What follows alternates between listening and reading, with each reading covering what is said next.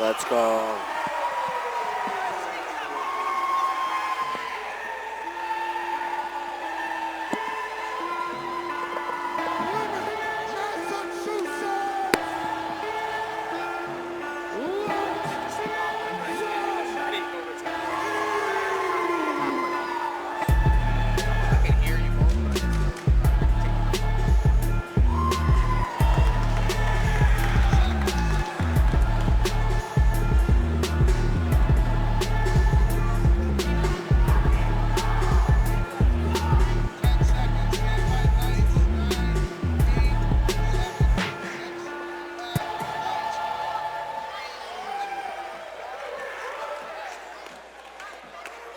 Ladies and gentlemen, we are Cage Titans, and this is Cage Titans 62, live from Plymouth Memorial Hall in Plymouth, Massachusetts, and on Spectation Sports. This event is sanctioned by the Massachusetts State Athletic Commission. Our ringside physicians this evening are Dr. Lou Durkin and Dr. Hector Osorio. Our referees this evening are Alan Lau, Marcel Varela, and our judges this evening, Mark Cardarelli, Chris Burke, and Dave Ginsburg. Our timekeeper is Ken Volovic, and our scorekeeper is Joe Apiece. Our ring card girls are Brittany and Brittany, and joining me, Andy Kurz, in the commentary booth are Jay Perrin and Andrew Valdino and Johnny Cupcakes Campbell.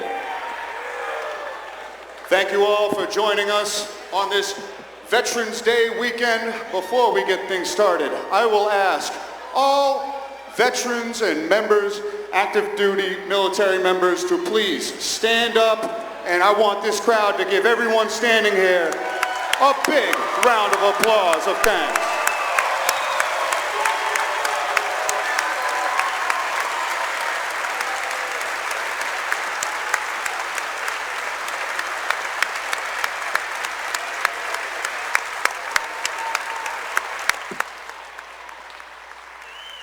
Throughout the night, we have a couple of guests who will be joining me in the cage during the announcement of fights.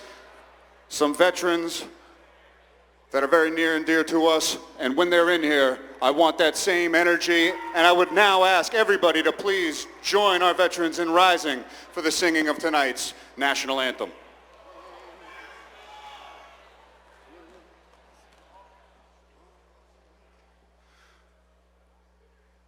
Oh, say, can you see by the dawn's early light what so proudly we held at the twilight's last gleaming, whose broad stripes and bright stars through the perilous fight o'er the ramparts we watched were so gallantly streaming, and the rocket's red glare, the bombs bursting in air, gave proof through the night that our flag was still there.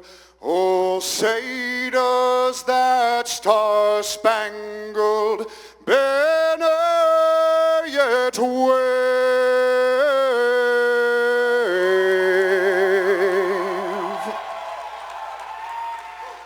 o'er the land of the free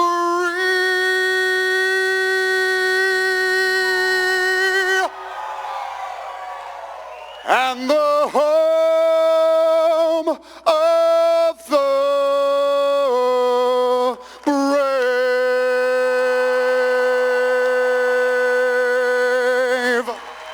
Let's get to the action.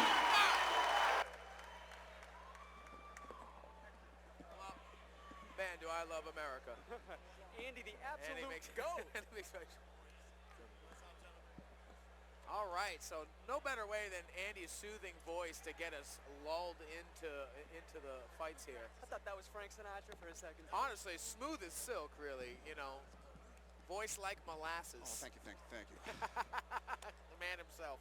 All right, let's start this off, baby. Let's get it going. Oh, good. Googly Moogly kicking things off with a banger right here. I think I got a Final Fight card for you somewhere here. We got one right here. Sweet. That's the truck sheet with a bunch of notes that Well, fantastic. aren't really pertinent at this point in time, but it's got all the stuff that I need for it. So we'll just give you the fight sheet, and we're starting off with Muay Thai this evening, as is customary as of late. Used to be like flyweights that would start the show off, but now since we've 55ers. integrating kickboxing into the show has been a wonderful, wonderful thing. It's going to be great.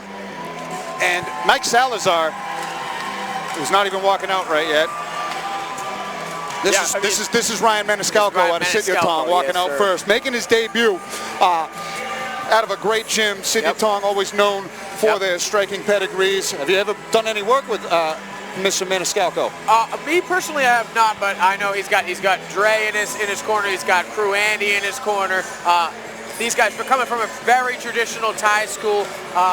Taught elbows, knees, very good in the clinch. My clinch work comes from most of my time. It's at Sityodtong. It's where I learned my most valuable skills in the clinch. So I could definitely see him coming out having a good set of tools in his debut, coming from a good traditional Thai gym. Sit, bang, bang, sit gang, as they say. Yes, sir. I mean, the debut for him, right, in the Muay Thai realm here for Cage Titans, but at the same time, he is starting the night off for the Sit guys. He's the one of 4, and I guarantee you his nerves are just firing. Can't wait to get in there with Mike Salazar, and and really just set the momentum for Sityodtong. Yeah, just as you mentioned, 1 of 4, Sityodtong in for a long night tonight. Yes, obviously, Jerry Muse in the feature bout on this card. That's the last Sityodtong they got going on. So from the first fight to the third to last fight, they're in for the long haul tonight indeed. And it's always tremendous to set the tone for your team, getting in there. So you know that's impending on Ryan Maniscalco. And I know that Sityodtong itself, the school has been developing a lot more talent there. They got a nice little pool of fighters there. So this is the new gen of them, the new generation of Sityodtong fighters, and he's definitely a part of that roster. So it's definitely going to be nice to see the new crop of fighters that are coming out of Sityodtong tonight. Yeah, I'm excited to see. I haven't seen this kid fight, obviously his debut, but yeah, full crowd here, full crowd. Hey, good stuff. The volume went way down. From who? Who can't you hear? Who can't you hear? You can't hear me? All right, and here he comes, Mike Salazar coming out. Better? There we go. Mike Salazar coming in at 1-0, coming out of Regiment Training Camp. He is the teammate of our main event fighter, Mitch Raposo. Regiment, a staple gym here in the Northeast. Definitely kind of keep off that momentum that he had off of his last fight. I believe in the last Cage Titans he was here, correct? Or was yes, he was. Yeah, he won a decision over Paul Huber, and talk about a long haul of a night. As you mentioned, Mitch Raposo in the main event. Salazar in the opening bout, a long night for the boys at Fall River and Regiment Training Center as well, but not to be deterred. That whole team, as well as Sityodtong, just full of gamers, full of dogs. They love this fight game. They're about this life. So no doubt everybody's fully invested and fully intending on going as hard as they can to get the victory. Salazar, hard fought, tough, gritty decision win against Paul Huber last time out, jumping right back in. And you know that he's going to have the energy in his corner because he's got everybody's favorite Uncle Kells in his corner tonight. So I know that he's going to come with that high energy output, especially if he's got that man in his corner right there. The legend himself, Kelly Minor. It's like Jay said, he did come out in the last Cage Titans with an impressive feat over Huber. But I met Mike Salazar weeks before that at Lowe's on MMA. I got the chance to spar him, and man, his style is impressive. He's long. He gets a lot of tips from Ross Turbo Levine as well, and he just uses every single weapon you can think of for Muay Thai combatant. Elbows, knees. His knees were extremely deadly up the middle. And now for our tail of the tape. All right. For the measurables, boys. Ryan Maniscalco at 29 to Salazar's 22. Maniscalco 3 inches taller, pardon me, weighing in at 155, and with a 75-inch reach, he's going to have the 1-inch reach advantage over Mike Salazar today. Here's Andy to get us going with the first fight of the evening.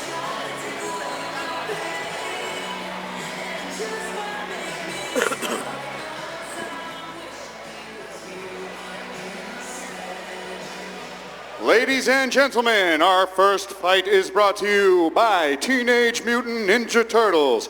Cowabunga! Purchase it on Blu-ray today. And this first fight is an amateur Muay Thai contest taking place at the lightweight division, scheduled for 3 rounds, 2 minutes apiece. Introducing to you first, in the red corner, standing at 6 feet 2 inches tall and weighing in at 153 pounds. From Everett, Massachusetts, he's representing Sityodtong, and tonight he makes his Muay Thai debut. Make some noise for Ryan Maniscalco.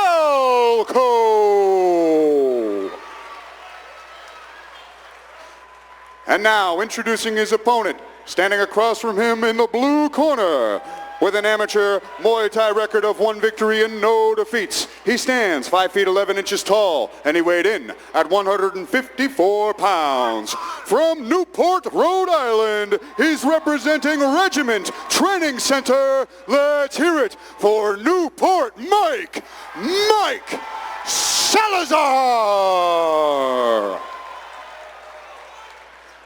And when the action begins, our referee in charge of this contest is Marcel Varela.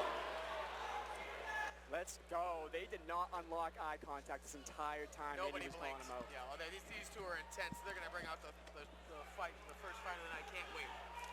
Big intensity. We got the black trunks for Mike Salazar, the white trunks for Ryan Maniscalco.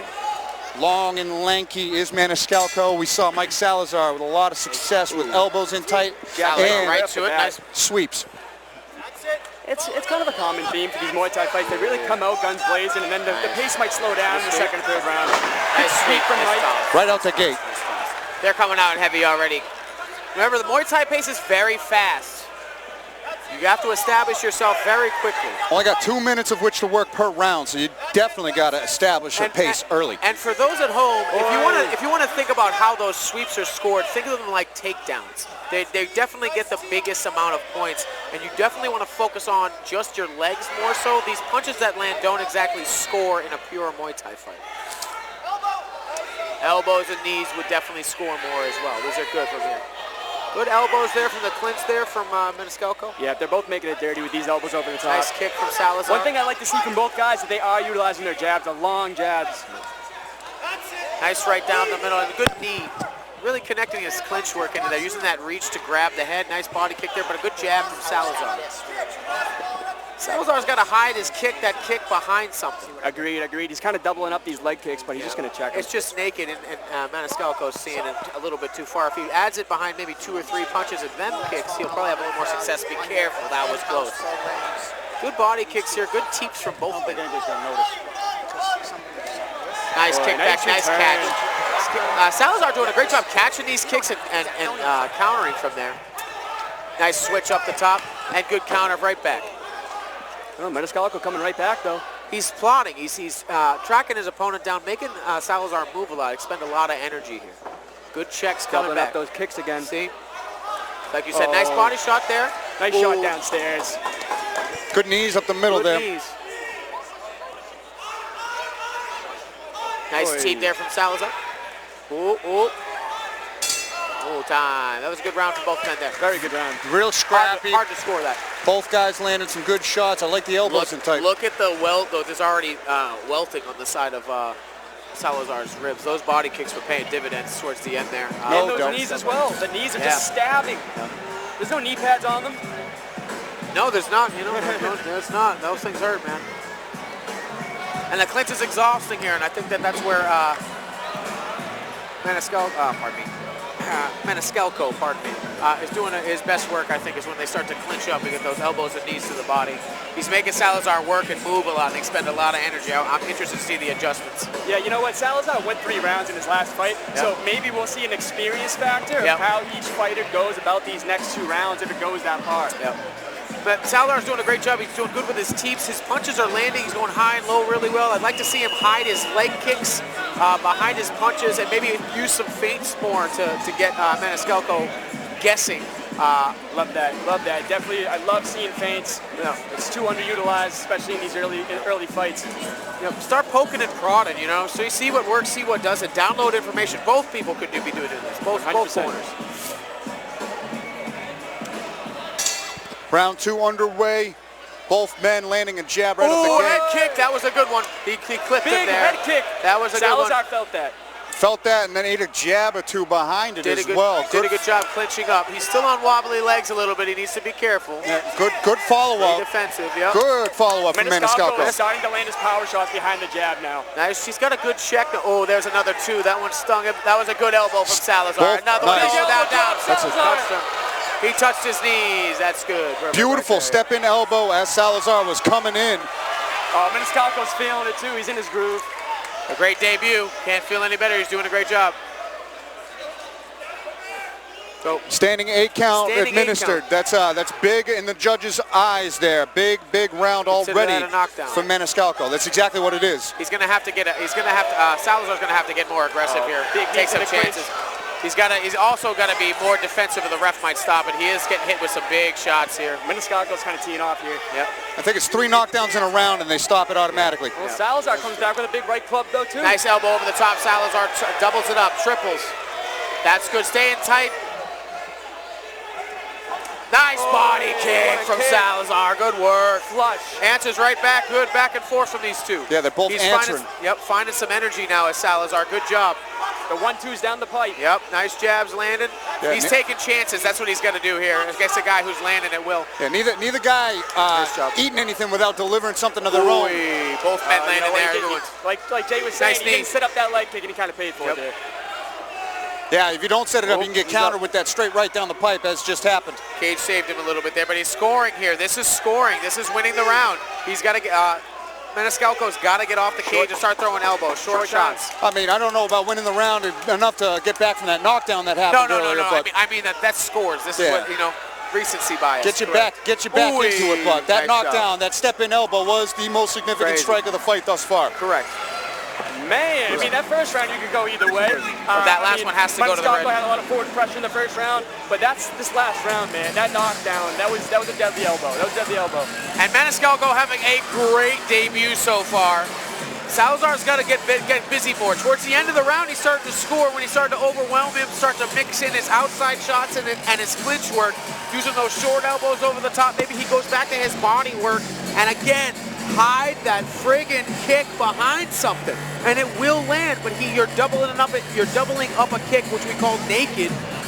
And he's checking it every time and hitting you with that right hand as he lands it. And that's what you're eating every time. That's what's rocking you. That's what's going to give you a little bit wobbly. So I'd like to see him follow that up with something. Well, he's in great hands. He's one of the best gyms in the region and out of regimen here. I'm sure they're going to give him the best tips to win this third round.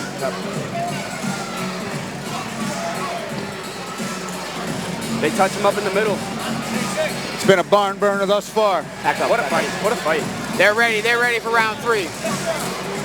Great fight. Way to start it off. Oh, yeah. But Big Andy, left hand by Salazar. Andy, get you. He got it. Andy Cote. Nice Everybody's elbow. favorite. Oh, Nice Big elbow over the elbow top. from Salazar right in the pushing the bridge. pace here.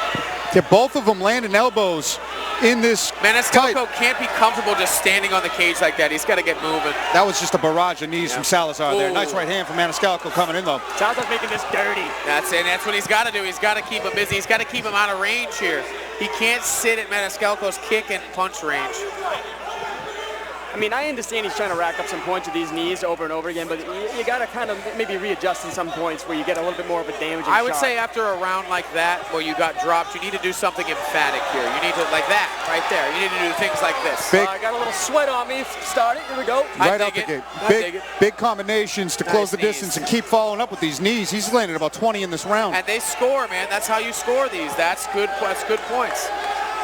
Like you said, though, you need to put a stamp in this round if you're Salazar. You got to think that the corner, Ooh, Big nice knee. knee. That was good. Big Two good knees. knees right there.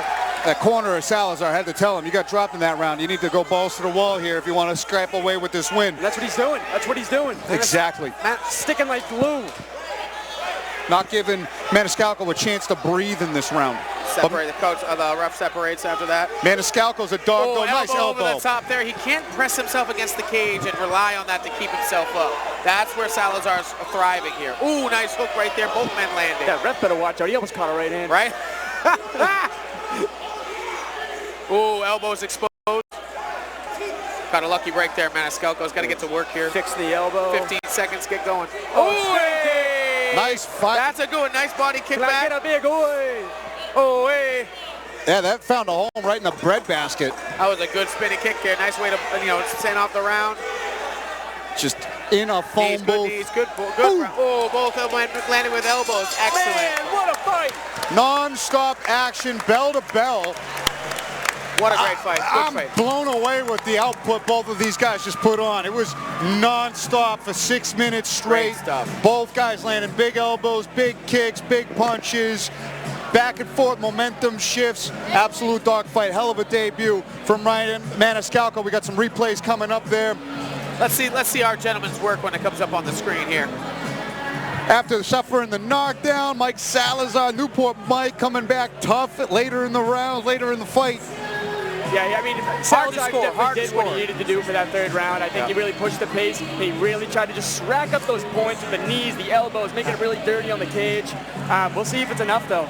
In my opinion, I think it really comes down to the first round and how you scored it, because I think that you could definitively say that Salazar won the third round with his action and how much he pushed the pace. But that knockdown in round 2 definitely went to the red corner. So how did that first round score? How did we see that? It's a very close fight. We'll find out in a second. Salazar was kind of getting they both landed about the same amount in the first round, I'd say, but he was kind of getting walked down just a tad by Maniscalco. So oh, there we go. Look, we got some good exchange there. Was that elbow over the top, right on the ear? That was a good clean shot there. Oh, you know what I like to see out of Salazar too? He really frames out with that lead hand and sets up a big shot. Very good with the one-handed clinch and following up. I mean, here, those knees to the body laid from Salazar, just digging into the rib cage there. Yes, sir. Very impressive. Very good clinch work. A great fight for both men. All right, Andy, we're going to take it to him for the decision. Here we go.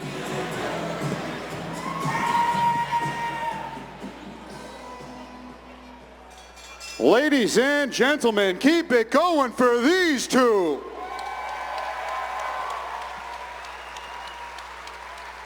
After 3 rounds of action, we go to the judges' scorecards for a decision. All 3 judges score this contest the same. 28-28 across the board. We have ourselves a draw.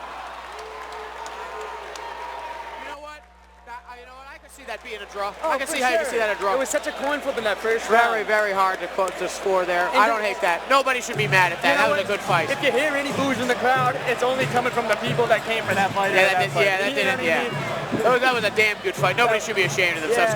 Damn good debut for Maniscalco over there at Siatong. They should be very happy with the product that they have out of that young man. And Mike Salazar coming back, putting on another great performance. You know, he fought some adversity, through some adversity in the second round, came back. That third round was easily his best one. Nothing to be ashamed of. These two gentlemen put it on the line today. Very good job. Yeah, these Muay Thai fights for both of these guys, man, this is just money in the bank and investing in their future as well. So if Maniscalco and Salazar eventually wants to make a dive into the MMA realm, this is the perfect way to get your feet wet. Absolutely, absolutely.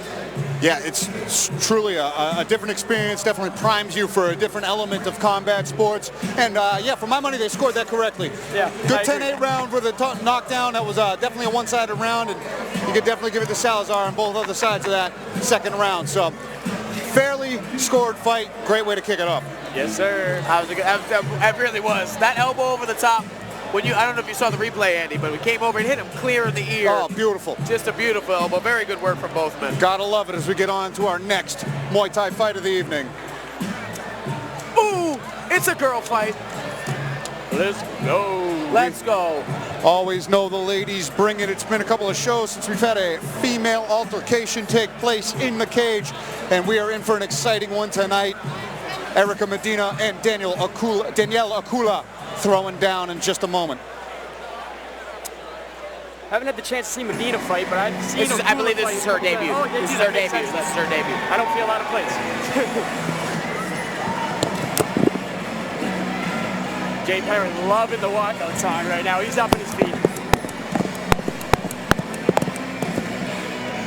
She came out to attack on Titan. I immediately love her. For any anime fans out there, to each their own.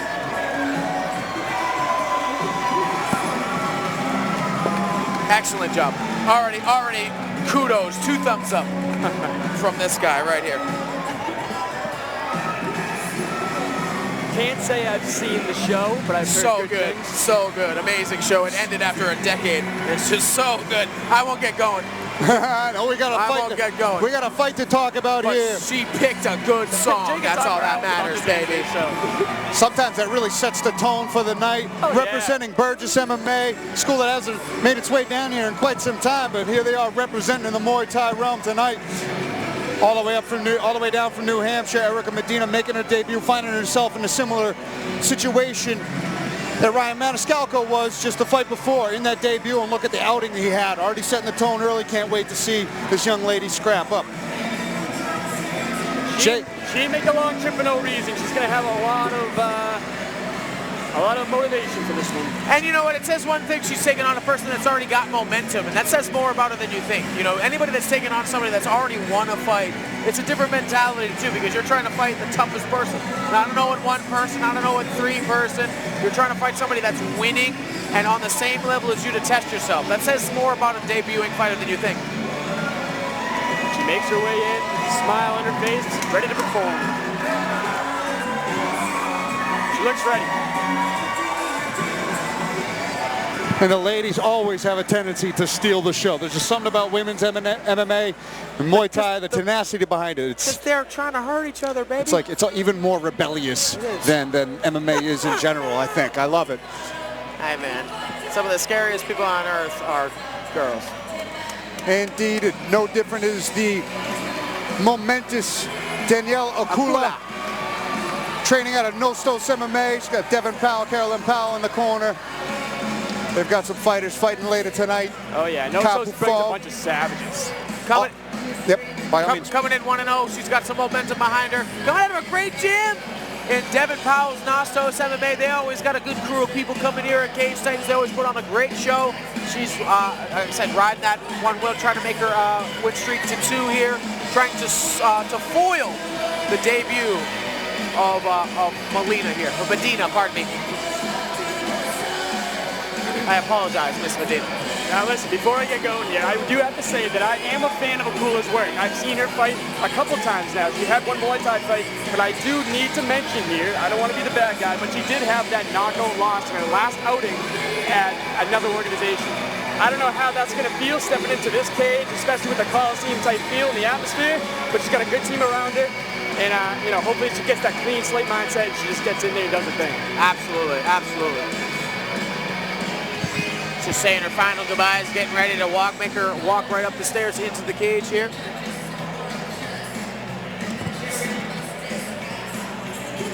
The song's a banger too. They both came out to good songs. You know, I can dig this one. I can get into it. Perfect way to close out the Muay Thai portion of the year 2023. Hold on now. Later on in the card here, we have a small gloves Muay Thai fight. Thank you for the correction. The amateur Muay Thai portion of the year 2023. We are having our first ever professional Muay Thai fight later, and it's going to be taking place with a little mixed martial arts gloves on. It's but going to be so good. The ladies close up. Give her a round around the. Wow. She got right to the corner. She's ready to go.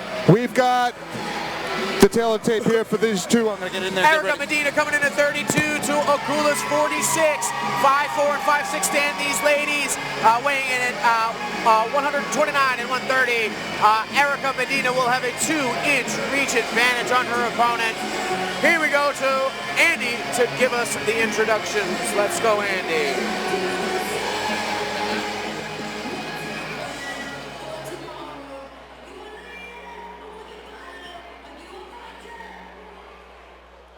Ladies and gentlemen, this next fight is sponsored by Wicked Muay Thai. Make sure to visit Wicked Muay Thai's booth out in the lobby, the official apparel sponsor of Cage Titans. And this next fight is an amateur Muay Thai catchweight fight scheduled for 3 rounds, 2 minutes apiece. Introducing to you first, standing in the red corner, standing at 5 feet 4 inches tall, weighing in at 129 pounds. From Pembroke, New Hampshire, she's representing Burgess MMA. And tonight, she makes her Muay Thai debut. Let's hear it for Erica Medina. And now, introducing her opponent, standing across from her in the blue corner, holding an amateur Muay Thai record of 1 victory and no defeats. She stands 5 feet 6 inches tall, and she weighed in at 130 pounds. From Portsmouth, New Hampshire, she's representing Nostos.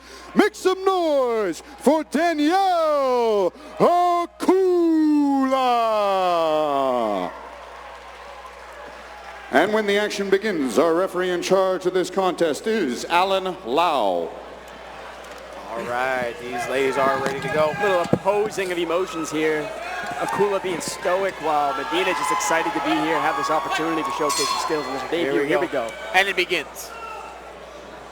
Ooh, nice big, two big from Medina there. Pink trunks. Good teep there from Akula. Yep, Akula keeping her away. Pink trunks for Medina, the black with the ribboned trunks Just for spamming Akula. that lead kick. Good stuff. Medina Medina kind of storming through it. You can see those, ooh, nice knees from both ladies. Good Turning her. exchanges. Take center. Ooh, nice clinch exchanges there. The lead leg of Akula seems to be her main attack. She's very good with it, places it where she wants to. It seems like when Akula throws a strike, she's going to throw it 2 or 3 more times in a row. Yeah, she hits circle a couple of times. So lots of teeps and body kicks from Akula coming up. Medina landing those punches really well. Yep. Got to remember not to get too ahead of herself in her debut, right? Keep her stance, keep that balance, make sure you're ready to strike at the next opportunity. Boy, nice jab there from Akula. Good team with A long teep. Toes right into the ribs there. Let's see a little bit more clinch work being engaged here. Nice body kick from Akula there. Oh, nice 2 down the middle as she takes a kick. No, Akula takes center now. Turns it. Get battling the clinch here.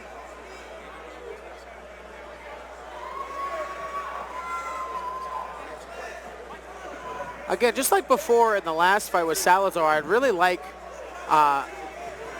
Akula to use her hands to set up her kicks a little bit more. They would be successful, like, but you're just throwing them out there. You're throwing the same thing over and over. Yep, That's why agreed. she's timing on the release, or maybe not. You can see and it paying Medina for should. it.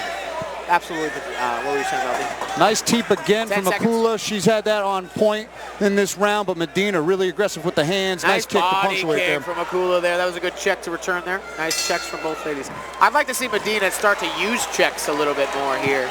Akula's doing a great job with her lead leg and those body shots kind of chipping away at her. Medina not doing a good job of defending the leg attacks. So it seems like the theme of the first round was Akula's, any of her kicks seems like her biggest weapon. Like Jay said, maybe set those up a little bit better. But then when you go to Medina, it seems like she's throwing some hands and those are landing, especially that right hand over the top. Yep. So I'd like to see maybe, like you said, Akula set up those kicks and Medina get ready to check them. Or make them miss at least. And maybe not throw so much wasted movement, just throwing punches to throw them, you know. Be a little bit more calculated about what you would like to do. 1-1-2. Keep it simple in these exchanges. That's what works here. 100%. Trying to throw more doesn't necessarily mean you're doing more or doing better. By just throwing flurries, you're messing up your range. And remember, like I said before, in Muay Thai, kicks are scored more than punches. So by actual Muay Thai scoring, Akula definitely won that round because she utilized her lower half more. So I would like her to see her use her kicks a little bit more instead of her punches and be a little bit more tactful with what she's doing. Yes, sir. When we talk about downloading information like we were talking about with the feints, if you see Akula's throwing the same strike over and over again, let's feint that out a little bit. Exactly. It becomes predictable, but it's only predictable if you're looking for the defense. If you're only worried about what you're going to throw next instead of defending the attack coming at you, you're never going to get there. And there's that pre-fight jitters, right? So it's your first fight. You're looking down, still green, you know. Yeah, Medina's having a hard time getting into her own range with Akula's long kicks here. But and here's a silly pose. And you can see, and it's very, very. She's looking down at her feet. And for everybody at home, I noticed the same thing. And for everybody at home, you're supposed to look center mass or about in their chest. Looking down doesn't necessarily help you at all. Or looking, it definitely is going to give your opponent the cue that, hey, I'm going to throw a leg kick at you because I'm looking down at your legs. You know, so keeping your eye on your target is very important. If you really just like nice you look down, you go high. Yep. Good way to break off the clinch there. Akula's coming forward, pressuring. Ooh, nice 2 there, another good one. Nice teep there. Doing a great job. Very technically sound. Like I said, very basic from Akula, but it's working. You know, it works. One shot. Those teeps are landing every time. Every time, wherever she wants. Anytime toes she under wants. the ribs. Good They knees. they might slow her scores. down. And all those, even if they're little taps, these are scores. She's scoring. And that's money in the bank, those body shots. Because look how much Medina has slowed down in this round. And Akula's starting to see it. Landed some good elbows and short punches in that Good clinch knees up exchange the middle. there. Medina's starting to slow down, right? There's that teep again, that body work, money in the bank. Just over time, chipping away at that gas tank till they slow down. Ooh, that one looked a little bit right up the middle. Ooh. That was very nice. And all Very the strikes nice. in that Nice tornado landing. You know, hey, the only way to beat a tornado is to tornado back. The opposite way. Oh, these ladies are exchanging good little thud strikes in the clinch up close.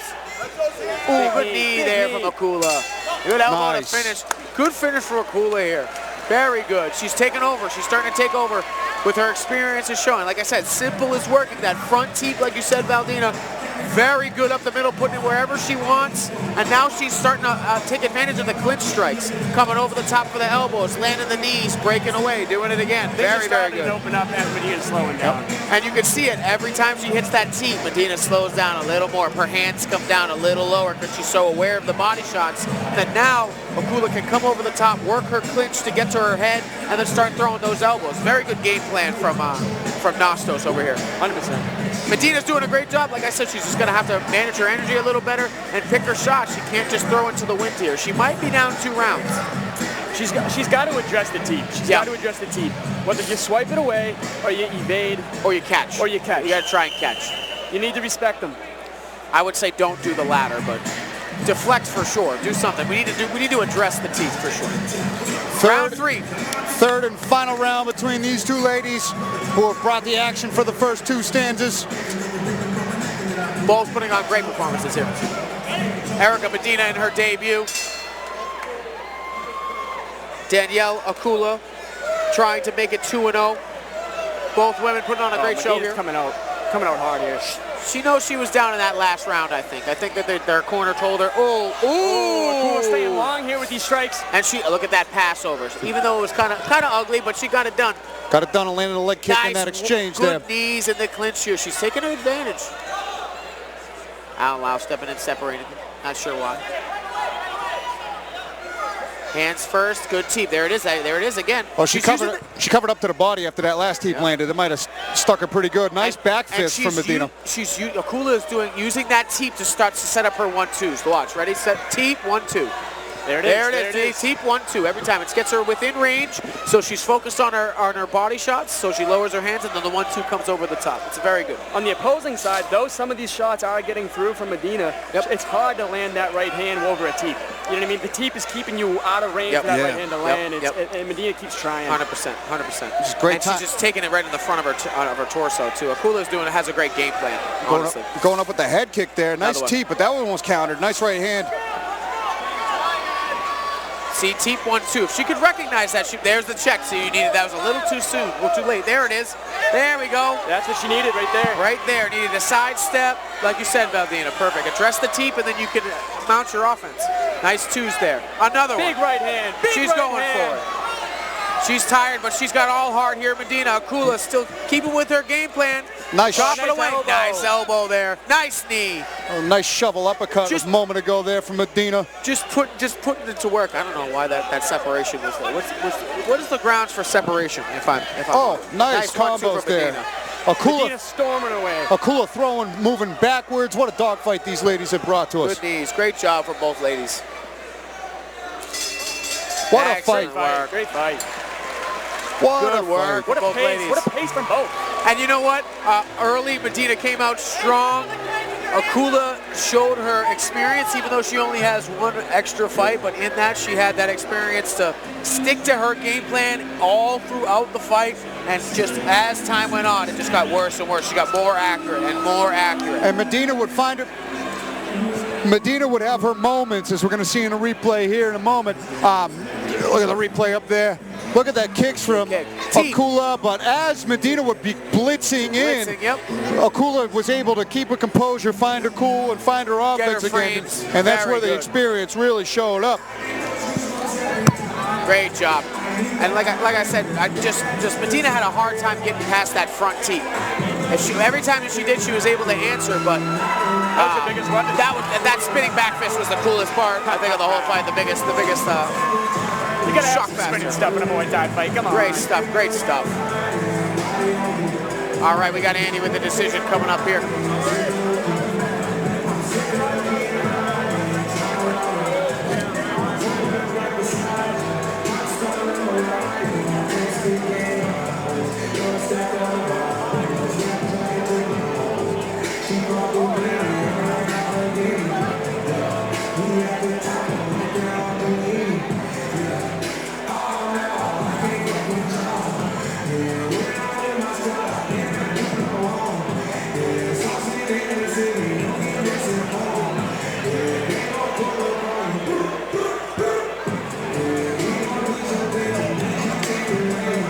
Just waiting on the judges' scorecards here. Oh, here we go. Ladies and gentlemen, keep it going for these two. After 3 rounds of action, we go to the judges' scorecards for a decision. Judge Chris Burke scores this contest 29-28 for Danielle Akula. Judge Dave Ginsburg scores this contest 29-28 for Erica Medina. And Judge Mark Cardarelli scores this contest 30-27, giving you your winner by split decision, Erica Medina.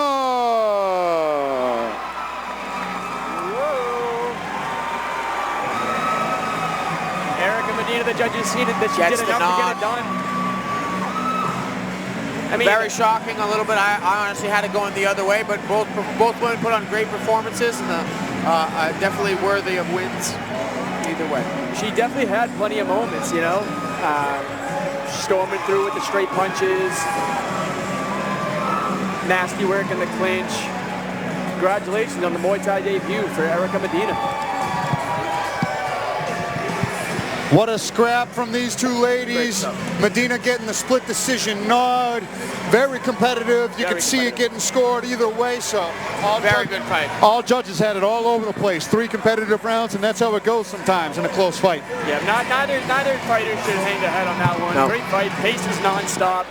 And they're going to learn a lot. And Danielle Akula had a great game plan. You know, there's nothing to hang our head about. She did a great job. And we're Moving on to the next one. next one. Saul Becerril Vivas taking on Matt Martinez.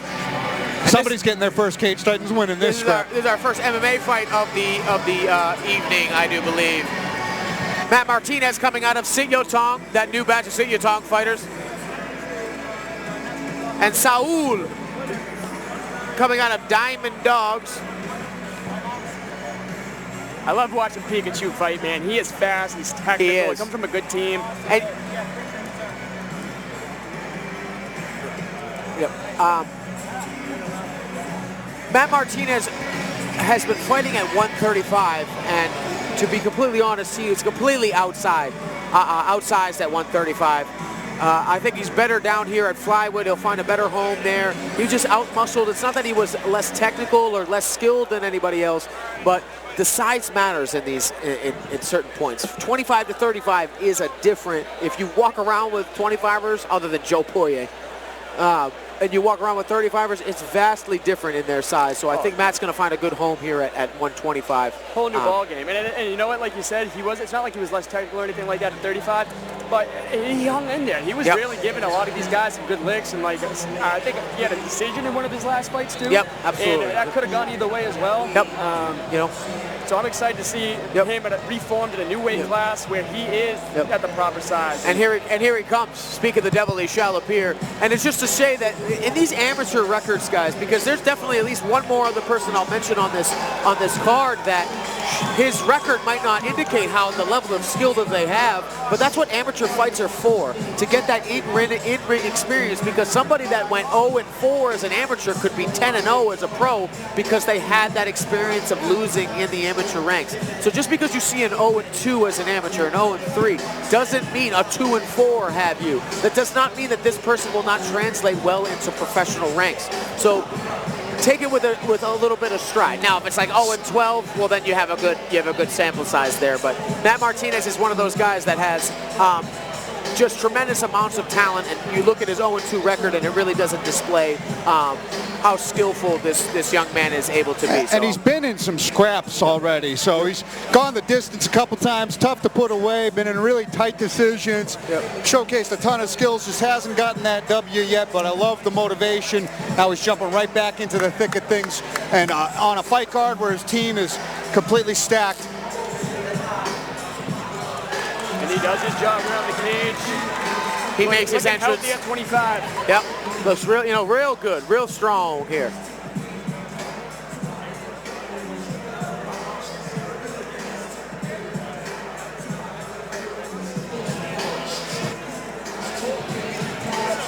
Matt Martinez, Pikachu as he goes by, ready to make that third trek. Only this time he's hoping to find himself in the winner's circle, taking on the very game and scrappy striker in his own right. Saul Becerril of Vivas fell short in his Cage Titans debut, but showcased some fast hands, some slick kicks, and was excited to make the trip back up from Long Island, New York, with his boys, the Diamond Dogs. Yep. All the way take from New another York, chance. but you step into the Cage Titans cage, man, it's contagious. You want to get back in here. Oh, it's wonderful. I can, every time I sit at this desk and I look into the cage, I'm like, so when am I going? When's it my turn? You know? And once you get in there, once you get the bug. Oh yeah. I'm telling you, man. I've been a lot of places. I've watched a lot of shows, and there's not a lot of places quite like here with the atmosphere, with the production. You know, with how the fighters come out and put on a show. Cage Titans is very special. There's no wonder everybody wants to come back, you know? They do. This Coliseum and the fans are like no other, too. They love a good scrap. They are true fans of the sport. Nice, long, and lanky. Very long. Matt Martinez got his work cut out for him. Going to have to shorten that distance. Scrappy young man here. He's definitely got some good stand-up ability here. This is going to be a good fight between two young men. The young warrior, Saul Becerril Vivas, ends his trek from Selden, New York, as he is ready to take this second walk to the cage. We're ready for the tail of the tape. Give it to me. All right, our tail of the tape for this Cage Titans flyweight fight. Matt Martinez coming in at 20. His opponent only 19 years old. Becerril coming in at 5'9", 3 inches higher, and he's going to have the 6-inch reach advantage at 72 inches to Matt Martinez's 66-inch reach. That's going to be quite the obstacle to overcome for Matt Martinez, but it doesn't matter. Here we go. We're ready to go. I'm bringing it to Andy for the introduction. Here he comes.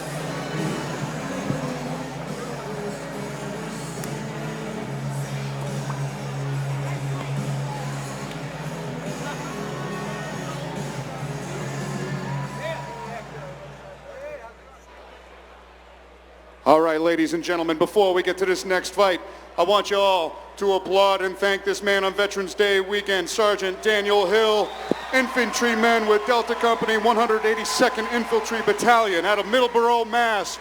Keep it going for Veterans Day weekend. I would love for you and be honored if you join me in here for the announcement of these two fighters.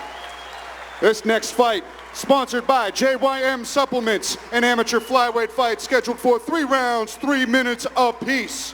Introducing to you first, in the red corner, holding an amateur mixed martial arts record of 0 wins and 2 losses. He stands 5 feet 6 inches tall, and he weighed in at 125 pounds. From Revere, Massachusetts, he's representing Sityodtong. Let's hear it for Matt Pikachu Martinez.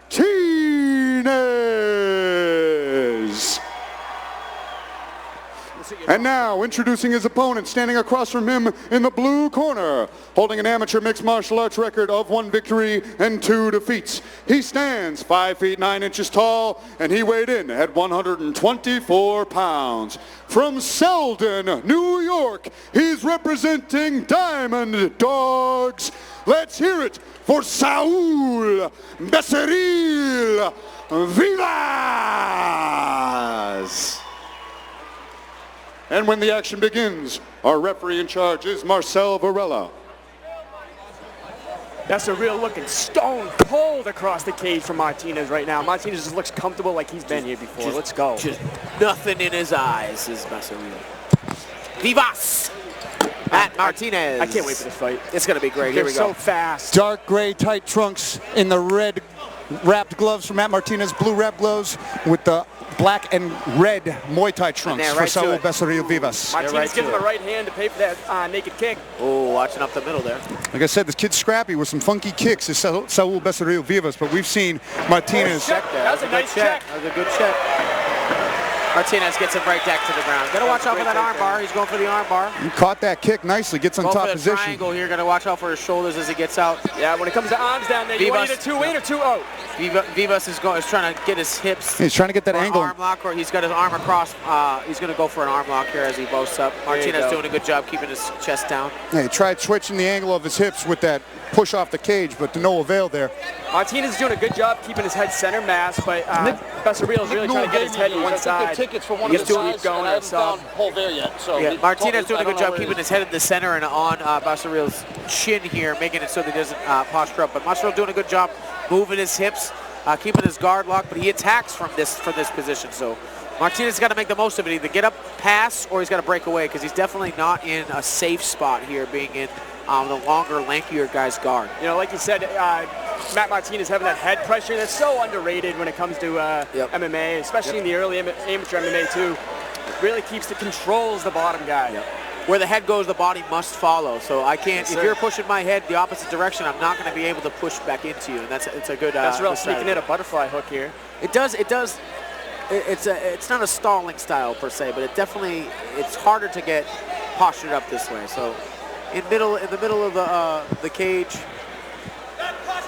short. There we go, posturing up, get some good ground and pound here. That's a good idea, getting his head stacked up against the cage there. Watch out for that triangle. Oh, shot that Becerril real getting that fast. right up there. I think Matt's got both of his shoulders back in. Yep, he's good. He's safe. He's safe got to for be now. careful of that triangle, though. Becerril's got that thing way up there. He's It's quick. very good about quick. getting up there. He's really trying to set it up there with that feet and the hip there. He's just missing the angle a few Yeah. times. He had a couple of attempts, but Martinez doing a good job minding his P's and Q's and not getting caught too deep in any of He's this. trying to play with the arm so that he can get one arm out so he can lock that thing up. Man. Martinez should consider getting up or stacking him on his head against the cage there at the bottom barrier, and then getting some ground and pound in. That way he can't extend his hips or explode out of anything. Took the words right out of my mouth. If he stacks him up right now and keeps that head in the crook Right of there. that canvas and cage, it's an uncomfortable spot. Yep. And Martinez doing a good job of defending here against the takedowns. He's got to be careful if Saul lifts his hips up at all when he's doing those triangles. That's going to be a different game. It's one minute detail. It's going to make a big difference if Martinez doesn't posture up correctly. Trying to rip some hammer fists. We got 10 seconds left in the round. Good. time Ooh, to that was posture up and good go to bombs work. right there. Looks like Martinez got a little blood coming from his nose, but landed some good ground and pound here late in the round. First round. Scrappy Both first. guards out of the mouth. Scrappy first round, both guys showing some powerful kicking games. Yep. And then when it got Martinez got on top, good control, good ground and pound, but Becerril Vivas showing this active guard on his back as the lovely Brittany gets us ready for round two. Definitely great, and that showing us that he is a threat off his back. You're not just going to be able to lay on him and hold him. If he can get his hips loose and start moving around, he's going to look for subs every time, be it an arm bar, be it a triangle. He is trying to set something up no matter what. Martinez doing a good job. I would like to see him be a little bit more composed on his feet, start touching with his combination with his hands a little bit more high and low, but overall a good round for him. Yeah, it seems like the only reason it really went to the ground is because, one, he threw that kick and it got checked and he fell from that, and he seemed like he needed to get that takedown right away as he's trying to scramble back up. Yep. It was more It wasn't a bad felt. move. Yep. Short.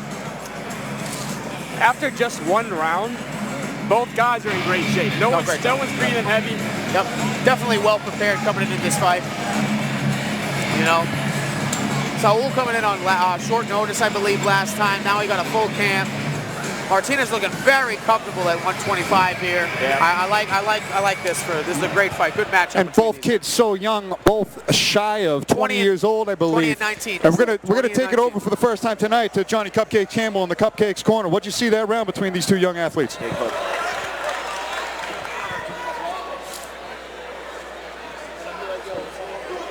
All right, we're going back and forth here. Ooh, big teep there from. Got some technical difficulties with the Cupcakes, Mike.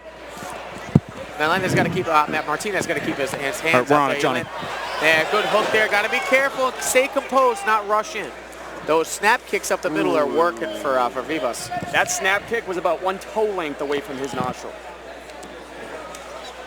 Working Doing on great with these kicks. Nice stuff there from Martinez. Nice head pressure from Martinez, smothering him against the cage, keeping that underhook. I wouldn't be choosing to go to the ground here with as active a guard as we have, unless he's going to get the takedown here. He got it. Basaril kind of gave it to him, which kind of alludes to he's comfortable being there. Yeah, Basaril's really liking that over the top of the head. He's got to get past. Yeah, he's got to get past the knees. Martinez does. See this? He could lock him up for something. Still here. He's got to get his head out of there. trying to pass to a more dominant position. He's got half guard here, so a guillotine's hard. But look, he's trying to lock something up here with his long arms. Yeah, Basaril does have that long arm. That long reach through. Yep, those long arms, those long limbs can really get you from weird angles. See, now look at the guillotine he's trying to set up. He's got to be careful. He's got to get past that knee line, does Martinez. Then he's safe. See, here he can still move his hips. He's stacked against the cage, so that's good. I would like to see Martinez move his butt towards the center of the cage, and like we said in the first round, stack those hips up, and then maybe go for a little bit more ground and pound here. Basaril's got to get moving though. I wouldn't recommend just being okay with here. You got a minute left in the round. You're down one. You got to start producing a little bit here. Martinez landed with a few good ones on you at the top. Yeah, Martinez is doing a great job controlling him, but I'd like to see a little bit more economic ground and pound coming out of him. Posture whenever you can and safely distribute these powerful shots. Yeah, the guard's pretty open right now. Basaril trying to cut an angle right there, but Martinez happy to stay in that guard instead of elect an opportunity to pass, get into half guard, get into side control, and land more dangerous ground and pound, if that. But still, this is top pressure, winning a fight, solidifying a round. And I get the mentality. It's because we're here, we're on top here, we're controlling. We don't want to give up that control because you can either hold somebody down or you can hit them, right? You can't do both normally at the same time. But, you know, the one thing that's actually going to help your passing and your ability to do well and change position on the ground is posturing up, getting those short shots just right here, and then positions change from that. Oh, watch out. He's going to go for the triangle coming up. Yeah, that was good. Try and catch a punch and slip it behind the leg and go for that triangle of that arm bar. Basaril's staying dangerous off his back. Yep. Short shots, working. See, just like that. Matt needs more of that. Basaril Vivas showing how active he is off his back. Let's check in with Cupcakes in between rounds here, see if that microphone's working again. Yeah, we are good to go. Fantastic match. I'd love if Basaril would mix up some get-ups in between some of these submission attempts. His submission attempts are a little bit easily thwarted when he's not mixing up his movements. If he could get up, you could find a submission there when Martinez overextends, or he may just be able to get up and get a top position out of it. Martinez, if I could see him passing even to a half guard on some of these submission attempts from Basaril. When Basaril opens up, it gives Martinez an opportunity to get into a little bit safer position, into a half guard or even a side control, where he doesn't even have to worry about nearly as many submission attempts. Great insight there. I couldn't agree with you more. I think that the technical get-ups would prove very worthwhile for Basaril Vivas here, and Martinez a little more aggression in the top pressure that he's presented himself with as this fight goes on. Both strategic nullifications that they're both putting on each other. Yes, sir. I can't wait. Great advice great from Johnny round. Cupcakes. Always coming with the MMA intelligence. Oh, he gave us the double thumbs up to the commentary booth at Basaril. I would say Basaril got to get busy a little bit, a little more active on his feet. He can't accept going to the ground and keeping him in his guard again. Matt up 2 rounds. He's well to the coach, but look right away. That was a great setup into a double leg. Don't fix what ain't broken.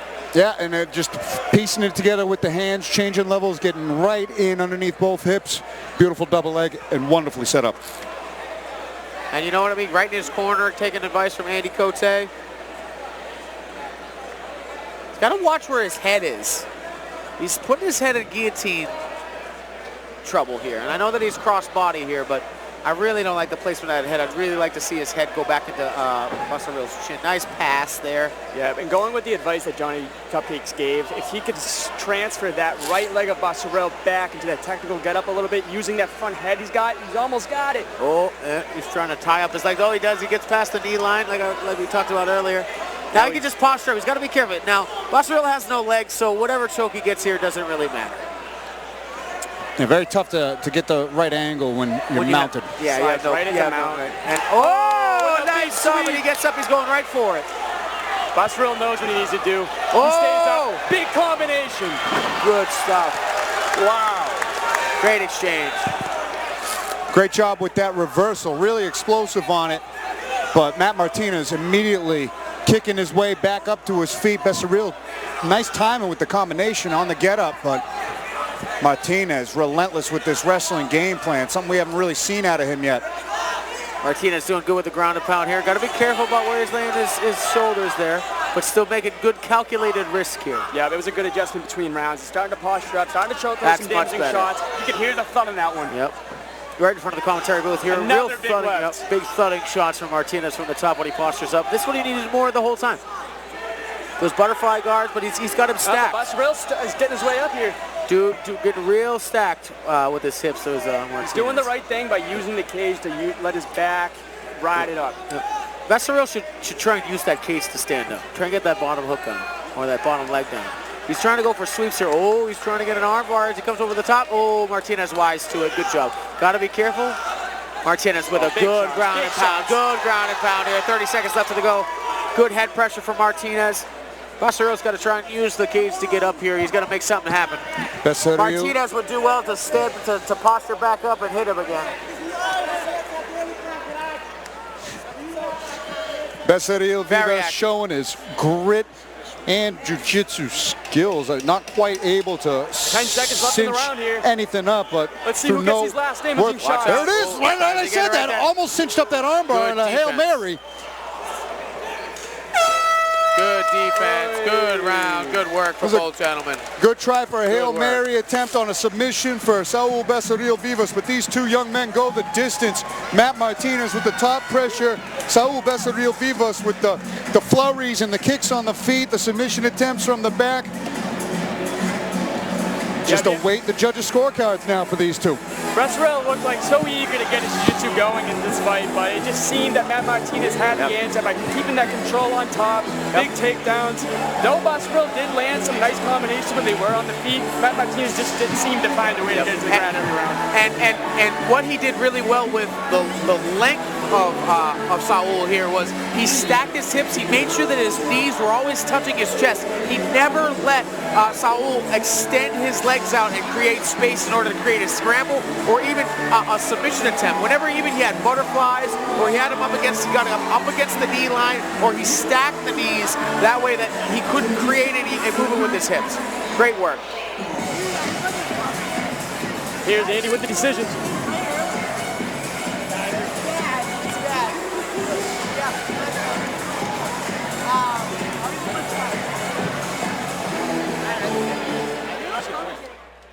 Ladies and gentlemen, keep it going for these two.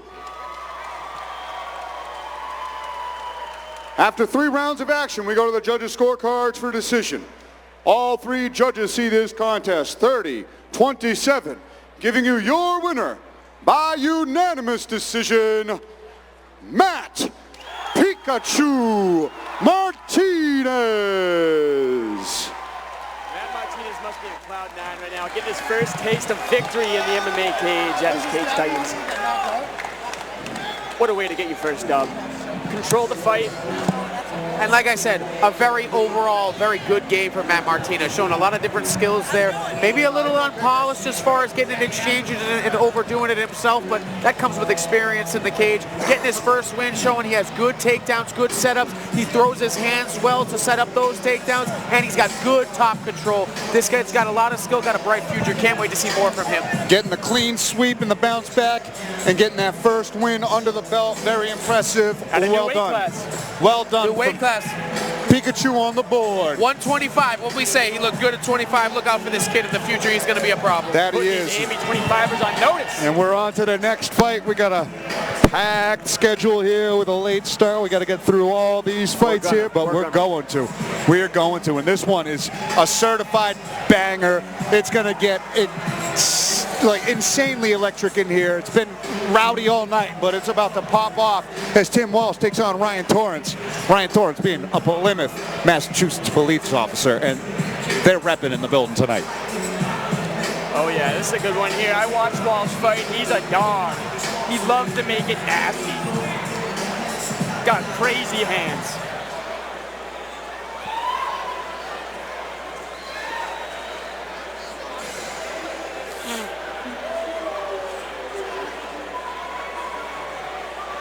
And he's coming out with the Jason mask. It's just fresh off of Halloween, man. You're late, you know? Keeping the season going. He ain't ready to pick out a turkey just yet. He's got the costume still on lock. November 11th. You know, I held back my comment before he walked out. I was going to say, man, he just gives off killer vibes. I've been seeing him all day. And I just see him walking back and forth, head a little down, looking at everybody, grilling him. And now he walks up with the mask. Man, it's meant to be. I see this guy, and all I see is a murderer. Says Paltina. That's good stuff. And he walks out wearing a Jason mask, like one of the craziest slasher films of all time. It's just so fitting for his mentality and his approach. Proof is in the pudding. The last time we saw him in here, it was really quick work, quick knockout win, put him on the map, really explosive hands, big looping combinations, really rangy kid for this weight class. Timmy Walsh brings it for this as a young man. Let's see how much he talks, too, because, you know what, in that last fight, he got a little verbose. He was talking to him. Verbose. I like that. He was verbose. I like that one. He likes to land a shot and give him the bring it. Yeah. He's got, Valdina's got his phone open with fancy words that he wrote down before the broadcast. I got the dictionary app open. Oh, yeah, I got a thesaurus on me at all times, just in case. But Timmy Walsh making that circle. He's been dying to make this return back to the cage, Titans cage. Amped up for this moment. He's for sure chopped somebody up while he was wearing a flannel. And I gotta give a shout to the haircut. He's got a little bit of some mullet vibes going. Yeah, you're biased, dude. You're biased. Of course I am when it comes to those haircuts. I told you it was about to get lit in here. Is this place just explode?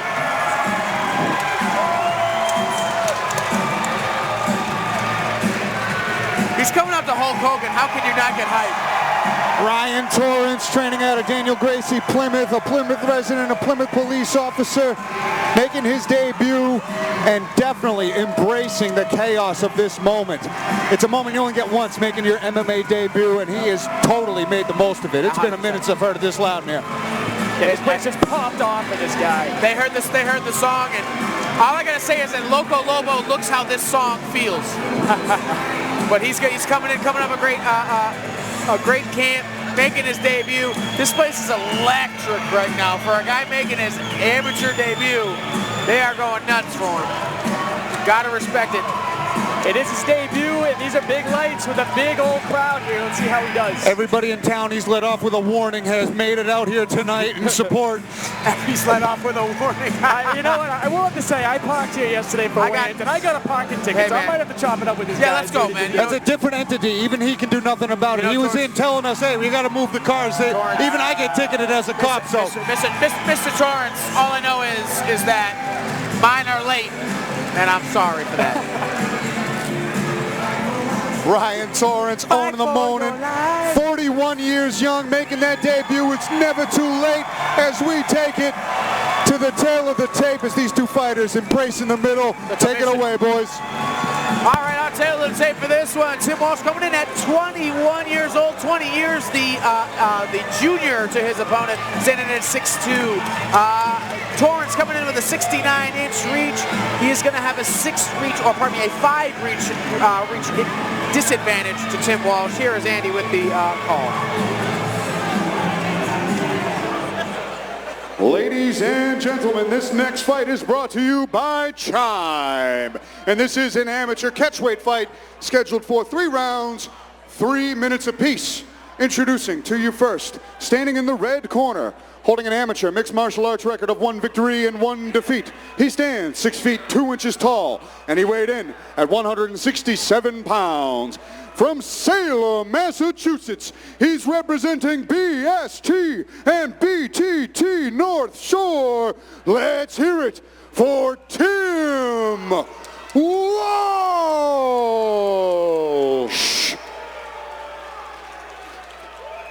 And now, introducing his opponent, standing across from him in the blue corner, standing at 5 feet 9 inches tall and weighing in at 172 pounds. From Plymouth, Massachusetts, he's representing Daniel Gracie Plymouth. And ladies and gentlemen, make some noise because this Plymouth police officer is making his MMA debut. Keep it going for Ryan Torrence.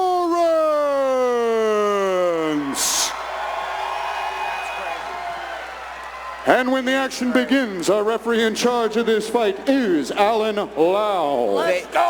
They are wearing the same shorts. Man, that was just a steady wave of roars from this crowd. Man! Identical shorts. Tim Walsh has hair. Ryan Torrence does not. No touch of the glove for this one. Officer. He ain't on duty. Nice jab. Jab from Timmy Walsh. Good stuff of the takedown there, getting that, even though underhooks for Torrence, Tim Walsh did a good job keeping his weight based, but he's got to start swimming for that underhook, trying to get an elbow peeled under as he does. Nice uppercut. Got to be careful with him. Nice left hands from Walsh so far. Walsh has some vicious power. We know this. And Ryan trying to stuff his arms out, trying to make his arms heavy here, making it take some pop off of those punches. Torrence is doing a good job with the double underhooks here. Torrence took a knee there for a second. I wonder if he was trying to shoot or what happened there. Yeah, that I get the I get the serial killer thing now. Oh, big right hand from Walsh. I don't know if that glanced or nice knee to the body there. They're going to try. Ryan wants to go to the bottom. Oh, here we go. He's got to be careful before he gets mounted. I mean, hey, that's and when the double underhooks came into effect, though. He's constantly going for those double underhooks, and that's how he ended up on top, though. Yeah, Tim Walsh went for like a funky back take to try to trap an arm right there. And Ryan Torrence capitalizing, getting in the full guard here. It seems like it's now a little bit more in Torrence's realm here. Timmy Walsh has really landed some thudding strikes on the feet. Yeah. Now Torrence can nullify, use that grown man strength on top, and just pressure this kid's neck into the cage. Good job, Walsh separating. Ryan doing a great job keeping his control on top. This is what he wants. He wants this pace, suffocating. He doesn't want to stand at the end of Tim Walsh's punches. This is the game he wants to play. The crowd's getting real. Somebody is getting crazy.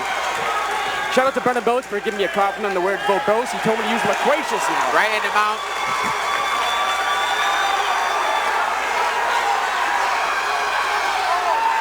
Oh, big strikes on top. Big strikes on top. This crowd is going nuts. Tim Walsh doing a good job of shielding and deflecting a lot of these off the arms, but at an amateur fight, you can't stay here without intelligently defending yourself for too long. Yeah. Alan Lau letting him go, certainly though. Another one, another. He's teeing off.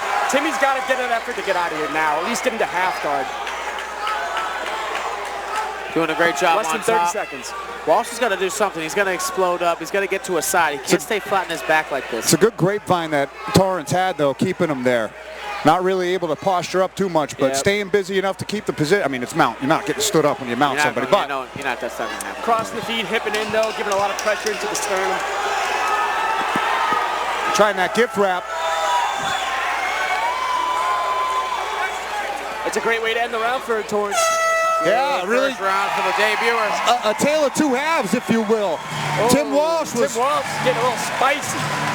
It's that serial killer mentality that he's got and that he's bringing in there. I know. I saw what you meant. He walked him down like that earlier. I went, oh, word. This is what we're doing. Got it. Okay, cool. Yeah, Great Tim Walsh landed some good strikes early. Yeah.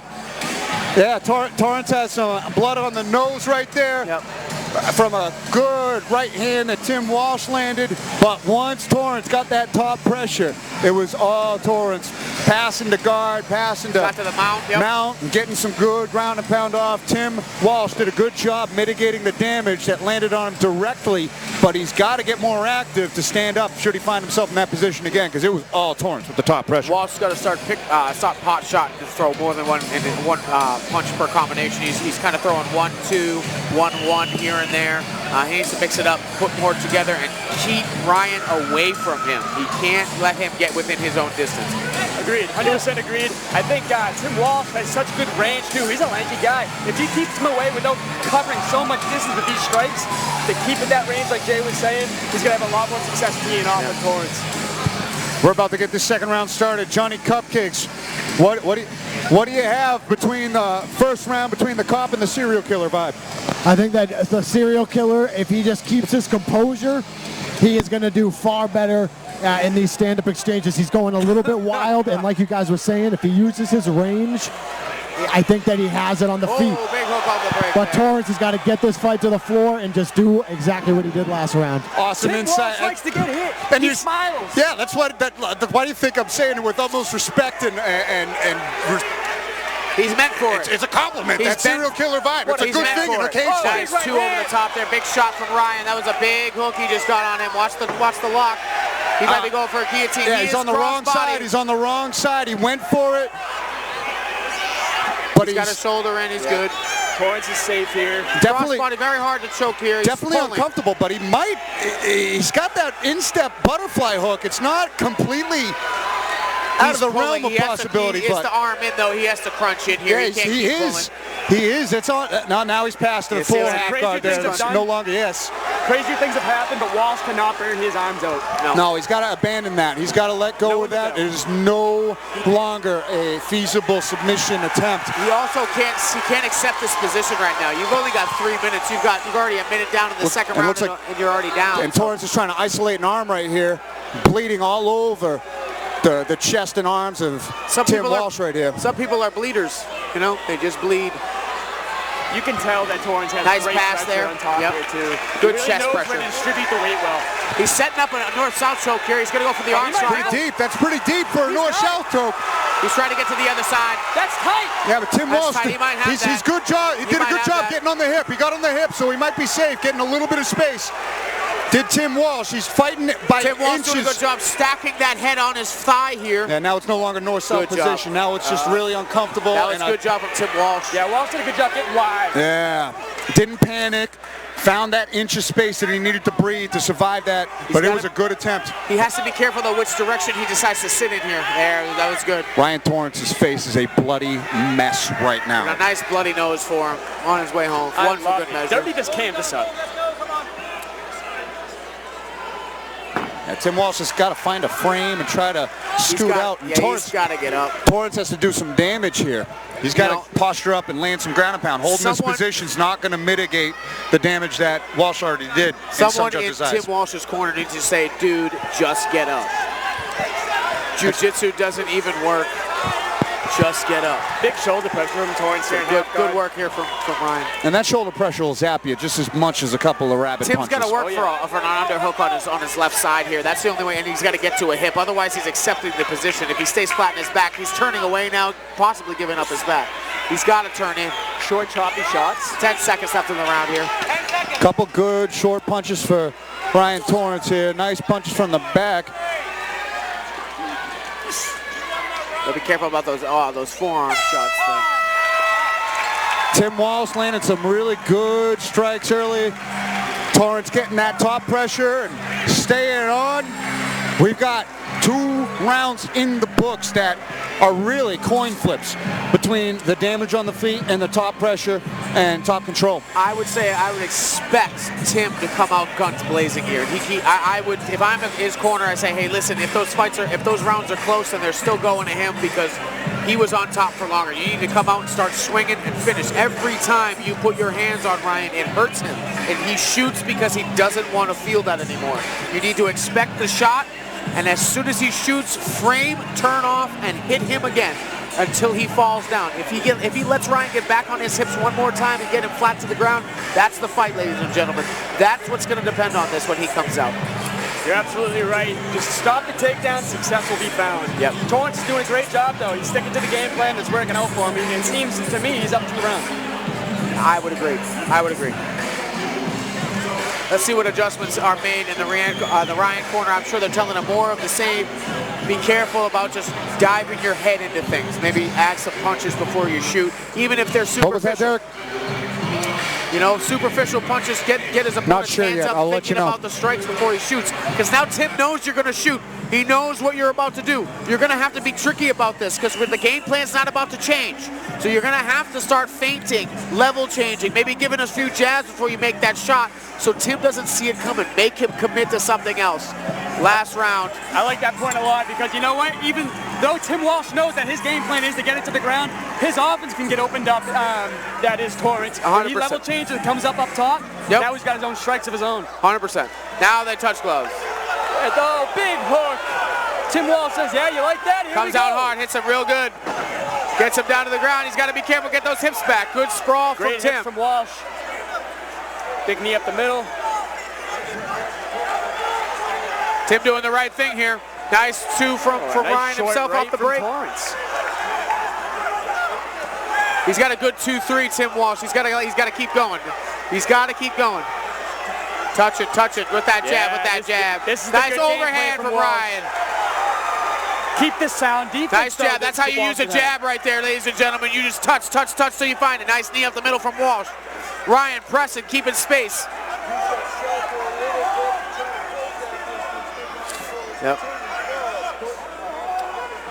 Tim's got to get off the cage. He's leaning too much with his butt against the cage to let it support him. He's got to get his back straight and make space, flank and turn off the cage. He can't stay here. It's the equivalent of staying on the ground. And here it goes.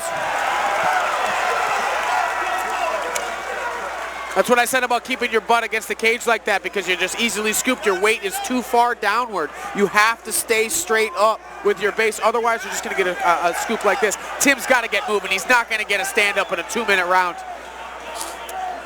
Got to appreciate the economic takedown out of Torrence, though. Timing is everything. Opportunity and tenacity, because he took some good shots, did Ryan, right then. Good control. Good that leg lace right there. Ryan's doing what he's got to do. And for people at home, if we're on the ground and you're on the bottom here, staying flat on your back is absolutely the worst idea. You need to get to a hip, preferably the hip closest to your opponent. This is what creates space and allows you to move under them. Being flat makes you have no hip motion, no rotation. You're unable to affect their weight. This is exactly what Ryan wants. Tim has to get on his hip. Yep. But Ryan's but Ryan's doing a good job in contrast to that. He's blocked the hip that is on the cage, going right to mount. Great, beautiful transition. Goes right to frog mount, trying to hook those legs. Yep, and like I said, Tim flat on his back. 30 seconds. He needs to get to a hip.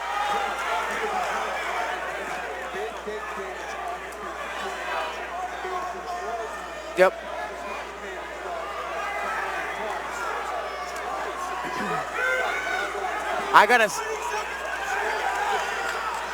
Back of the head. We got to be careful about that there. Oh, he's in the air. That was a good ear there.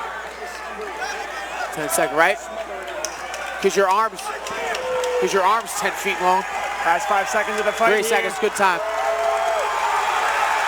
And let's get a couple more strikes in there before his wrap. Done.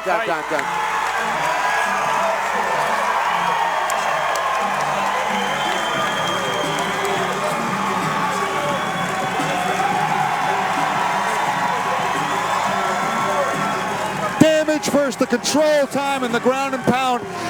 Very close fight. We're going to see how the judges score in a minute, but what a debut from Ryan Torrence, proudly representing the Plymouth PD, setting this building on fire. We got some replays here, and Tim Walsh, what a dangerous kid, bringing that serial killer mentality in full effect. What an entertaining fight. Man, there's those stunning right hands from top mount out of Torrance. Those were landing. Flush.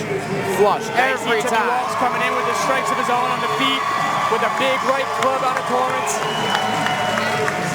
The third round is where you could really see Timmy Walsh start to really develop that game plan that was going to work. Using the range, not pressing too hard and getting to these takedowns. Unfortunately for him, it did end up going that way. But the first half of that round, you could really see Walsh Ryan doing a good game plan. And Ryan did a great job in the end there because Timmy started to open up. If he just started to open up and stay in range, he did a great job of coming within the elbow line to get the shot. He stuffed the range of Tim Walsh so his punches weren't as effective. He didn't have that length and that snap on his punches, and then ultimately got the takedown each round. Here's Andy with our decision.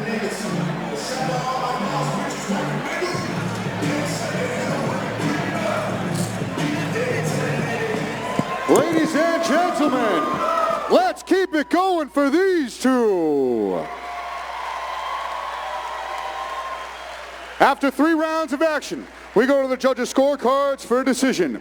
All 3 judges score this contest 30-27, giving you your winner by unanimous decision, Ryan Torrence.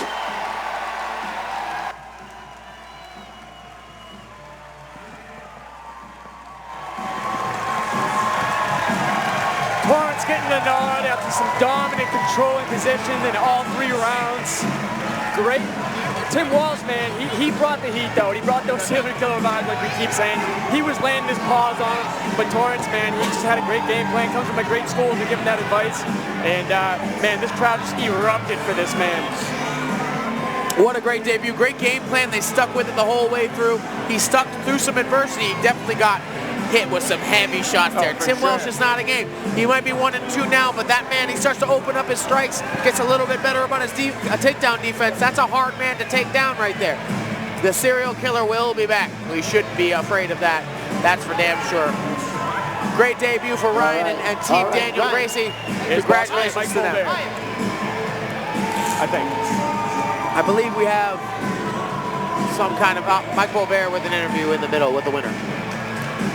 Plymouth, Massachusetts, your very own Ryan Torrence. Make some noise for this man right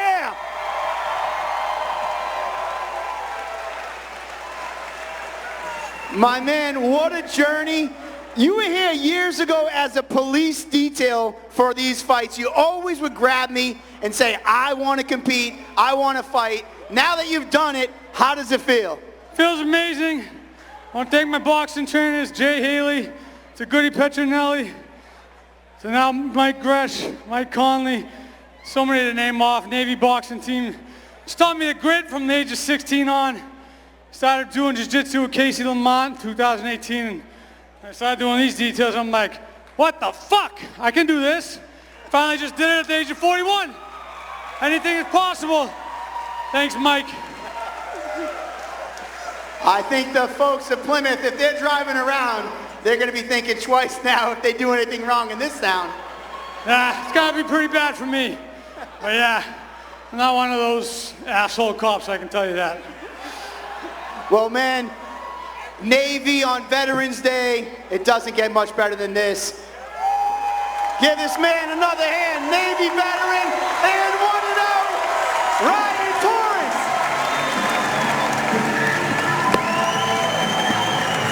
What a great moment. He'll remember this for the rest of his damn life. I love how both, like Mike was just saying, I love how full circle Cage Titan really is. The guy was working police details, and now he gets his first dub in here. That was such a tremendous story from Police Detail. Moving on to our next bout of the evening in a bantamweight division. Going back to something that I said, 2 very young, talented cats with records that you might not think would indicate that, but both very talented in, pardon me, Stanislav Rakov versus Brandon Demora here at 135. Definitely a good showcase for our young amateurs here.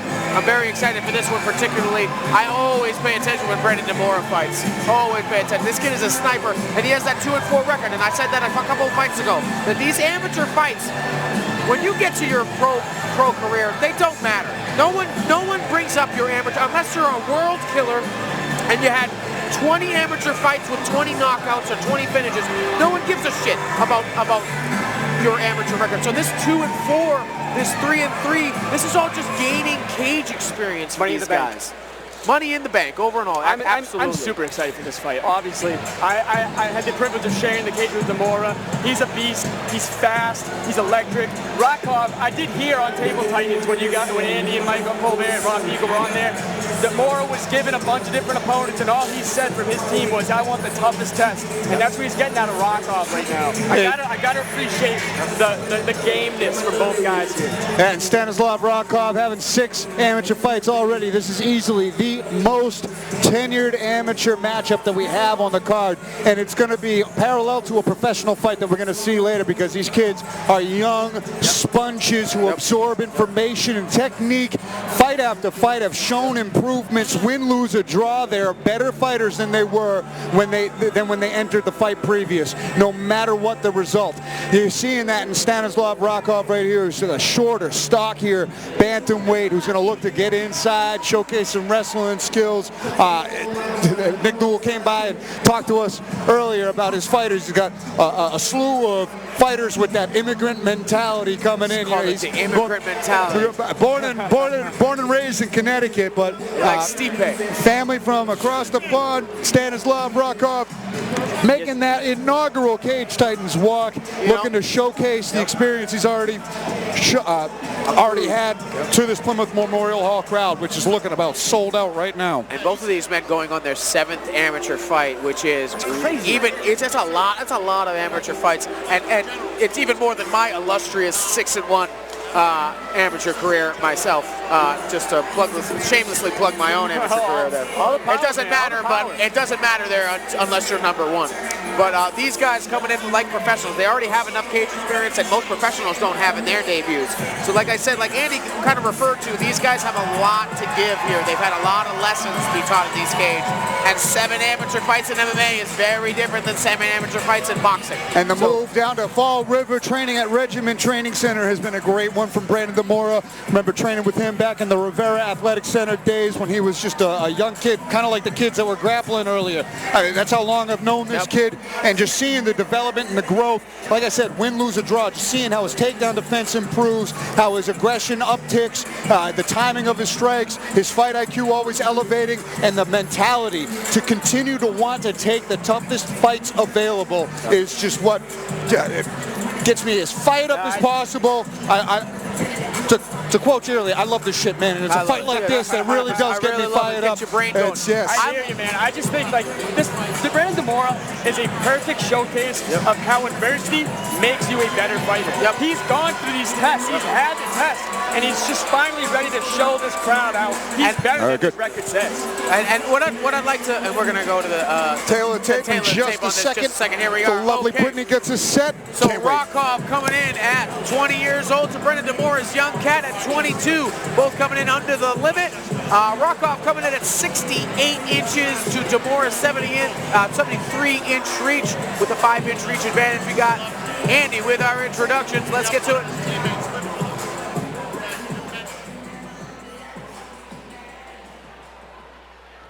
Ladies and gentlemen, this next fight is brought to you by 42nd Parallel, one of the official beer sponsors of Cage Titans. Make sure to grab your 42nd Parallel brew in the lobby before you leave this evening.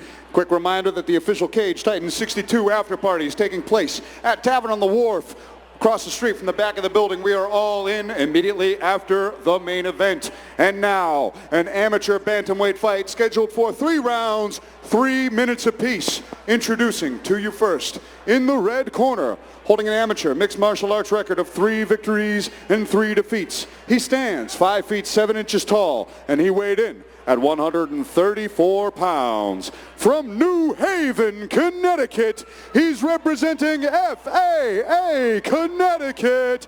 Let's hear it for Stanislav Rakov.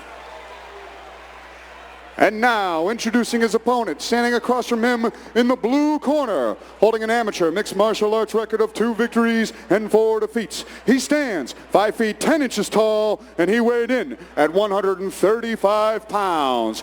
From Hopedale, Massachusetts, he's representing Regiment Training Center. Let's hear it for Brandon Simba Demura.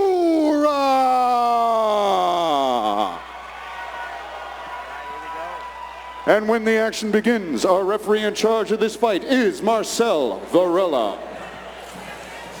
Man, what a technical fight this is going to be. These guys are both pros in the Andes, man. They really are. Such a high-level amateur fight. Black and yellow trunks for Stanislav Rakov, black and gray for Brandon Demura. And here we go. This is an undercard treat. Very big treat. Indeed. Nice leg kick early, right out the gate. Demura already pumping the feints. I already love this matchup. Look how measured they are. They're just comfortable in there like they've been in here a million times. Not I love rushing, it. taking their time, picking their spots, seeing what works for them. Time and leg kicks nicely, both of The them. thing with Demura that I'd like to see more of him in his fights, he's a one-shot guy. Like if he put some, 2-3 punches together, his combination work is great. Having sparred with him myself, when he starts to put combinations together, he's very smooth. If he has the confidence to just let it go, he is a sniper. He's very accurate with his punches. Maybe not world-ending power, but he'll put it where he wants to. He's a volume striker when he starts cutting his angles and getting in his groove. Rakov chewing away at those legs already. Demura's calculating, getting the timing. He's got to go first. He's watching too much. Man, that lead leg, all those strikes from Rakov's lead leg is really landing here. He's doing a stabbing side kick. Yep. And he's doing a good variety of kicks too. That touched him on top. I don't think he's throwing a single punch yet. No, that's Speak of the devil. There you go. Ask and you shall receive. Demura had a nice jab Nice earlier, check. but he's eating these Good kicks. check. Nice return there. Demura's got to get a little more active here. Yeah. He's got to get moving. I'd like to see Demura let the hands go a little bit. He's got to try to counter one of these kicks, fire something down the pipe next time it touches the leg. Oh, if Can't be Demura let afraid that to right fire hand on go, I think that would have landed pretty well for him. He's got to have the confidence to do so. He's just got to let himself go. He's just thinking too measuring, much. figuring out the range here. Those side That kicks. those are side just kick is pretty crazy. very huh? hard to time those side kicks. Very creative, and the way he's kind of like throwing it as a leg kick and then changing. It disrupts your timing a lot. It's very good at disrupting your timing. Maybe not a damaging hit, but it's hard to get into rhythm with those things in play. That was a good punch, good combination there. I'm looking for a nice check hook moving backwards from Nice Demura. one. Nice Oh, jab That was from right up the Rakov. middle. That might have hurt Demura. Woke him up a bit. He's got to start throwing. Demura's not being offensive enough. He's not giving Rakov anything to respect him Yeah, for. he's got to get He's the got to respect. throw. He's just getting beat up. Way He's to gotta mix up throw. the levels of attack, though. Going up high, down the middle, legs. Rakov's really finding a home for all of his strikes here. Demura's got to angle out. Oh, damn. Demura getting clipped. He's got to fire. Demura's got to move. Demura's got to get off that cage. He's got to throw punches.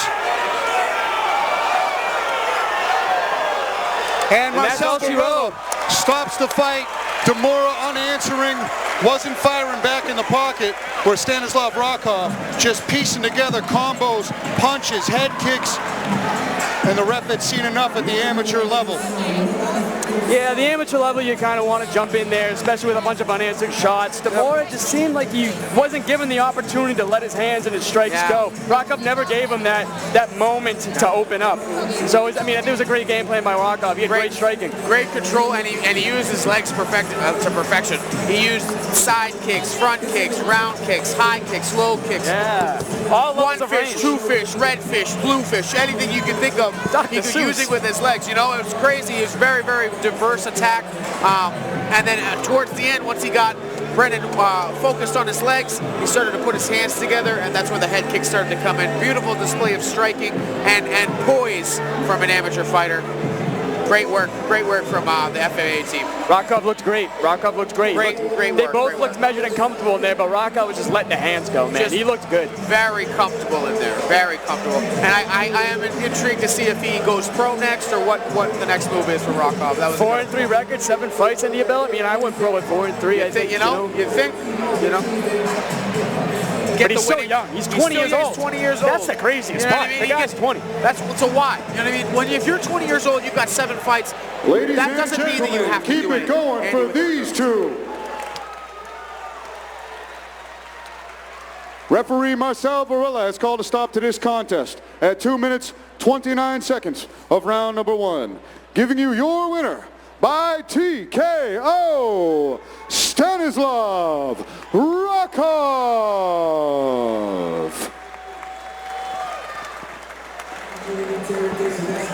For the first showing of FAA CT, Today. he gets the dub. Yep. Today, that is. Oh, tonight. Tonight. Today or tonight? Tonight, today, whichever. Tomorrow. At some point. FAA off to a good start. They also have 2 more fighters on the card later on. Yeah, Rakov comes from such a good gym, FAA. Coming with Nick Newell in his corner. Professional legend in this part, in the world really, and Justin Sumter as well coming out with a great corner.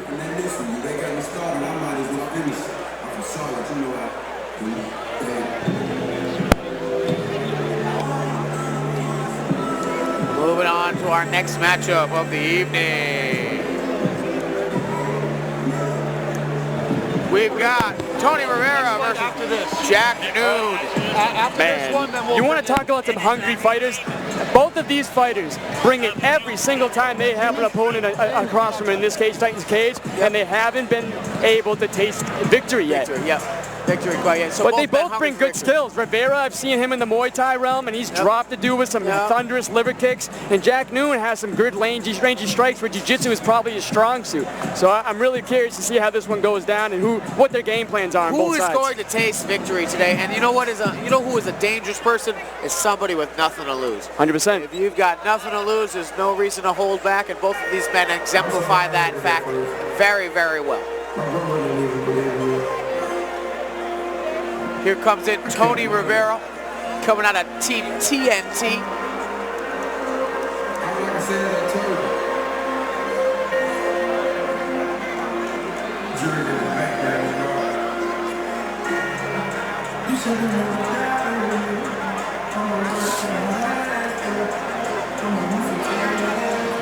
Gotta appreciate the walkout song too, Last Breath by Future, a little Creed soundtrack.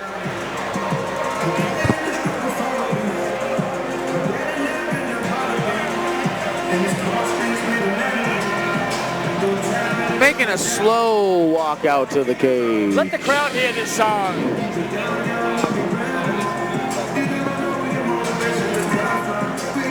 Taking his time, taking in the moment. You get a good walkout. You really gotta soak it all in, you know, with the lights and such. Oh.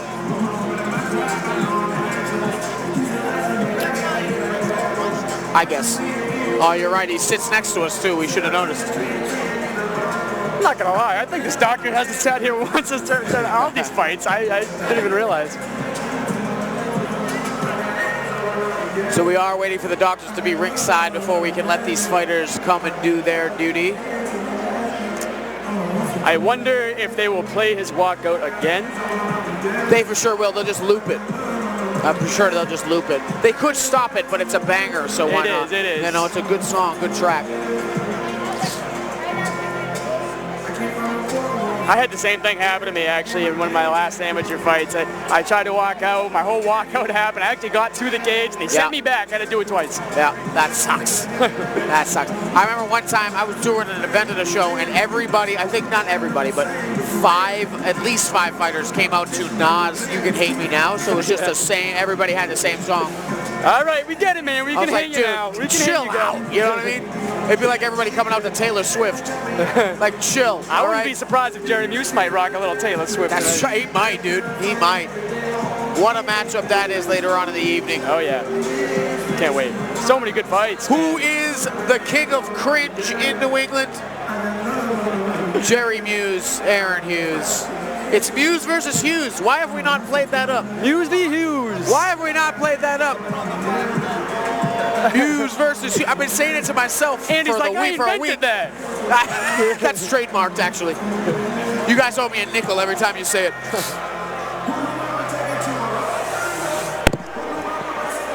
Maybe that was just like an intro to his song. That song was just the one before he actually plays his song. You never know. you think back to crazy walkout songs, man. We got to acknowledge Hassan Graham's buddy freestyling and creating a whole rap for his That's true. walkout. That was crazy. Do you remember that? That was nuts. And it was pretty good. I actually commentated that one, and his microphone, I can hear it into my headphones. I'm like, okay. Crazy. I'm hearing every word. Crazy. But Tony Rivera, man, he's patient. He understands what's going on. He just can't wait to I get feel out like here. We're just sitting in the dark now. You know? Yeah, literally and figuratively. We're just sitting in the dark. 2,500 people in the dark looking at one pair of lights.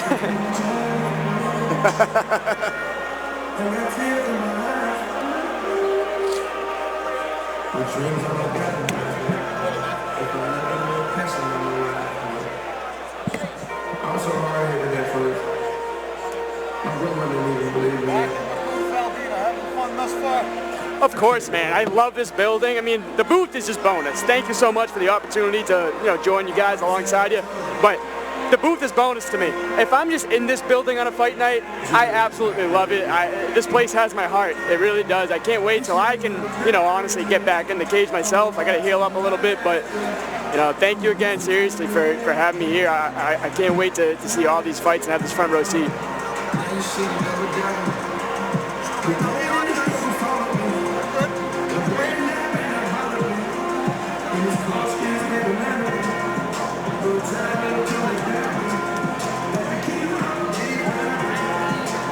The next fight will take place once the ringside physician returns cage side.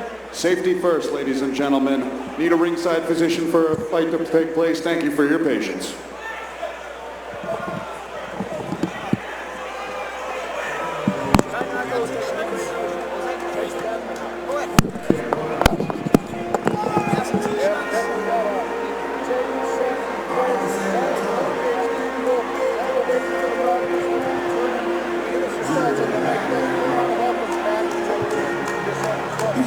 Thank you. It feels great to be in here with you guys. You guys are doing a tremendous job. Great fights, high level. Cage Titans just constantly upping the ante here, always putting on amazing battles. But I do feel like this card is just a little extra sparkly tonight for some reason. There's just a lot of, there may be not as many like huge names on this card, but it's like every single fight is high action and high level, and I'm just really proud to be a part of it.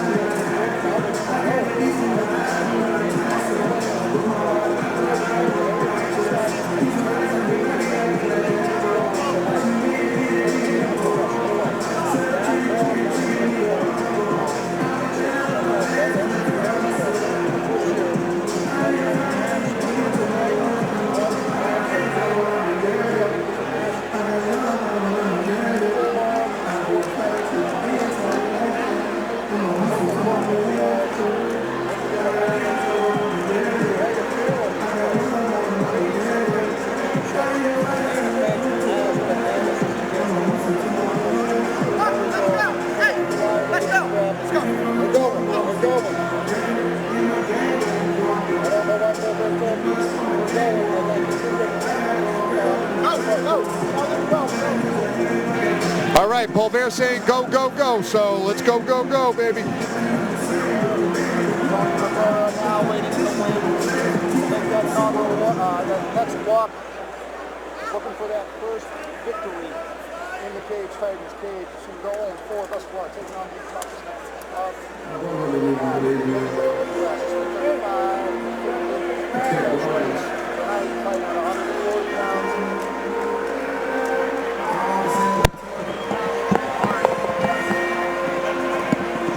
All right, one more time for the banger of a song. Here we go.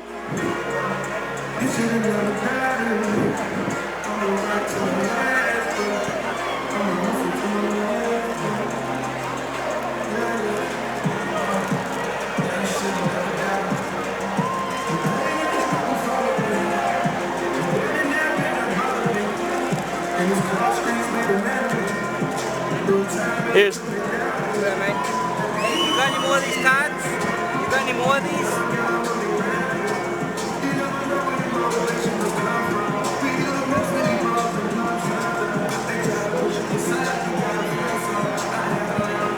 Yes, sir. Tony Rivera, we've seen him in the Cage Titans cage plenty of times, whether it be MMA or Muay Thai.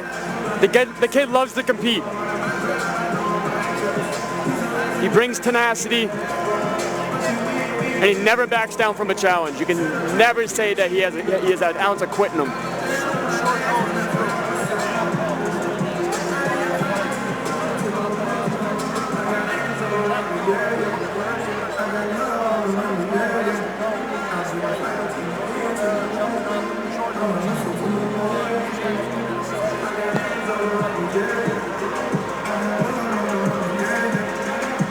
Yep, some of the best scraps you can watch is someone that hasn't tasted victory yet on either side. The hunger's there.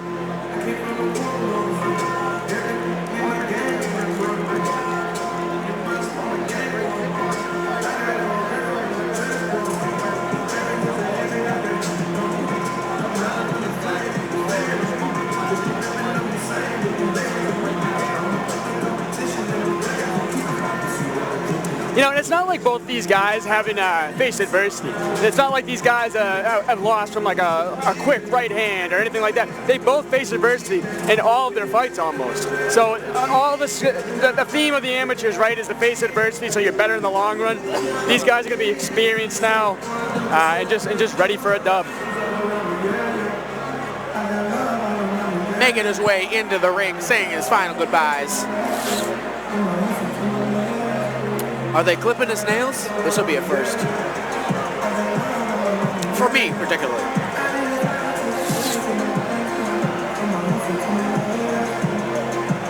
Clip your nails, guys. What are they, clipping the toenails? What's going on? Yeah, I'm wondering what the holdup is.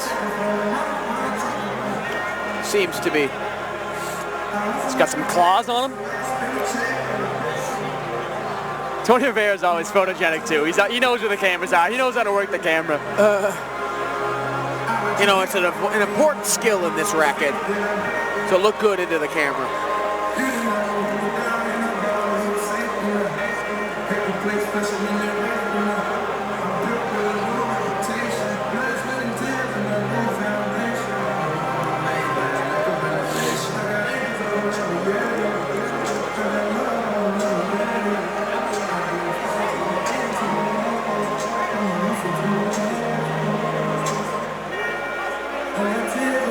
Biting his nails. Sick, dude. Hey, you know what? You gotta do what you gotta do. First. Let's just get in there and scrap already. We don't got clippers. Just bite them off, bro. Ain't got no clippers. Get chomping. Oh, goodness gracious. What a world we live in. I hope he spits them out, though. Don't chew them. That's gross. Come on, baby. You were just chewing on them? You know what I mean? God damn. Like I said, I've never seen a man just waiting to get into a ring, just sitting there biting his fingernails. Yeah, that's what I'm saying. That's crazy. Just 10 individual nails. I'm glad it's not the toenails. I don't know if he's got the dexterity to just bring it up there. That's fucking crazy. That's crazy. Gladly, 100%. too. Gladly. Jesus. Oh, God. Tony Rivera finally entering the Cage Titans cage tonight. After a quick snack before he walked in. One thing you can always say about Tony Rivera is he comes in shape. He looks shredded here. Very, very, very in shape. He heard it.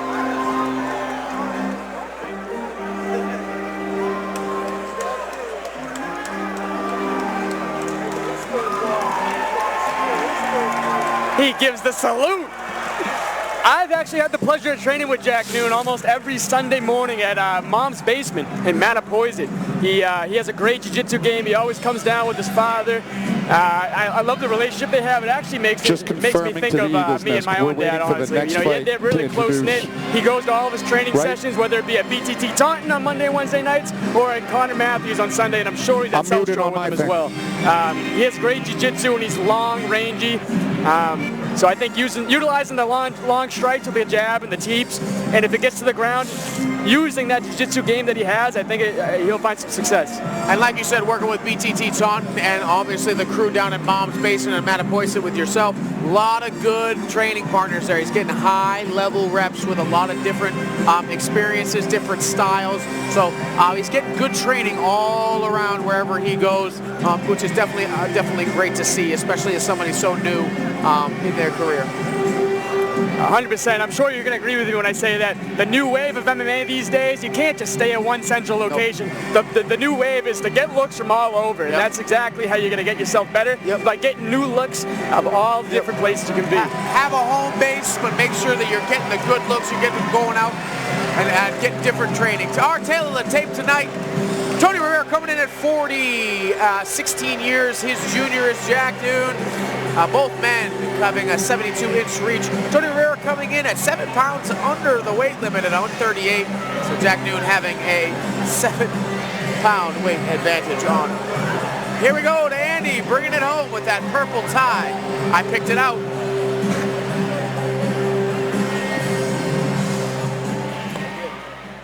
Ladies and gentlemen, before we get to our next fight, I would like you all on this Veterans Day weekend to please make some noise for U.S. Air Force's Staff Sergeant Eamon O'Connell.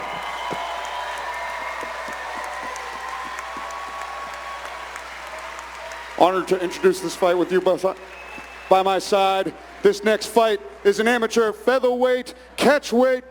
An amateur featherweight fight sponsored by Pear Tree, scheduled for three rounds, 3 minutes apiece. Introducing to you first, in the red corner, holding an amateur mixed martial arts record of 0-4. He stands 5 feet 9 inches tall, and he weighed in at 138 pounds. From Leominster, Massachusetts, he's representing TNT. Let's hear it for Tony Ninja Star Rivera.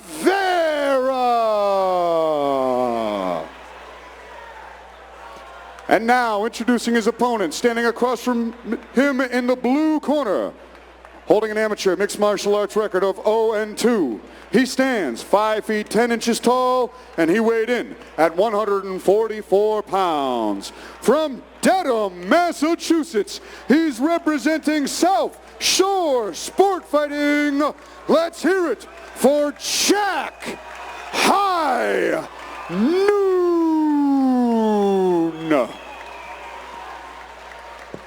And when the action begins, our referee in charge is Alan Lau. All right, we got Jack High Noon in the black shorts with the Pirate Jolly Roger. We got Tony Rivera in the Cage Titans white. Very stylish, the white point time.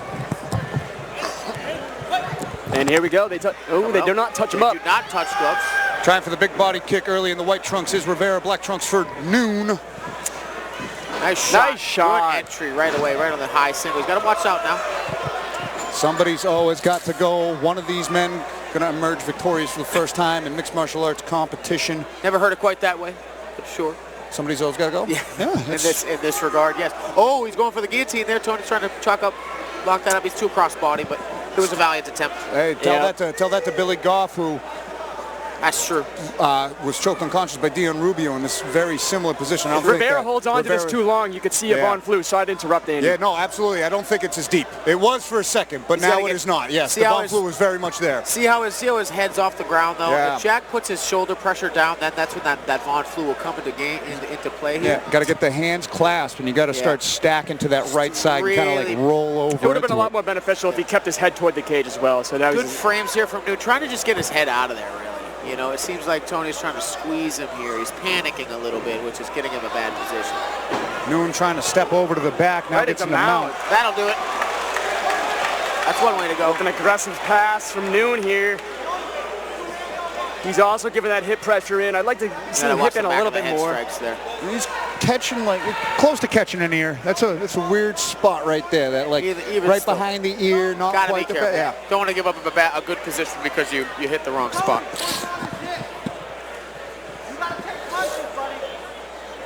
Tony tucking his head pretty well. He's got to get it on a hip and start to push. Jack doing a good job flexing his hips out, keeping him down. Yeah, he's getting those grapevines going to extend Rivera's legs on bottom.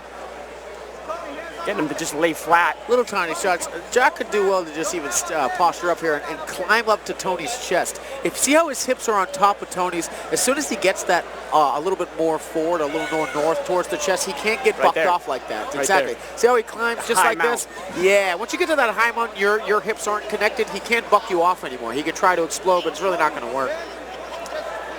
Jack's got 45 seconds to work with. I will say, I'm always a fan of making the fight as ugly and just like uncomfortable for the other guy as possible. Preaching to the choir. And High Noon here is just making Tony's face smothered into his own chest here. But he's got a guillotine of his own here in the from the mouth. mounted guillotine. That was a sneaky. That's in. That's tight. Jack, Good There's the tap. tap. He got the tap. That was a good tap. Jack High Noon with his first dub in the Cage Titans cage. What a submission in the first round. Methodically get in that position. Big ground and pound caused Tony Rivera to make the motion to defend the strikes right into that mounted guillotine. Beautifully done, executing that finishing move from Jack High Noon. Great job sneaking that in there. And here comes the replay. Great job. Up on the screen. I hope they showed the takedown. I hope the takedown came a little before, but this guillotine was very Snuck tight. that right in there. As soon as he ended it, hipped up, climbed up, got his hips in. And that's the game ready. Once he got his hands clasped, that was really it. Beautiful submission. Really took advantage of that space between he and his opponent there. Now let's talk about the clearest path to victory, and that's what Jack Noon took. He knew that Rivera's ground game is usually where he kind of falls short in his fights. Jack Noon, like we were talking about, has great jiu-jitsu, so he knew a quick shot right into that single leg was the way to go. It was a perfect execution. And then he felt like kind of in a chaotic little situation. Good frames as he stood up and they kind of fell into mount. And he kept his composure, didn't let him get bucked off, kept his hips low, and ended up getting the finish. Ladies and gentlemen, keep it going for these two. Referee Alan Lau has called a stop to this contest at 2 minutes, 37 seconds of round number one, giving you your winner by submission due to a guillotine choke, Jack High Noon.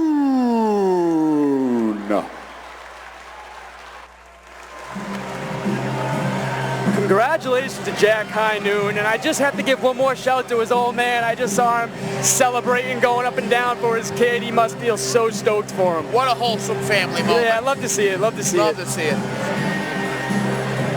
Great victory for Jack High Noon.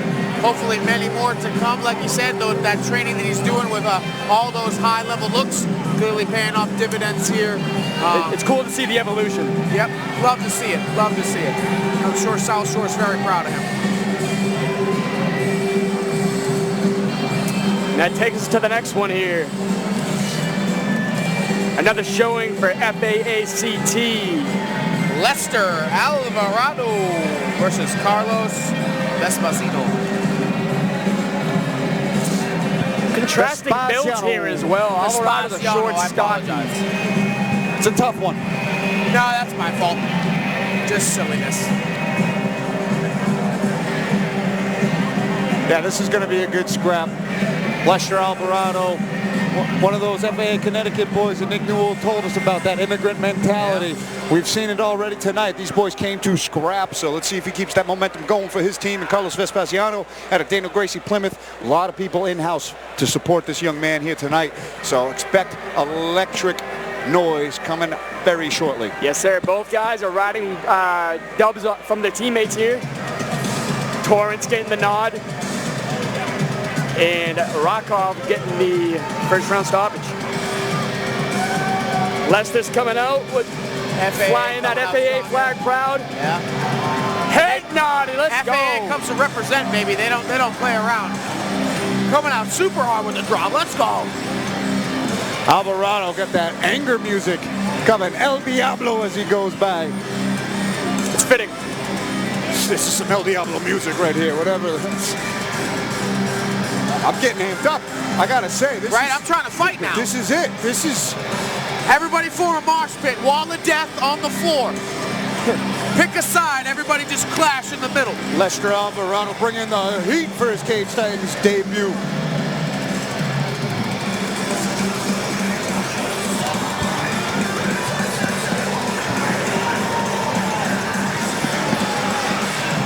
And he looks excited to fight. I was able to have a waffle with him this morning at the hotel.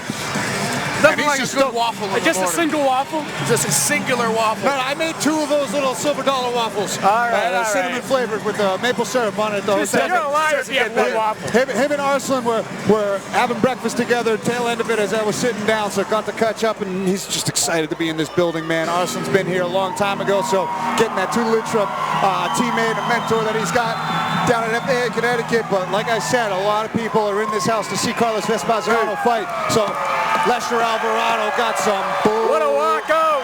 some blistering crowd Carlos is noise coming, to overcome, but Brazil in the house. Carlos Vespasiano, Josh Balanzer, Sergey Pursunko, Jeff Choi in the corner, representing Daniel Gracie Plymouth, Loco Lobo. For sure. Comes out of such a great school, Daniel Gracie Plymouth. I see a lot of training with his teammate there. He's giving the last hug to Jeff Joy, one of his main training partners, getting him ready for this one. And this is our final amateur fight of the evening, too. We're going on to the pros after this. You are correct. Oh, man, you're right. That small glove point size right up after this. This is a perfect fight to cap off the Ames. Yes, very, very good. Dynamite! This crowd's singing. I'm about to sing.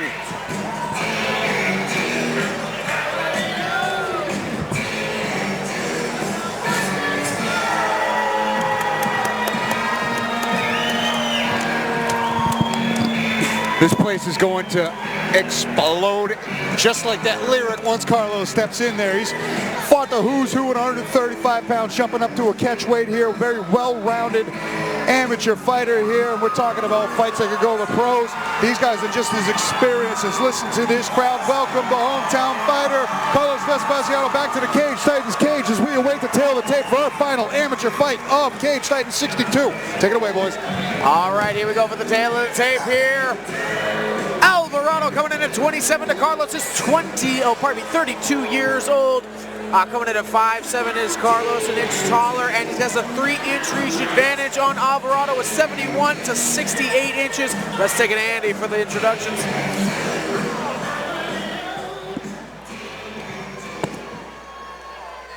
Ladies and gentlemen, this next fight, our final amateur fight of the evening, is brought to you by Second Wind Brewery. Make sure to stop by any of the concession booths or the official Cage Titans after party at Tavern on the Wharf and pick out your Second Wind official Cage Titans beer today. And now our final amateur fight of the evening, taking place at a catchweight, scheduled for 3 rounds, 3 minutes apiece. Introducing to you first, in the red corner, holding an amateur mixed martial arts record of 1 victory and 1 defeat. He stands 5 feet 6 inches tall, and he weighed in at 141 pounds. From Stanford, Connecticut, by way of San Jose, Guatemala, he's representing FAA Connecticut. Let's hear it for Lester El Diablo Alvarado.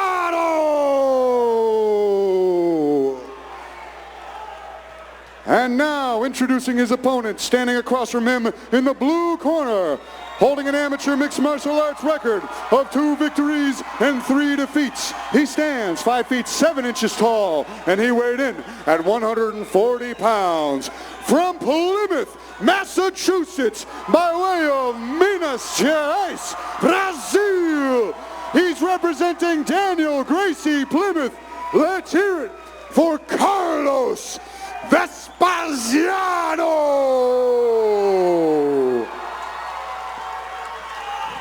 And when the action begins, our referee in charge of this fight is Marcel Varela. Let's go. Both guys fired up right now. Wow, I am hyped. I'm not going to lie. The El Diablo got me going. First double fist bump fight of the night, and I got to say that's a good sign for some good action to come. White and black trunks for Lester Alvarado, black trunks for Carlos Vespasiano. Oh, they're going right to it. Right They're hand. going This right is to a it. hard one, too. Oh, nice Big left two there hook out of from Carlos. Vespasiano.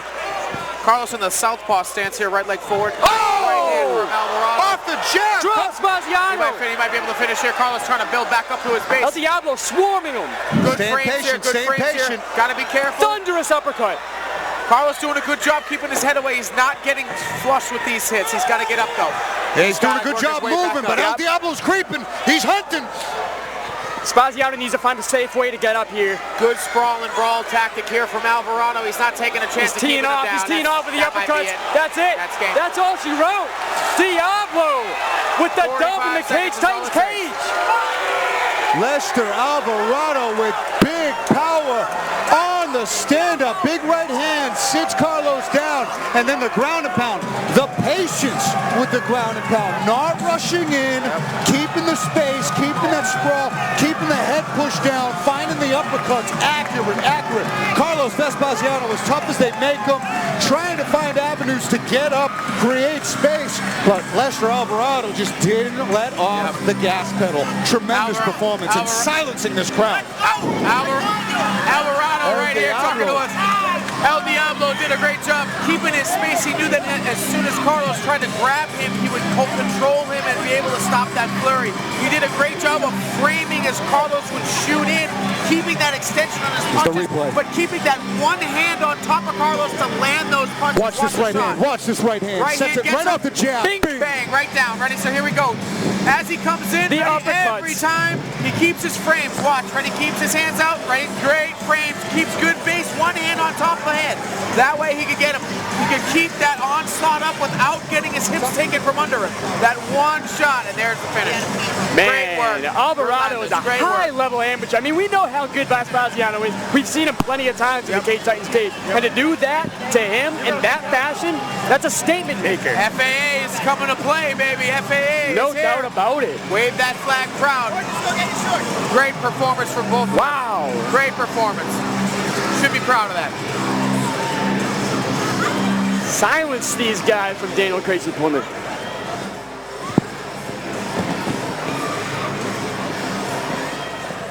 Ladies and gentlemen, keep the noise going for these two. Referee Marcel Varela has called a stop to this contest at 42 seconds of round number 1. Giving you your winner by TKO, Lester El Diablo Alvarado. Statement made. Very, very good performance. Can't say much more about it. Only took him 45 seconds. What can you critique about a 45-second performance? My goodness. Great stuff. Great stuff. And now we're on to the one that I am so excited for. This is going to be bonkers. Oh, this is going to be bonkers. Goodness, I can't wait. Taking victory pictures with the team. Wow, this fight is going to be unreal. But now we are moving on to the small glove Muay Thai, which is something that I think America should embrace entirely. Here we go. And what a day to have it on. Right?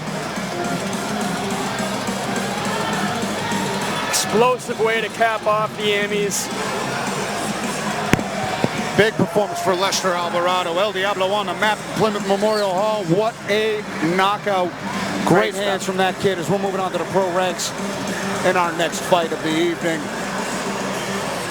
And man, this one is just, it's a dream fight for fight fans.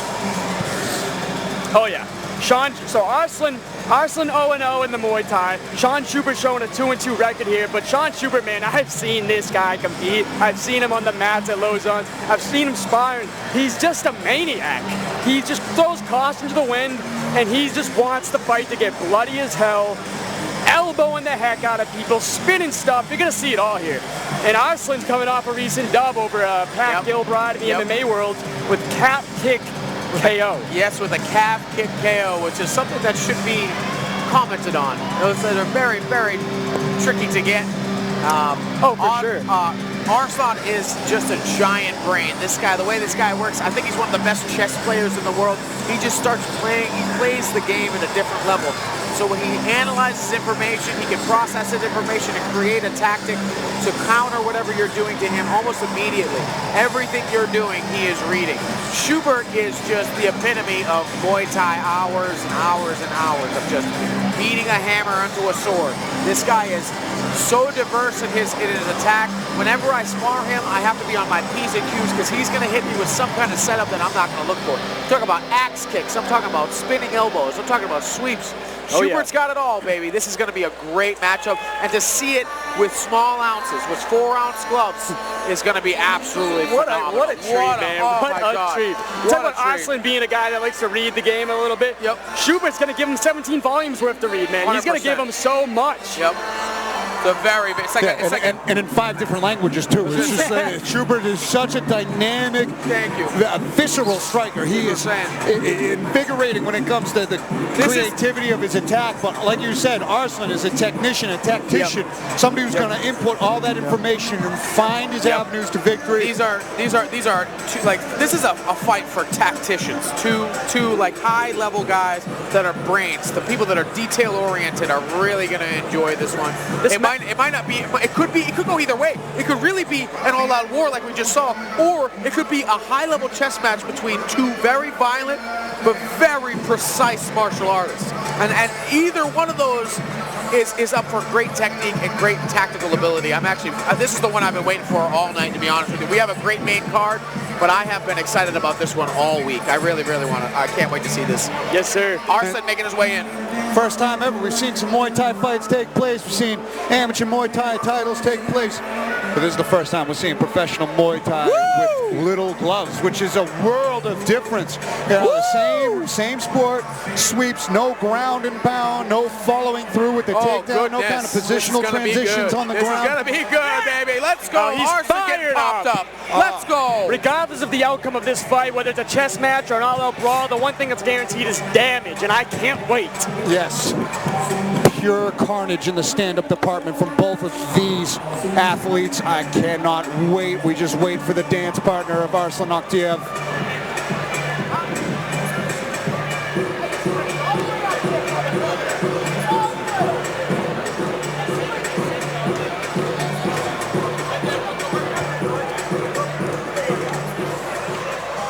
Here we go, Sean Schubert.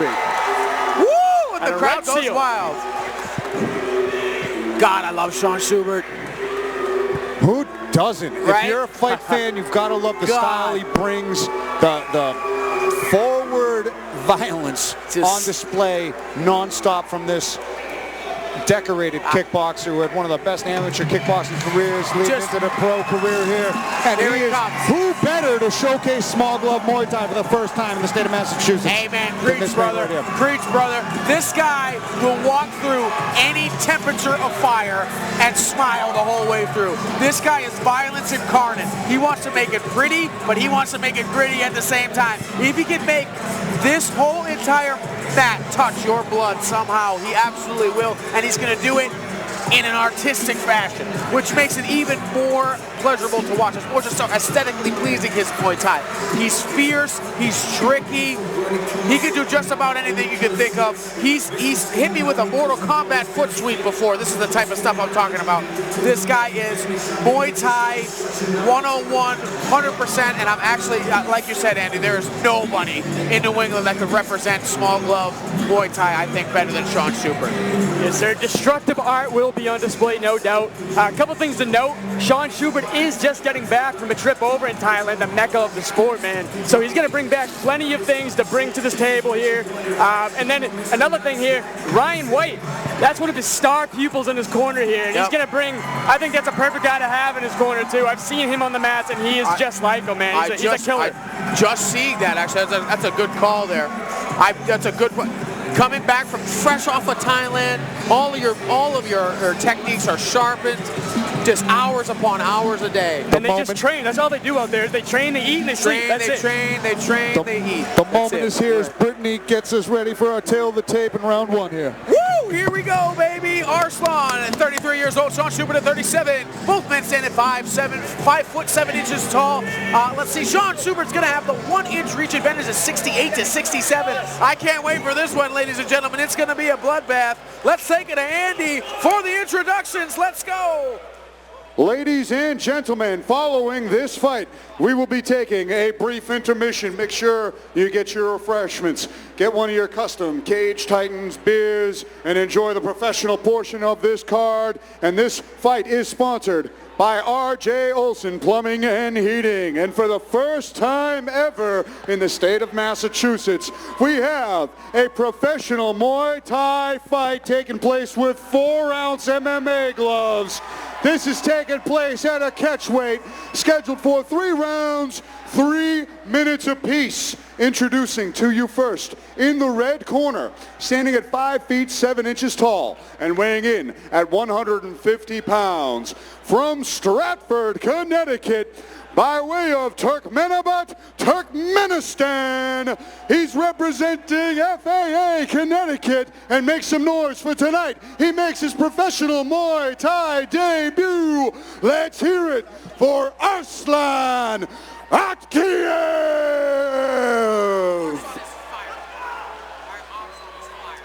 And now, introducing his opponent, standing across from him in the blue corner, holding a professional Muay Thai record of 2 victories and 2 defeats. He stands 5 feet 7 inches tall, and he weighed in at 147 pounds. From Henson, Massachusetts, he's representing Red Seal Martial Arts.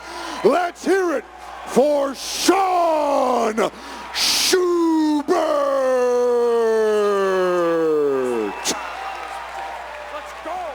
And when the action begins, our referee in charge of this professional Muay Thai fight is Alan Lau. Man, this matchup seems like it's almost too good to be true. Like, it doesn't seem real. It's Chris. I might be just giddy the whole time. Who wears short shorts?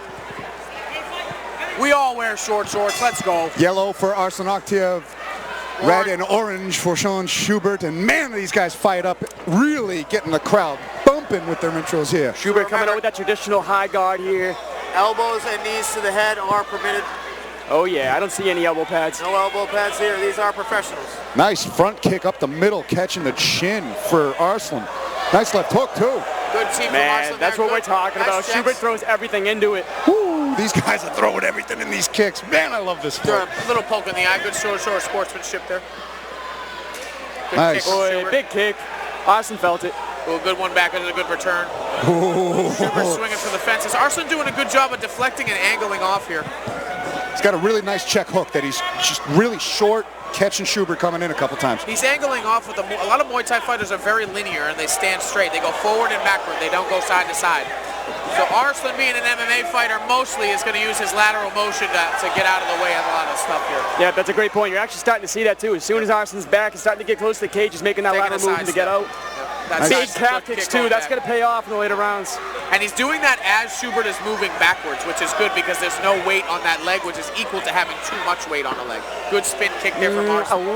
little telegraph there, but still landed. Nice left hook Nice hook from over the top. Schubert. Yep, nice. But I was just about to say that left hand of Arslan's been money all night. Nice check hook, Nice nice check. jab, flowing for him very You notice nicely. Arslan doing a good job. He's going to the leg kick. Nice hook there. Arslan's going back to sticking to that jab. Yep. Arslan going for the lead teep every time he goes for a low leg kick there. Big explosion out of Arslan with a big flurry. Schubert keeping him honest with Good an elbow leg with kick there. there from Schubert. It seems like Arslan's hitting a little bit heavier than Schubert is. Nice check there on the bottom. You can see the damage already on the leg Do you of see Schubert. how Schubert is chasing? He's following him. He's not cutting him off. Arslan taking advantage of that as he walks in. See how he's chasing, not cutting. Nice left hook to the body from Little Schubert. body work there. And then he goes right back to the center. Very, very, very wise. Like I said, very smart. Oh, nice. Oh, Coming in. big right Arslan getting hand. out of there. Good right hand there from Schubert. Schubert framing, Oh, looking nice for that big one left. again. Nice left Big hand. pressure out of Schubert here. Catching the kicks of Arslan. He puts him down to a knee. Ah, no, And he gets it look at down. that. It's Muay Thai. You gotta let him Muay up. Thai. You Look gotta at this. let him up. That counts as technically a down there. I have a feeling this sport's going to be a hit after tonight. Look at this. Elbow. Oh, Nice elbow wow. on the top there. Here we go. New England, get ready for your Nice. small glove Muay Thai fad here. Nice. Big nice uppercut. Schubert. Nice elbow. Oh, tomahawk Nice elbows. elbows there. Beautiful. 15 seconds. Short time for Schubert here. Elbow. Right up the back to middle. the Nice elbow work. Arslan fires. Oh! He sits him down with a big left. With a big hook there. Finishing the Arslan's round down. with a standing 8 count. He's going to make. Arslan's down. He's going to make the end of the round. That's all she wrote. A knockout in the first round. He doesn't make the standing 8 count. This place is going crazy. Schubert with the first round knockout of the small glove Muay Thai. What a left hook. The timing on that as Arslan came in, weathering the storm. What a fight at the buzzer. Wow, what a great one. And showed respect at the end, but man, what a big left hand. That was crazy. That was nuts. That was nuts. Look at Schubert. Deafening in here right now.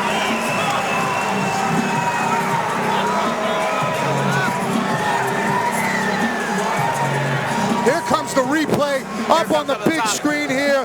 Look at this work right here. Look at the replay, the replay, the replay. The replay, Sean. Let's go. The replay. Look at this. Look at those elbows in tight.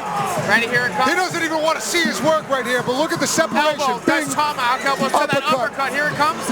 Ooh, And watch nice. it. Watch this left hook as he times the kick. Boom. There it is. Right in the jawline. Good Perfect work. placement right in the chin. Beautiful Muay Thai. What do we say? Fight between both guys. Sean Great Schubert has work. been itching for this pro small glove Muay Thai fight for such a long time. It's almost like a storybook ending to this right now with a big thunderous first round KO for him. He must be on cloud 9. Wow. Unbelievable Wow. performance. Wow. It's the pace, man. The pressure. He just kept pouring on that pressure of Arslan. He never stops. He never stops. He's an unstoppable force. The right as Arslan was starting to really find a home for those leg kicks, starting to piece together some combinations With that himself. pressure. Sean Schubert weathering that storm, showing that grit, showing that experience he's had through his career.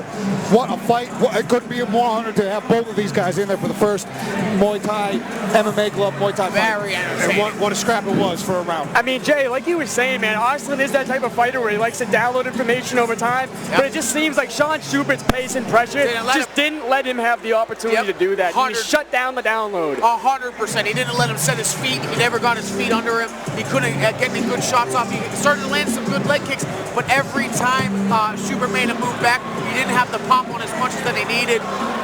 Schubert putting together a good game plan and just overwhelming him with This volume. place is going to pop off one more time for him. I can't wait. Great stuff. Ladies and gentlemen, I love Muay keep Thai. the noise going for these two.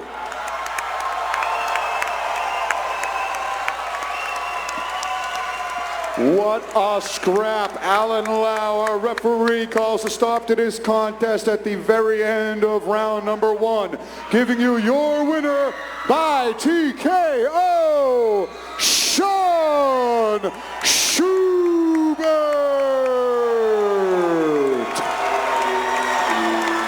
Good match from both men. Wow, what a way to introduce small glove Muay Thai. I think we'll see it back soon. I think we'll see that again. Oh, yeah, it's immediately a fan favorite now. For anybody that didn't really know about it, and they're Now they here now know. in attendance, like you said, now they know. Let's do that. Let's do that more. All right, we're going on to our main card now. Quick intermission after a Paul Bear interview, so I'll be back. All right. All right, all right, all right. You're already getting emotional, man. And you're making me emotional. Sean Schubert started with Cage Titans in 2011 at Cage Titans 3. Here we are 12, 13 years later, 60-something events. How's it feel? It feels great to be here, Mike. I really appreciate it. I know a lot of hard work went into getting this small glove Muay Thai thing put together.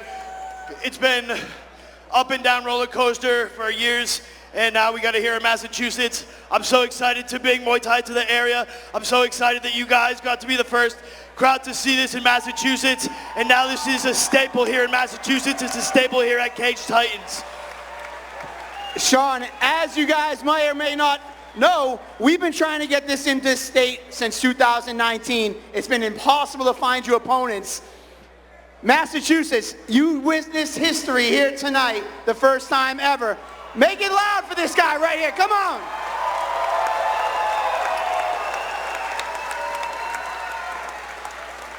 You know what? We did a lot of hard work to make this happen. They say never hand over the microphone, but I'm doing it. The stage is yours. Tell them what you want to talk about. Guys, in the United States, Muay Thai is definitely overlooked a lot, and I worked really hard to make my Muay Thai career known in this state, known in this area. My name is among some of the top guys around here now, and I'm so happy to solidify this in history. I've been fighting here in this state for the last 15 years. Like Mike said, I was on the 3rd Cage Titans. I was on a couple in between, and I've been really paving the road for Muay Thai in the state and up in Vermont. I was the first guy to do small glove Muay Thai up there. So New England is kind of my area, and I'm fucking so proud to be here and so proud to bring Muay Thai to this area.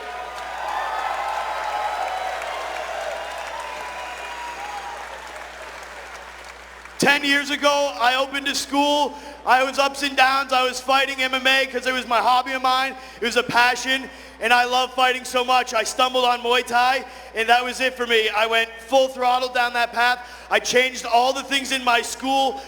Everything we're doing is Muay Thai related now. All the striking is from the bottom of my heart. I've done nothing but study and study and study, go to Thailand and give to this area. So I'm so happy, I'm so proud, I'm so grateful to be here.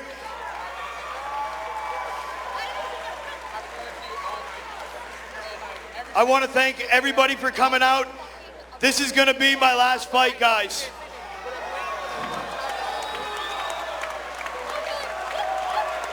I had a long career.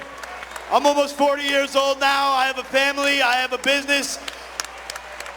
I can't wait to continue to bring Muay Thai to this area. I can't wait to give all of my knowledge and skill to the youth and the young kids growing up.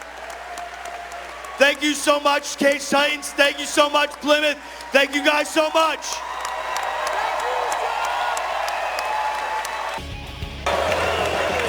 Man, you guys have been amazing. The crowd has been insane from the minute we opened the doors.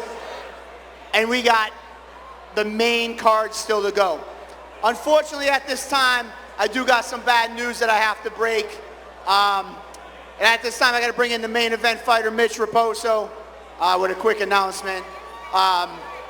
Unfortunately, out back, his opponent broke a fever of 104 degrees, and the ringside physicians are not going to let him continue to fight tonight. So obviously, a lot of you guys, including us, we're looking forward to Mitch's fight. He knows he has a lot of crowd here. It's a shitty part of this sport and situation, but Mitch has done all the work to get here, and he wants to address you guys, and thank you for your support. So I say thank you for the support from my family, friends. You know, this is an unfortunate part of the sport. It is what it is. I know if I would have turned up, if I had a fever, I don't give a fuck. I fight regardless throughout anything. I'm a real fighter. It's the second time he's done this to me. We can run it back anytime, next week, next month. I really don't give a fuck. I'm so sorry to all the people that bought tickets off me. I've already talked to Mike. We'll figure that out. I'm so sorry. Trust me, guys. From the bottom of my heart, I'm heartbroken. Thank you. Listen, man, we were looking forward to this possibly being Mitch's last performance locally. He did all the hard work, so get loud for Mitch. He did nothing wrong tonight. It's just a shitty part of this situation. Make some noise for Rich Raposo.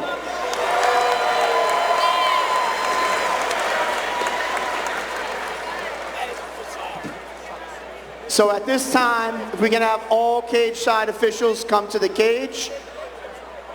And I'm going to try to pick up the mood a little bit. Who you guys here to see tonight? I want to hear who you're here for. Scream out their name. I want to see who has the loudest crowd.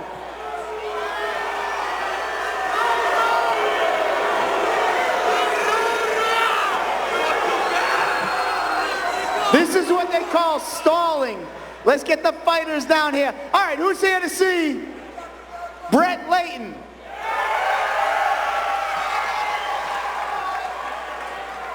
Who came all the way from Connecticut to see Randy Francis? All right, I guess I don't have to stall anymore. The fighters are backstage. Let's go. Sorry I didn't get to everybody.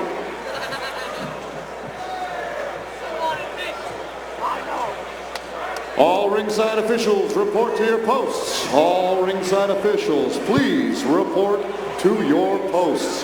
And let's get to the main card of Cage Titans 62.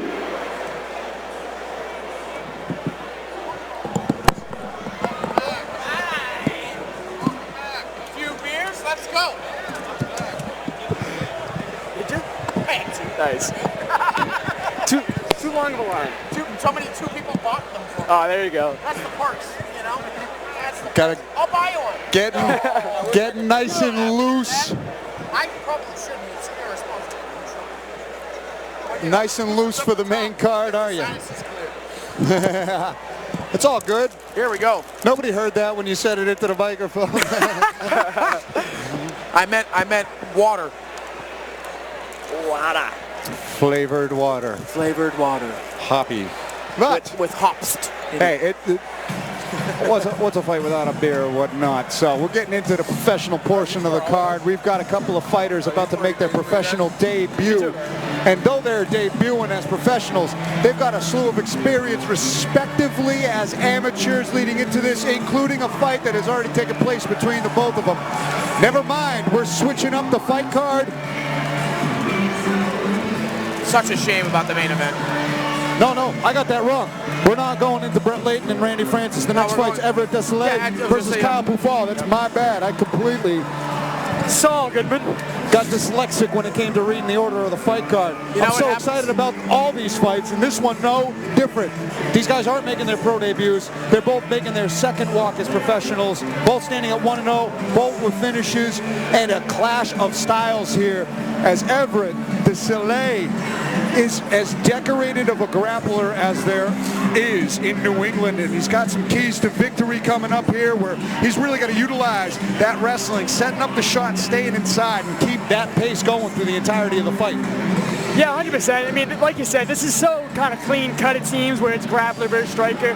Setting up the shot, staying inside, keeping the wrestler placed, it seems pretty straightforward that is the game plan to take out a striker. A dangerous striker in Kyle Pufal, that is, where we've seen Kyle have insane scraps with the former champ of Amy Champ, Miguel Sevison. I've heard nothing but great things about this kid's judo game, his ground game, and he looks like a goddamn brick house. Look at this guy.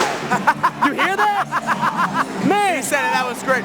You know what? And when you're a grappler trying to fight against a long striker, you want to get within the frame of their elbows. As long as you can get past that elbow mark, it becomes infinitely easier for you to get your takedowns, get to their hips, and also it takes away the leverage of the longer guy. It makes them so they don't have the same snap in their punches. Shorter guys need to fight short. That's the key to him winning tonight. Anybody walks out to Iron Maiden's okay in my book as we wait for Kyle Pufal coming to us from New Hampshire. I dig this walkout though as well. Murderer. Training out of Nostos. Devin Powell, Carolyn Powell in the corner. Nostos has this type of unique swagger, you know? Yeah. Another Nostos MMA product here.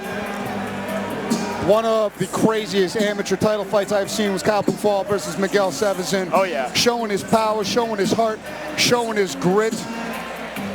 And he's got a tactical grappler ahead of him today, and he's got to stick to a very peculiar game plan with his keys to victory to this fight. So he's going to sprawl. He's going to keep his keys to victory, keep that lateral movement with a strike. With a grappler, you don't want to keep your hips set. You don't want to keep square and give him the opportunity to line up his shot. Sprawl and brawl, just like we saw El Diablo do earlier in the night. He needs to keep his frames out, keep the space, and every time he can, punish him for making him miss that takedown. Every opportunity he can, he's got to strike, keep distance, and keep that volume up. 100%. You see some of Pufal's best work. I know I keep bringing up this fight, I sound repetitive, but against Miguel, that's the one that comes to mind. His most successful work is when he kept him at range. Here's the tail of the tape coming by Jay Perry. All right, we got Desolé at 30 years old to Pufal's 24. Both men coming in under the limit. Pufal having a 5-inch reach advantage at 74 inches to Desolé's 69. All right, good for him. All right, here we go with Andy with the introductions. Let's get to it.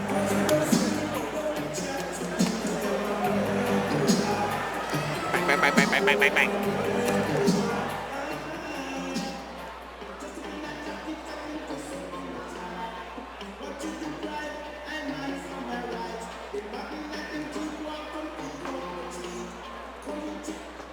Ladies and gentlemen, prepare yourselves for the next fight of the evening. This one brought to you by the Teenage Mutant Ninja Turtles movie. Get your copy on Blu-ray DVD today. This is our first professional mixed martial arts fight of the evening, taking place at a catchweight, scheduled for 3 rounds, 5 minutes apiece. Introducing to you first, standing in the red corner, holding a professional mixed martial arts record of 1 victory and no defeats. He stands 5 feet 8 inches tall, and he weighed in at 158 pounds. From Tiverton, Rhode Island, he's representing Bernardo's Boxing and SGS. Make some noise for Everett Ippon Desilets.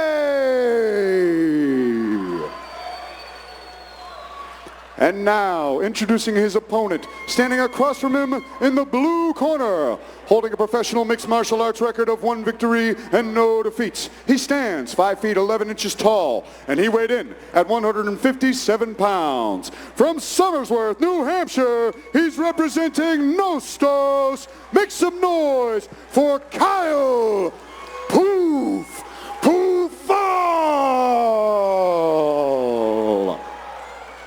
And when the action begins, our referee in charge of this fight is Marcel Varela. What was that nickname he gave him? Poof.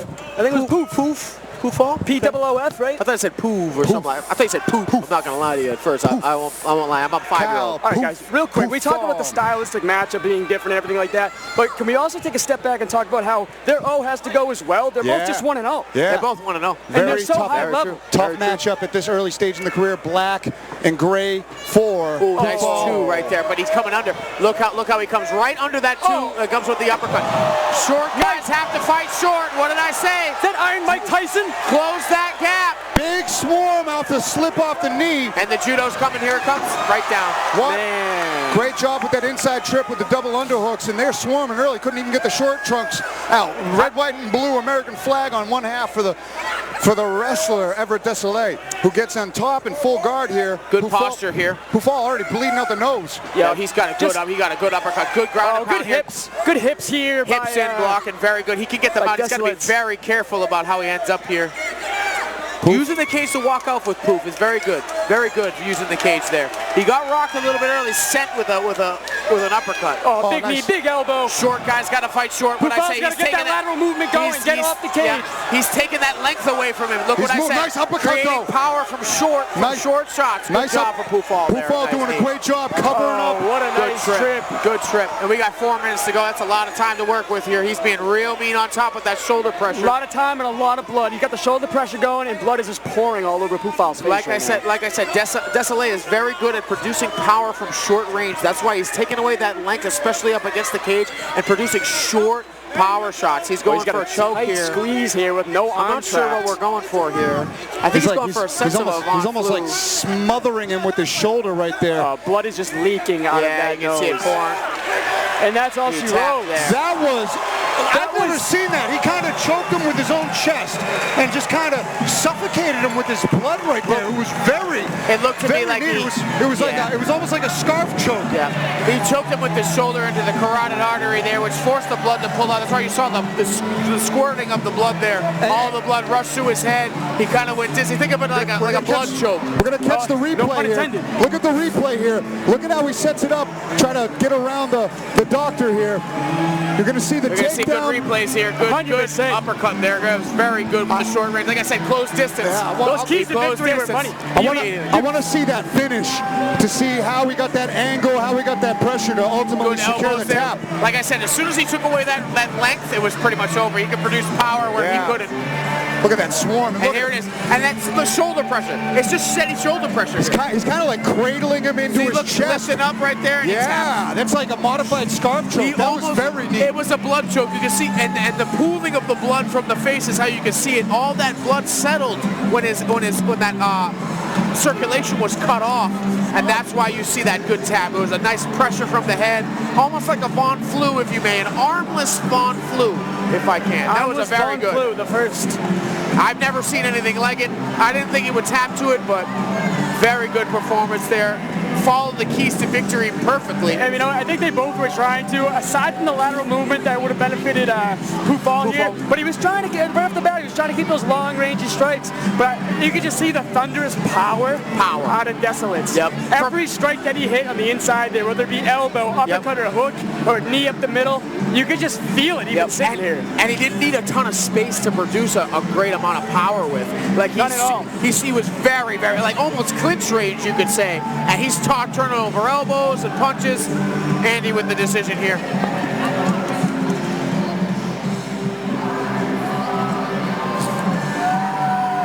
Great performance here. And like you said, a tiny brick house in the red corner. The corner's got blood on them. Ladies and gentlemen, keep it going for these two. Referee Marcel Varela has called a stop to this contest at 1 minute, 40 seconds of round number 1, giving you your winner by submission due to a modified scarf hold, Everett Ippon Desilets.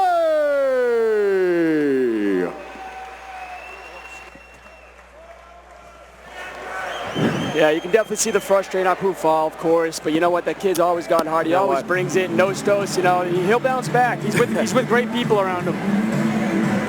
That was a great performance. He'll bounce back from it. Very small adjustments. Nothing you can do. Just somebody that utilized their game plan and played to a body type very well. And really just completely turned up the pressure to 11 throughout the whole fight. Yep. The swarms, the barrages, the takedowns, the passes, and ultimately the violence of that suffocating scarf hold choke. That was something you don't see often, and man, was that glorious. Just a nasty submission. It's a bad man. Bad man indeed. Bad mama jumma.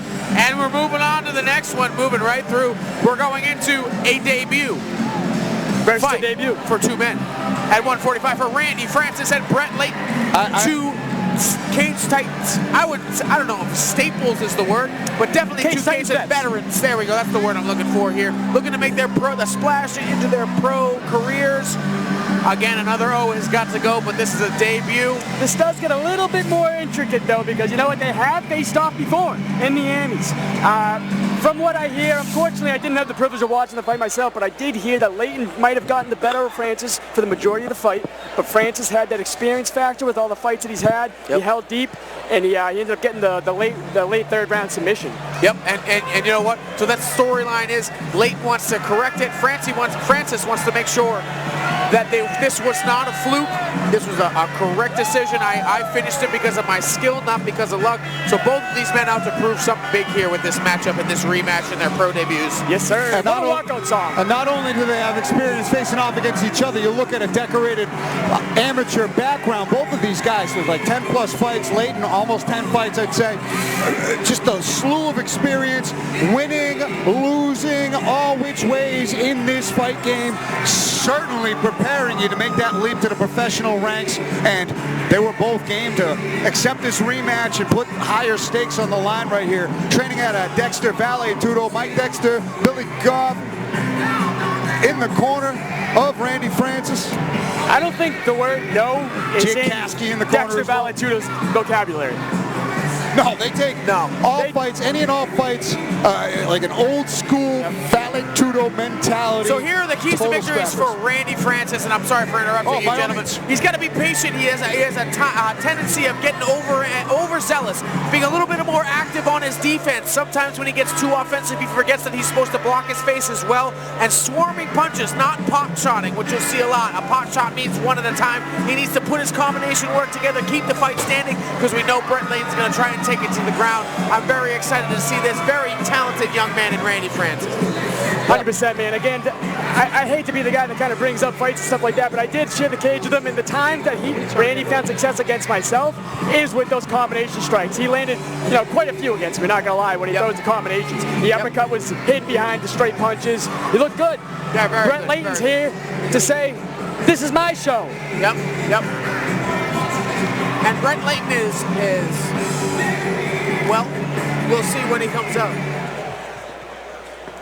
Here he comes now. Speaking of the devil, he shall appear. Ooh, great song as well. Brett Layton is coming out of The Garage. I believe that is a self-made name. but he bounces around all types of places in New England, getting all kinds of looks from all different levels, shapes, and sizes. The number one thing that I love about this kid is the bond that he has with his brother Brandon, man. Anytime they try, it's like a Diaz brother bond they have. They ride together in battle wherever they go, whenever they fight, and we got Cage Titan superfan Big Dan on his feet dancing here to it. There you go. But you're right, the bond between twins is something that I can't really even say. But brothers that fight is something that you've noticed is something that they can carry you. Having a brother to push you there, to always to be there, is very important. Much like the keys to victory here, having a clean slate mindset, not worrying about the past and staying focused in the here and now. His top pressure and his economic ground strikes, he obviously wants to take this to the ground against a good striker. Keep that good shoulder pressure. Don't get overzealous. Keep him in position, and when you can, short shots to open up your passing to better positions. Those tiny short shots you can either defend or you can stay for your position and keep that. One or the other, it cannot be both. So what he has to do is get a good position, keep control, and then economically start poking and prodding to make his passes or set things up for submissions. At the end of the day, as vicious as Brett Layton is, man, he is a true competitor to the core. And when you talk about the economic ground strength, the top pressure, he's a wrestler at heart. That's his foundation. Don't forget what got you to the dance, and having that clean slate mindset. You guys have fought before, but remember what you did to this kid. You've competed your whole life. You know how to have a clean slate mindset. Here we are for the tail of the tape, and the lovely Brittany gets us ready for this featherweight fight. This featherweight tail of the tape. Randy Francis coming in at 29, Brett Layton at 26, both young men. Francis at 5'9", Layton at 5'8", both men coming in under the limit. Randy Francis is going to have just a 1-inch reach advantage at 69. Like I said before, that's pretty nice. 68 inches for Brett Layton. Here's Andy with the introduction. Let's go, baby. Ladies and gentlemen, this next fight is brought to you by Wicked Muay Thai, a professional featherweight fight scheduled for 3 rounds, 5 minutes apiece. And ladies and gentlemen of Plymouth Memorial Hall, make some noise for both of these fighters are making their professional mixed martial arts debut. Introducing to you first, standing in the red corner, standing at 5 feet 9 inches tall and weighing in at 145 pounds. From Norwich, Connecticut, he's representing Team Dexter Vale Tudo. Make some noise for Randy Francis.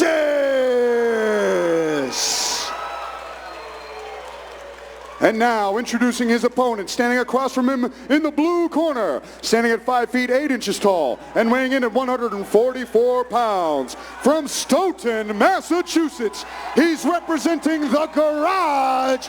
Let's hear it for Brett the Hitman Layton.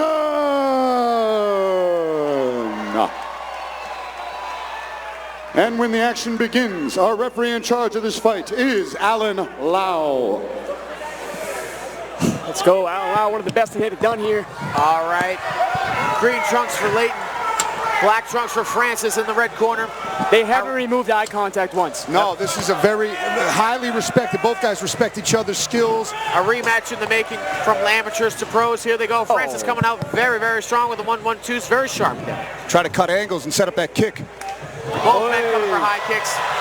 A slip by Layton, but Francis not able to capitalize with the ground and pound, finds himself in guard right now. But this might be a point that we talked about taking your time. He just jumped into a person that is generally a grappler's guard.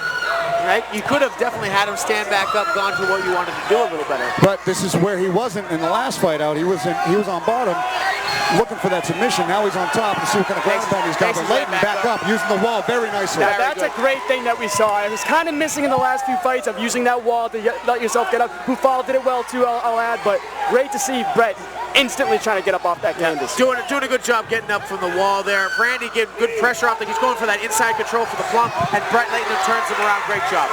Yeah, great job. There's that wrestler's head pressure as well. Nice elbow there. Brett getting right into a takedown. A shot. Yeah. He's going to get the 2. Thrown in a phone booth, double leg. Nice takedown, cross side.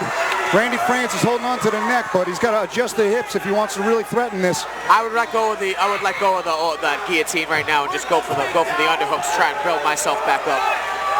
It's a pro fight now. Elbows are legal. Elbows You can are reap the legal. knee. Brett looking to posture here, land his own strikes. Good posture. Got to watch out for that armbar. Good posture from Brett. Good hammer fist. Nice coming hammer down from fist the coming top. down. Leighton Wise. Another one to the body. Nice. He's trying. Randy's doing a good job defending. Got to watch out for that triangle coming up. He's got an arm There in. it is. That's a triangle. He's locking up the triangle. He's got to try and get the angle. He's got to keep his 3 points of contact with that hand on his shin. Yeah, the knot's not correct right now. He's got to get the left Leighton foot doing a under good the job. shin. Yep. He's at least got the threat.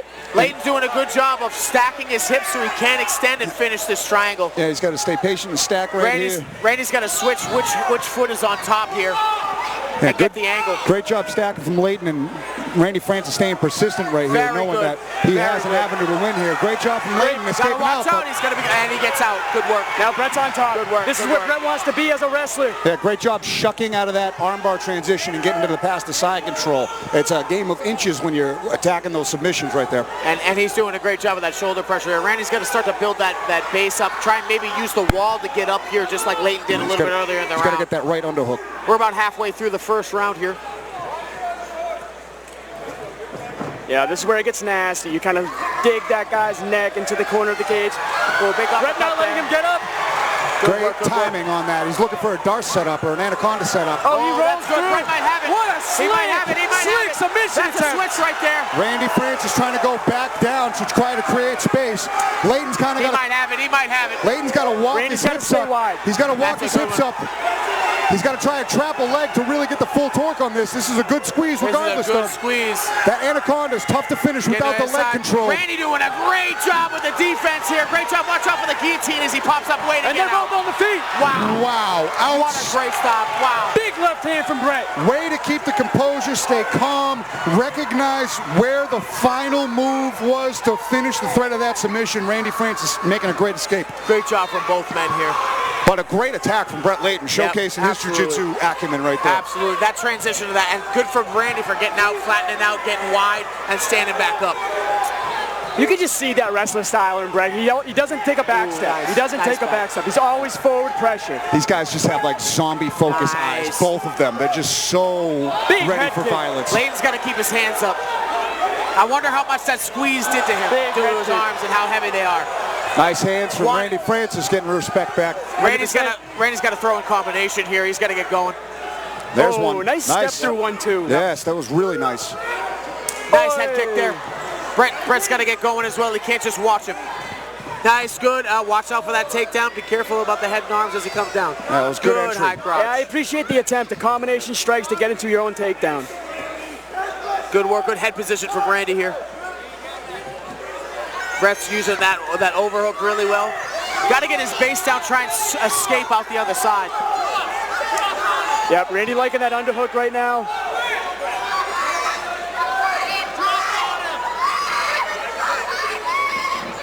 Someone is losing it behind us because they're picking up on our feed here. As they show, this is a high-paced fight. It's a good fight. We got about 15 seconds short time in the first round here. Randy holding a good position, and Brett turns it around. Very good round. Nice knee up the Who's middle going to there. put the final stamp on the first round here? Brett putting a stamp on it at the end here. Very good round. We see a second Very round good of professional action here Very good round. at Cage Titans 62 for the first time tonight. And what a round that was. You see both guys landing good hands, good kicks, both setting up the strikes, both being very defensively sound. You see the ground and pound from Leighton. You see the submission attempts from Randy Francis. Fully complete round of mixed martial arts between these two studs. I thought that submission was in. I thought he had it. Randy did a great job of getting his shoulders as wide as he can, getting flat to his stomach and building his base back up to get back out of there. Brett had a good hold. Now I'm wondering now, how hard did he squeeze there? That could take a lot, could make your arm real heavy how hard you tried to commit to that finish. So I want to see, you saw his hands down a little bit. Brett's usually kind of like that, but I want to see how much that squeeze factored in. Both men displaying a lot of good work here, especially against the cage. 100%. Lactic acid is one thing, right? Building up at the arms, stuff like that. But I will say that I've never seen Brett get tired. Fair Win-wise, at least. I really haven't. The kids always go, go, go. Yep. Fair enough. But Randy, round two, here we go. deep breaths out of him as well. More than a little deja vu. We've been here before. Round two about to start. Green trunks for Leighton, black trunks for Randy Francis, Johnny Cupcakes Campbell. What's your synopsis on that first round of action? Great back and forth by both guys. They both landed shots, but I'd like to see Randy use angles more. Layton's winning these straight line battles, and then with Layton, a little more feinting. He's loading up on some of his straight shots, and he's a little predictable. I'd like to see him feint. Yeah, both guys just a little adjustments, adding and adding some movements and taking away some telegraphs of the strikes.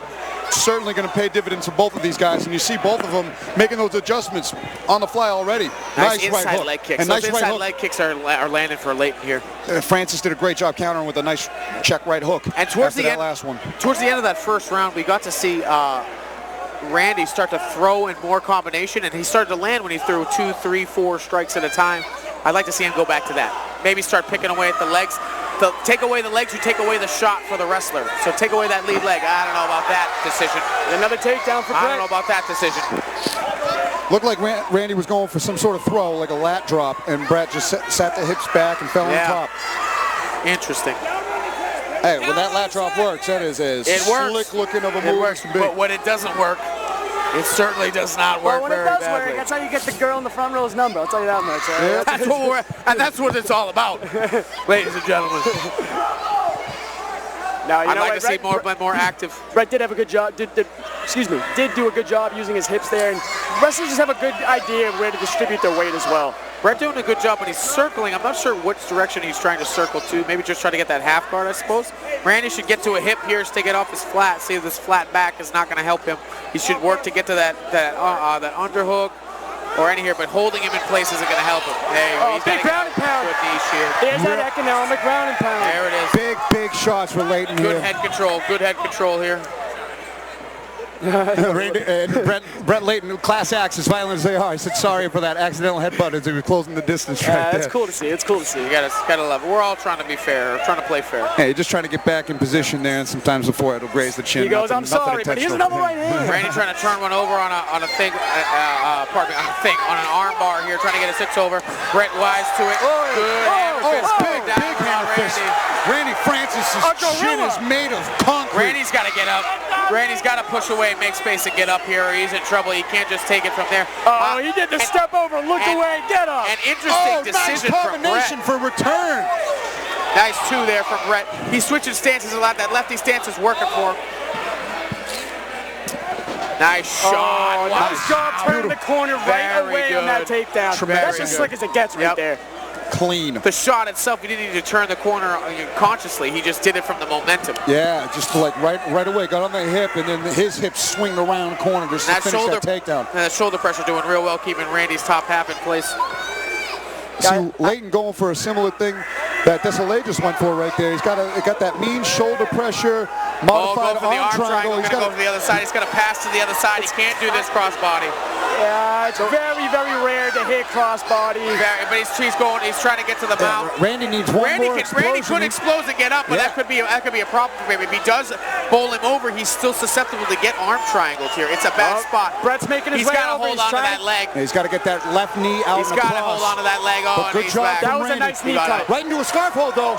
Right into that Don Fry, Mark Coleman type. Trying to isolate the arm big now. guy move, but nice job. Give a shout to Hassan Graham, too. Nice elbows to the body here from Brett. Randy's got to get an underhook and move. Holding his head down in position isn't going to help him. He's got to make his base up and get up. If you look at the control time here, you got Brett with 4 minutes, almost 5 minutes of control time right now.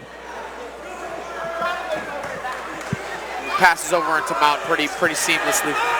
He's got to let go of that head. Oh, Randy pulls him over. What a sweep. Wow. Nice timing on that reversal. Stand corrected. Now, going back to what you said, though, how hard did Brett squeeze on that arm triangle?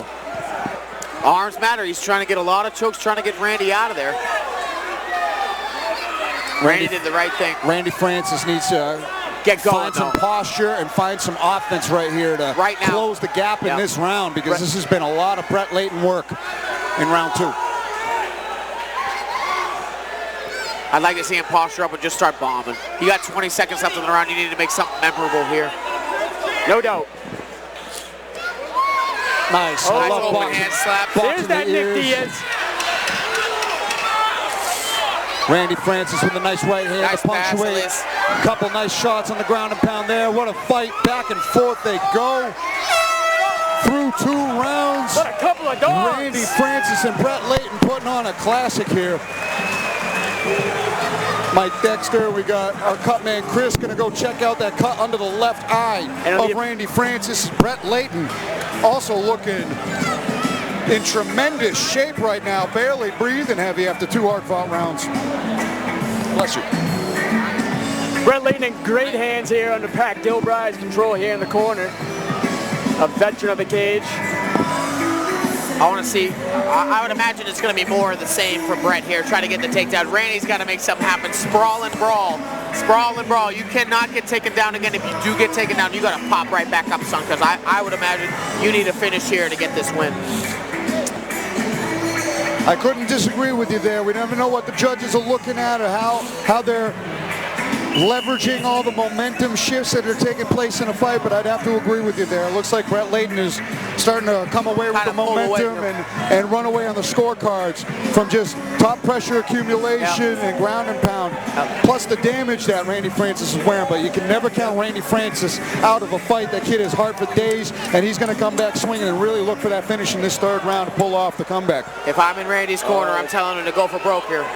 Oh, it's a pro fight, sir. They're taking another look, but it does seem like it's not too bad. It's a pro fight, sir. Come on, baby. He's fine.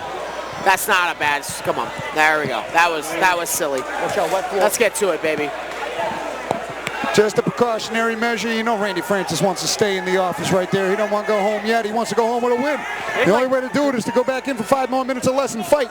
Go for that finish. Brett Layton. 3rd and final round. Here we go. Executing a great game plan. Randy coming out southpaw. Very interesting. Switches through. Randy's got to get it. Oh. Nice liver kick there. Big punch. But Randy Francis, like I said, whatever he had for breakfast this morning, it's going up in stock tomorrow because... Great takedown defense out of Brett Layton there. Using the underhook to turn him onto the cage. I'm sure he's going to look for his own now here as well. Going to go for the trip here. He's going to pull him back. He's got them both off his feet. Yep. Off both feet, excuse me. Good underhooks there. Randy's got to get off that square, getting a track stance off the cage. See how he's leaning too far? He's going to pull that leg out. Yeah. Layton's got a high crotch attempt here. Never mind, he abandons it. He's going to go for he's going for the body lock here. Yeah. Randy's got to make something happen. He tried to go for the turnaround, just missed it.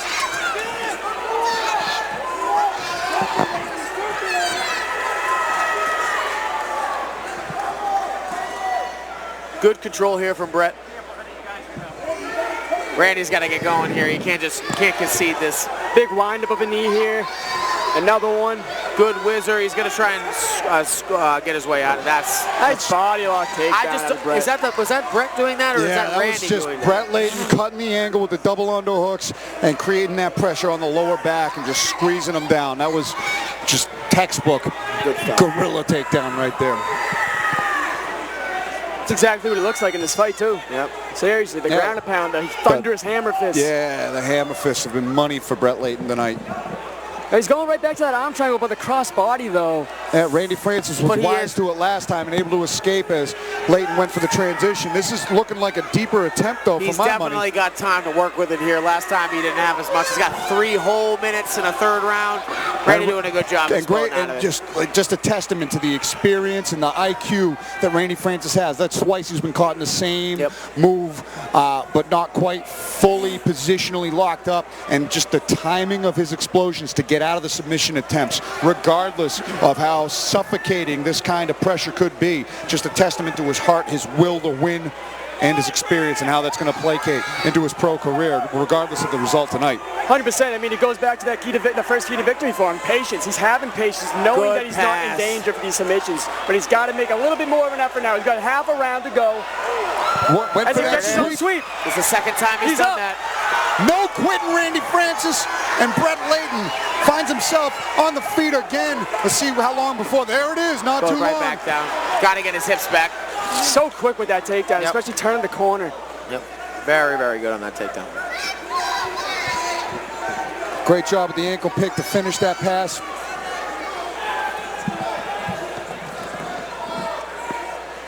Brett Layton just going back to his roots here.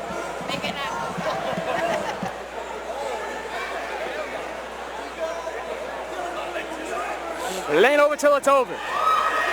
The last fight there, Randy pulled off the last-minute submission. He's got 2 hooks in, flattening him out. This could be it.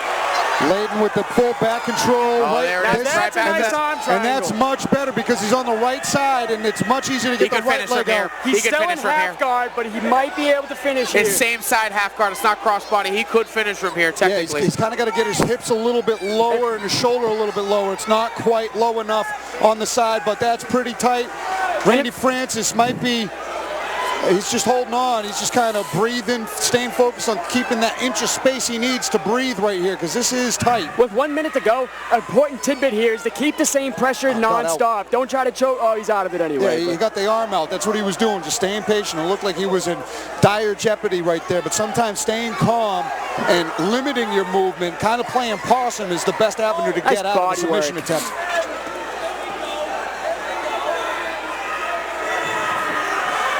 Brett Leighton posturing up. You heard that 45 seconds. Oh, nice shot coming downward. Talk about making adjustments, following a game plan, and not getting caught in the same finish from their first fight. Leighton with the ground and pound, staying out of danger with the jiu-jitsu of Randy Francis, which was on display all night. Nice shot. And that's the story of the night. That's the story of the night. He's circling, he shoots, he turns his corner. It's flawless, baby. And what did we say? Such a high-level fight for these guys making their pro debut. You can see how the work that they put in, the body of work at the amateur level that they put in, prepared them for this fight. Both guys showcasing toughness, heart, IQ, and ability to do damage and perform as martial artists in every facet of the game as they share a respectful embrace at the end of yet another war between these two competitors. Thank you, Randy Francis, and thank you, Brett Leighton, for another incredible fight. Oh yeah, entertaining from bell to bell. Brett Leighton, like we said, he went back to his wrestling roots, held position whenever he had it, economic ground and pound. He followed the keys to victory perfectly. There was a great game plan coming out of the garage. Great coaches in his corner guiding him. But Randy Francis, man, at the same time, he had his own licks as well, especially on the feet. The combination punches where he found a lot of success, as we're going to see some replays here in a minute. Let's see the quality of work here. Brett Leighton, the story of the whole fight is that top control and constant pressure with that good ground and pound there on the top. Little accidental headbutt there. But just the grappling, the top control, the shots from outside for Brett Leighton. Those double legs and the turning of that angle was the tail. Anytime Randy started to get any kind of offense mounted, he shot, he turned the corner, he passed aside.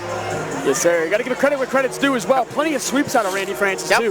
From mount, especially from being in a mounted position to turning it over to a guard. That's very difficult to do. Not one time, but 2 times he did that. Very difficult. Both men have good futures. Randy with the tail of the tape or the decision right here.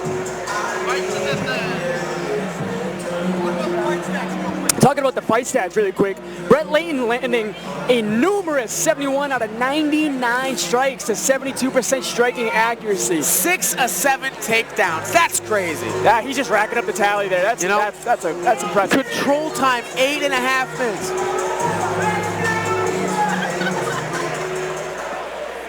Ladies and gentlemen, keep it going for these two.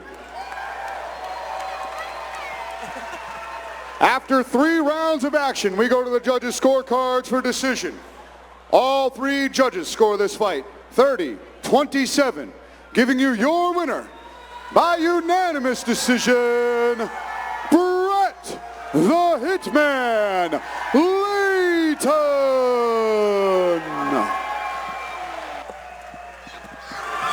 Brett the Hitman Leighton officially 1-0 as a professional mixed martial artist as he gets his first professional dub in the Cage Titans cage. Welcome to the pros, baby.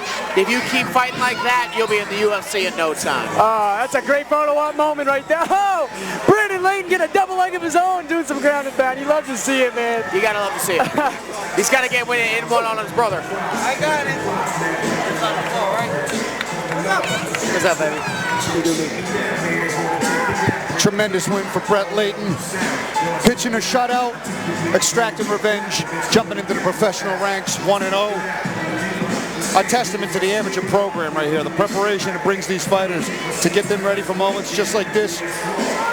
like we said earlier, it's just cool to see the evolution of all these fighters, man. Like, it just shows how much work gets put in the Emmys. They take the toughest fights, they dog all out, they go through all this adversity for moments like this where you can finally get some professional dubs on your record. Hey man, I've been around this game in New England, especially just for about 15 years now, and all of the amateurs that are now pros, and now this new batch of amateurs, I've watched you all grow and become consummate professionals, and it's an amazing thing to watch. But another thing to watch now is this next matchup at welterweight for Aaron Trussell and Sam Watford. It's going to be a barn burner. I can't wait for this one. These two guys are out for violence.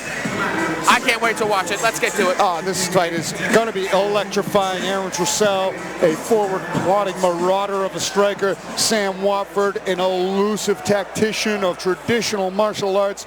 We're in for a scrap that none of us should blink for, because it could end in an instant. No. Do not blink. I can't wait for this one too. This one that I circled in my own fight card. I circled this one. It seems Trussell's walking out first, I believe. Yep. Aaron Trussell. This is Earthquake, or they call him Louisiana. He's a scary guy. You know what? To be honest, and he coming from the Senior Tong school, he is probably one of the most laid-back, funny guys. But when he switches that thing on, it is over. He is there to hurt you in every way, shape, and form. He's just got that real mean, competitive streak about him. He's got nasty ground and pound on top. And like I said, going back to it, that just evil intention. He just wants to hurt you while you're in there. Like I said, outside of the cage, turns it off. The sweetest guy you've ever met. It's a complete dual personality. Total switch. Last night, all at the weigh-ins, the most polite, wonderful guy, soft-spoken, respectful, and then he just the complete turn-up that he brings in the fire, in the scrap, in the violence, in the chaos. He's in his element, like words can't describe. In the trenches. He's in the trenches. When he walks through the cage doors, he is no longer Aaron. He's Louisiana. He's the Earthquake. He's coming there to wreck shit. That's all he wants to do, is knock buildings down in the most spectacular way he can. And he does that. He comes to deliver. And he finds his fire inside the fire, if that makes sense. Very good when it gets nitty and gritty, and always willing and able to pull out a nice win. A very, very good Earn Howell. 100% here. The keys to victory for Aaron Trussell is forward pressure, making it ugly, and countering the kicks. If you've seen Watford fight before, you know he's got that Kung Fu karate style of combat where he loves to throw these fancy kicks, question mark kicks, spinning kicks, side kicks, round kicks. If you can counter those kicks, address the kicks early, because they are going to come. It's one of his strongest weapons out of Watford. And just continue with that forward pressure to get out of kick range and make it your own ugly fight. That's how he's going to win this fight against And coming from Senior Tong, obviously, if you're going to learn of any place to counter kicks, it's a Muay Thai school. So just like you said, finding that timing against that funky karate style, and every single time you make Watford miss, you punish him for it with his legs. Take those legs away, make it gritty, and then take away the leg range entirely. Aaron Trussell has entered the cage, and might I say he has a great haircut. This handsome man from Louisiana. Looks pretty slick. I'll give him it. I was digging the fro last time out when he fought Shane Dillay, but this is a slick cut as well. I like the fro. And man, I like the fro too. Super Saiyan Sam Watford, as creative and eloquent of a movement tactician in there. The way he sets his kicks up, so lightning fast, zero telegraph. And they say very quirky, kind of a quirky style, you know what I mean? He mixes in his karate and that traditional style with those side kicks very well. It's hard to time. If you have a traditional type of timing and rhythm for striking, those traditional martial arts, Kyokushin, karate, Taekwondo, all those things have a different kind of timing you have to adjust for. And you see so little of it that in live action, it's hard. It takes a minute to get used to. But once you do, you can start to figure it out. But Sam is very good at utilizing those side kicks and that traditional martial art to disrupt timing and follow up with his own thing. And that's just to speak about the offensive attacks from Watford. But at the same time, I've seen in his fights, he does a great job shoulder rolling and getting these punches and strikes to just perfectly slide off the shoulder. It's a very impressive thing to watch. Yep. And we'll get the keys to victory for Mr. Watford coming up here in just a second. Here we go. He's going to be elusive aggression, which just means he's going to be side to side. As soon as he makes somebody miss, he makes them pay. And any time that he makes Aaron make a mistake, he has to hurt. Feints, making sure he's biting, his opponent is biting on everything, poking and prodding to see what works and what doesn't, and keep it flashy. Like we talked about timing before, the flashier the combination, the harder it is to prepare for it. So do those sports, the spinning tornado kicks, the capoeira kicks, whatever. You keep your opponent guessing to keep them guessing on your timing and your rhythm. That way you can open up for more unique strikes. He came out to a great song. A lot of good songs tonight. And people really undervalue the importance of a good walkout song. Oh, for sure. It gets you in your groove. It sets the tone. Sets the tone. I'm actually particularly excited to see, and not this matchup, but a later matchup we have in a couple of them, Jerry Muse and Aaron Hughes. The Muse versus Hughes. I want to see what walkout songs they come out to. Oh, man, that's going to be a spectacle. That's going to be a spectacle. The greatest thing of the year. Indeed, but this fight right here is going to be a spectacle and a half. 100%. Right? No doubt. A complete contrast in of a different striking styles, aggressions, but equally talented, equally dangerous, and we are in for a treat of a fight at this welterweight scrap. Both of these men are absolute units. Look at these guys. Very much in shape. You never have to question how hard they're working in camp. I've never been able to have the pleasure of watching Sam train, but I have watched Aaron train, and this man goes until he physically cannot walk anymore. So both of these men very well conditioned, ready to fight, and like I said, they're going to put on quite a show for us in just a few moments. All right, our tail of the tape for this welterweight scrap. All right, Aaron Truscell coming in at 29. Sam Wofford at his elder 32. Both men 5'10", both men 171 pounds. Aaron Truscell coming in at a slight disadvantage at 3 inches to 73 inches to 76 inches for Sam Wofford. It's going to be a hell of a war. I can't wait for it. Here's Andy with the introductions. Let's scrap, baby.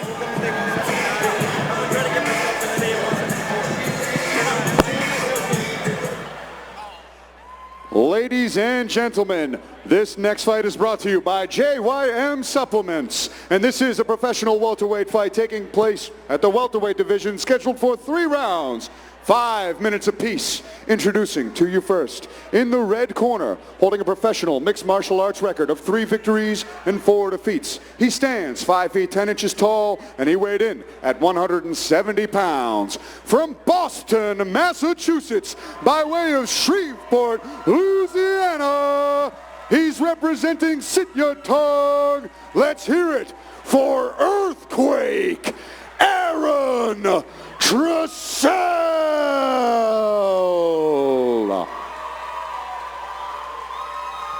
And now introducing his opponent, standing across from him in the blue corner, holding a professional mixed martial arts record of 4 victories and 6 defeats. He stands 5 feet 10 inches tall, and he weighed in at 171 pounds. From Milford, Connecticut, he's representing FAA Connecticut. Make some noise for Sam Super Saiyan Watford. Damn, I'm jealous of that. And when the action begins, our referee in charge of this welterweight fight is Marcel Varela. Hey, Andy, you know what? A man of many hats you are. Do me a favor and just do this once through your hair real fast. There we go. You know, you're a man of many hats. When you take off your headset, it flings forward a little bit, so we just got to make sure we slick that back. Still a stud nonetheless. Here we go, right into it. At least the stash makes up for it. Blue trunks for Sam Watford, yellow trunks for Aaron Truscell. Big leg kick early, both sides. A lot of power. Now, open stances here. You're going to notice that the lefty and the righty go for body kicks a little bit more. Right? And you'll notice it's about who's on the outside of the lead foot. Yeah, whoever can get that rear side closer is going to be able to attack a little bit especially better. with that rear hand. It's the pivotal weapon against the opponent in the opposite stance. But for Watford, the southpaw, that left kick targets the liver proficiently. And there's that that's side a devastating weapon Those in this. unique There's that side kicks. And he throws it Straight from to the quad. he throws it from a Muay Thai stance, which makes it hard to read. Aaron doing a good job circling to the right side. They're both, standing in the middle, not get too far from each other.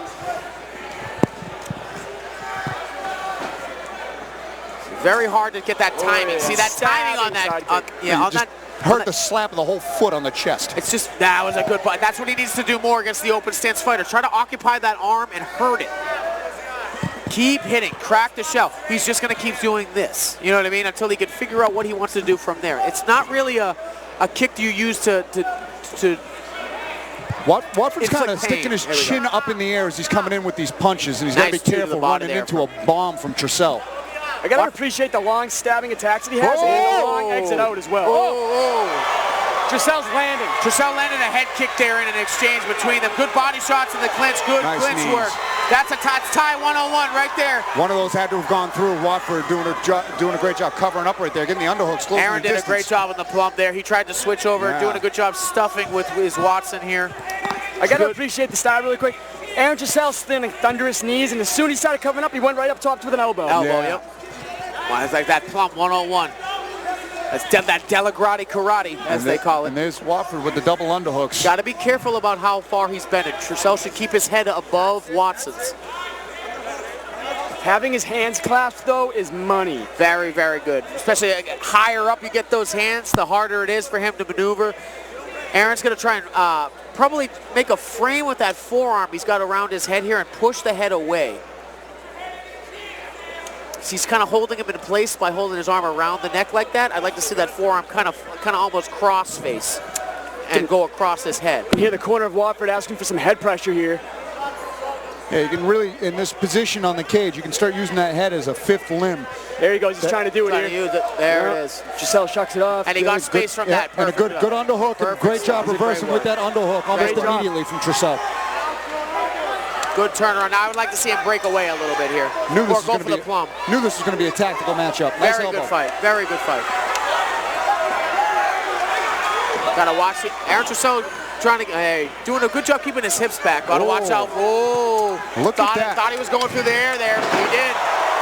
The step around. Right up. The That takes a grace. lot of energy. You gotta be careful getting his hooks in here. He's got one arm trapped. He does, but he's a little Trussell's gotta high. stand up. He's gotta stand up and buck him off. And he's got to watch that right arm too, because even though that left arm is trapped and he's high, that right arm is right in position to get arm barred right there. Trussell doesn't mind his P's and Q's. Got to choose his next move correctly here. You got the hand free. You almost pick your poison here. Got to get his back flat to the front. Wofford's got the body lock. triangle here. Yep. Very good. He's got to get that lock side broken. I can't remember the last time I've seen somebody implement a body triangle on the ground right here in Cage Titans. I've been doing this a long time. So what This is- Aaron's this is going to try and do is great position for Watford. The leg that is locked and facing downward towards his hips, he's got to get up to his reach down and get up to him and pull up so he can separate the hips and then turn into.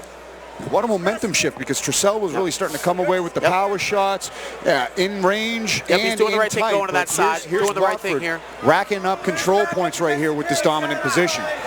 He should try and get that bottom leg under the foot of Sam Watson and bring it up to him. 100%. Trying to spider walk your leg underneath it to get it and higher that'll break the lock that he's got with his legs here. If he brings that bottom leg and just pulls it up here, he could break that and then try to turn in from here. Aaron's like looking at the ref, but it's you got your back taken. There's no stand-ups happening there. You gotta. It's a tough position, You man. could, but it'd have to be there a long time. Nah, you can't stand up from a back take. I don't You know? care if it's 5 minutes and everybody's booing. A back take's a back take. You're preaching to the choir here, baby. You're preaching to the choir here. I get you. Regardless, short time left in the 20 round. seconds. 20 seconds. But then you got to remember, too, when we're going about takedowns and control, right? We're talking about somebody on top here. If he's got the back but he's just holding, how does that score? Do you know what I mean? How do the judges see that? You're just kind of... but it's still the most dominant position. Oh, I'm not debating even if that. you just I'm a huge proponent of not giving somebody a round just based on a takedown when you stay in someone's guard. But this is dominant where Aaron Trussell is on the full defensive the entire time. That was just the last minute. It seems to me Watford won the round with that one. Keeping the body triangle, the body triangle out, and 10 seconds left in the round. He was landing a little side hammer fist on his head. I personally would edge it 10-9 Watford. I would say the back control definitely I'm not a probably judge. gave it away. I'm not a judge. Gave it away. That being said, Aaron Trussell showcasing some promising power in the stand-up department right there. But Watford found a home for that body lock, getting that top control, and he seems to be content and comfortable remaining in that kind of fight. So, Johnny Cupcakes, after one round, what do you see between these two? Keep your eyes peeled on the clinch battle that's happening in front of us right now. We got two very good strikers, but how this fight plays out is going to be heavily dependent on who wins that underhook battle. If Trussell can get that tie plum, you can tell he's deadly, and when Wofford gets that underhook, he's getting the takedown. So where the position could be a little bit boring, eyes peeled on the screen and watch what happens because it's going to be important. And that is the undisputed from those who participate in this sport. The clinch game is the most physically taxing part of this game. Grueling. And that is the key element to who's going to come away with the win in this fight, because that's kind of been the big drastic momentum shifts. Nice return from Watford there. You can see he set things out. The columns are moving in Watford's head. He's trying to set stuff up low to the body and come back up high.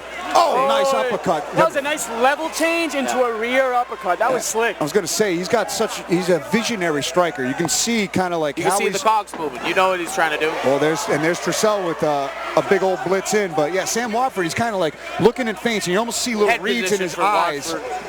That he's like, oh, I'm gonna throw this punch next. I set him up with this feint, and there he goes and throws that shovel uppercut. Good position from Aaron Trussell as well. One good thing I frames really, here. his Good frames are great. You can tell he comes from such a great Muay Thai school with the heavy frames, draining him slowly. You'd be surprised how much energy it takes, how little energy it takes to have that frame and get the space to get out. But how much energy it whips out of the other guy, Oh too. yeah, 100% to fight against him is very difficult. Same philosophy as framing up in jiu-jitsu. You got to create that space to be able to get up. It's the same thing in the clinch in the Muay Thai world. You got to create that frame, get that forearm based against the it's net, just like he's doing like right now. Perfect. You know, and Watford doing a good job holding on to him here. Good knees to the legs here. Aaron's got to find his way out and turn real hard. There it is. He gets to the center. Oh, nice right hand on the break from Aaron Trussell. Aaron's breathing through his mouth. Oof, nice side kick right to the solar plexus. Side kicks hurt, baby. That was a good body kick right there. Big kick. Aaron's got to start to open up a little bit. There was a good sprawl from Trussell. There it is. Great defense. That's what he's waiting for. He's still circling the right way. He's got to get a little bit more active with his hands, but I think he's doing the right things with his feet. Watford doing good standing inside, keeping his range, especially with that side kick as he comes in. He's really disrupting the timing of Trussell. Whoa, the hook kick comes up. If he still had the afro, that would have landed. Cut the afro right off. That lead leg attack of Watford is very good. Aaron still not deterred, though. He's looking for his opportunities, and when he does find an opening to let loose a combo, he's had a lot of success and has made Watford respect him. I'd like to see Aaron go back to those body kicks. Those body kicks from that jab. Touch that jab, and then maybe as he circles, see how he's circling into that power side? Just start fucking... Oh, pardon me. Pardon me. It happens. It happens. Just start smashing those in there. Pardon me for everybody at home. Just start smashing that leg into those rib cages. It seems like Watford's kind of getting into his groove pretty well here. He's shoulder rolling. He's showing his left hand. He's sending down the right down the pipe. Yep. Kicks are firing. There it is. That's what I'm talking about. That's what I said. He's got to do that again. What'd I say? Head kick behind. Nice knee from Sam Watford. It's like a bat out of hell. He's coming out. He's hurt him. He's got him hurt. He's got him hurt. He's got him hurt. This might be it. That's it. What did I say? Go back to it. Go back to it. His balls was hot. Derek Lewis would be proud. His balls was hot. And the shorts are gone. His balls was hot. What were we saying? Let's go. What were we saying? The patience. He's waiting for those opportunities to throw those punches. Let's go. He was embracing the struggle of those side kicks, that movement. And then when he did let off a barrage, Sam Watford sitting there rolling, shoulder rolling, making a lot of them miss by just inches, but he stayed persistent, followed up 5, 6, 7, 8, 9 shots. The 8th and 9th landed, had Watford hurt. We'll see the replay up in the board, but then that ground and pound, that sprawl, couple of beautiful shots right to the side of the ear, flatline Sam Watford in a great stoppage. Look at this barrage, right hook lands, uppercut, right hook, left hook, boom. It was just a flurry. He was missing. Boom, boom, boom. That body kick that sent him back. As soon as he went to that rear body kick, that changed the entire tempo of this. He landed it flush. It stung Watford, and then he just swarmed. He saw blood in the water. 100%. That's what you call pure professional adjustments in round. He understood what he needed to do to start catching Watford. A single couple shots weren't going to do the trick.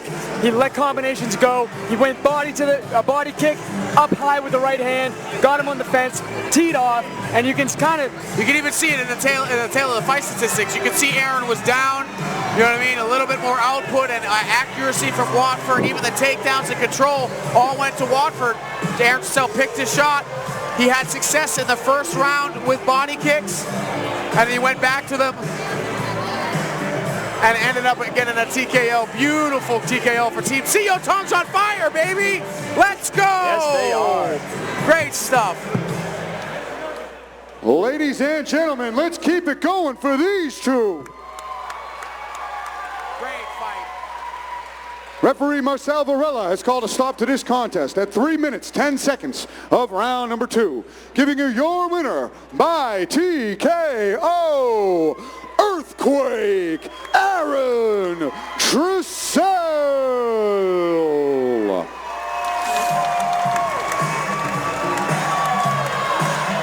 What a great performance and a good comeback. Great finish for Aaron Trussell, the Earthquake. Louisiana, represent. Stand up, baby. You did great. This guy's the man. Grooving his Earthquake.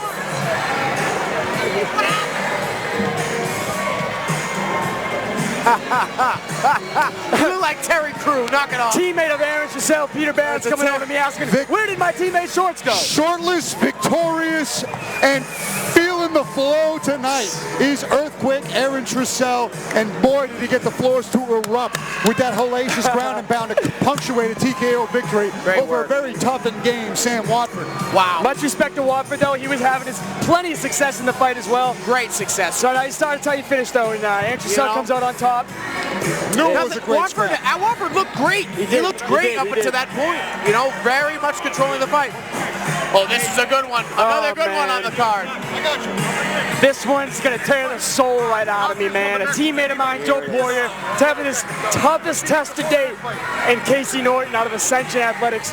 A black belt in Casey Norton. Joe, man, he's been knocking down these challenges left and right. This is my best friend, my brother, man, and I'm gonna try to remain as unbiased as I can, and just let the violence ensue. Joey Guns, here we go. Casey Norton. You hear that, Derek? This is I muted actually very myself good. down I here. love I to should be see muted. young, talented cats facing each other. You don't see it a lot. What was that? Just two guys with a great potential facing off. Both of them have bright futures. I think that this is something that you should see more with people that are just coming up.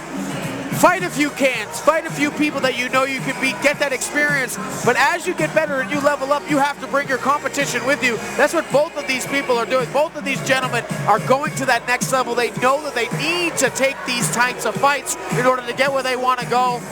And we're going to see two really talented cats on display here who have a very, very bright future. 100%. It's been the common theme of the card, and actually, to be honest, the last couple of cards here in the regional scene.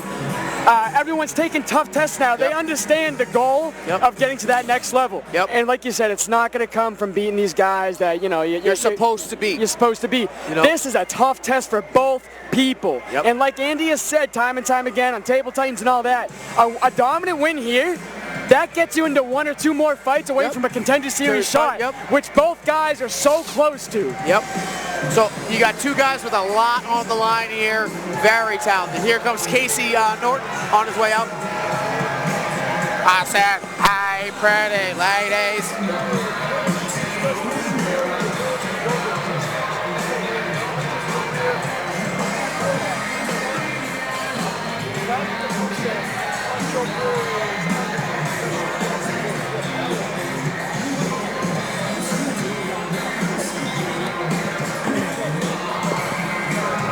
Let's get our keys to victory.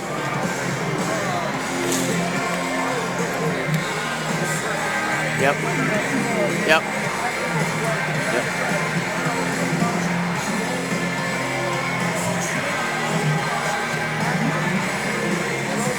natural counter striker. And he's got to bring the volume up as the fight goes on. We've seen Poirier lose in fights where his opponent doesn't go away early, and then later as the fight goes on, the volume overcomes. So we've seen Joe Poirier make those adjustments in his career already, but that is how Casey Norton is going to find success, is if he stays patient and exponentially ups the volume. Yes, sir. And, you know, one quick thing to note here, Casey Norton is a professional as they come, man. He did have a little bit of a tough weight cut, it seemed, where he had to come out of the sauna, 27 and a half, 128, whatever the hell it was. Regardless, both guys stopped cutting weight at 128.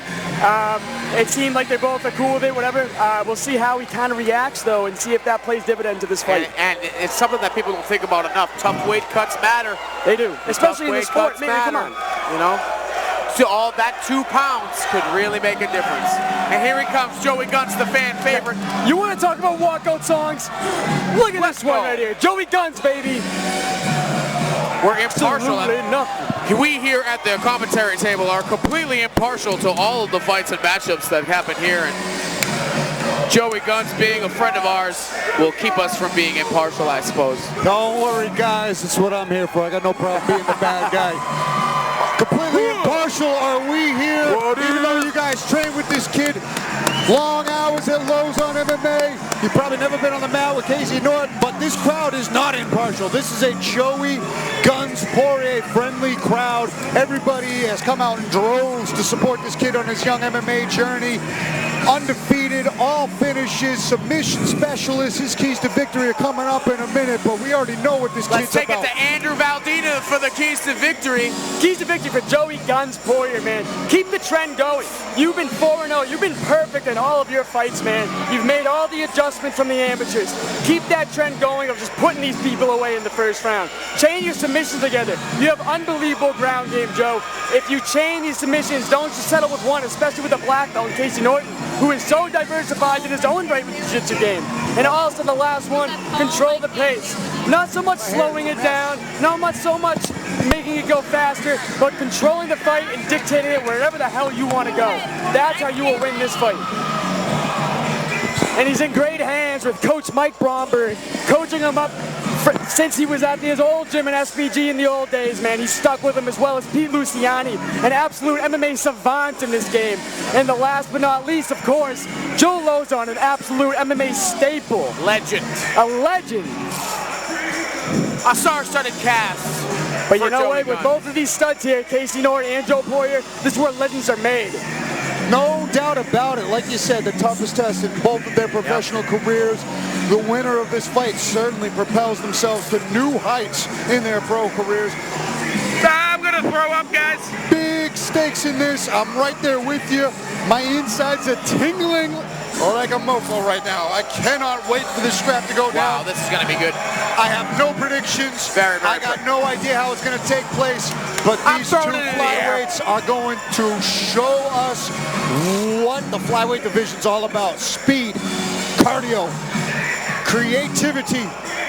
And Joey Guns awaits that final pat down, and he awaits the roar of the crowd as he enters the cage, Titans cage once again, as he has so many times before, and he looks to make a rude awakening. Let's go, baby! For Casey Norton, and I'm going to get this ready in a moment. Here's the tail of the tape for the measurables, boys. All right, this tail of the tape for this matchup, 26-27 to both these competitors. Both men are 5'9". Both men came in a little over the limit, but they agreed to it. Casey Norton actually has the reach advantage at 3 inches at 72 inches to Joey Guns Poirier's 69-inch reach, and that's really nice for Joe. Here is the introductions from Andy. Let's get to it. Ladies and gentlemen, a quick reminder that the official Cage Titans 62 after party is taking place at Tavern on the Wharf, directly across the street from the back of the building we are all currently in. Hope to see you there, grabbing a beer with your favorite fighters, as this next fight is brought to us by Chime, a professional catchweight fight scheduled for 3 rounds, 5 minutes apiece. Introducing to you first, standing in the red corner, sporting a professional mixed martial arts record of 3 victories and 1 defeat. He stands 5 feet 9 inches tall, and he weighed in at 128 pounds. from Terryville, Connecticut, he's representing Ascension Athletics. Make some noise for Casey, the Wonder Bread Warrior Norton.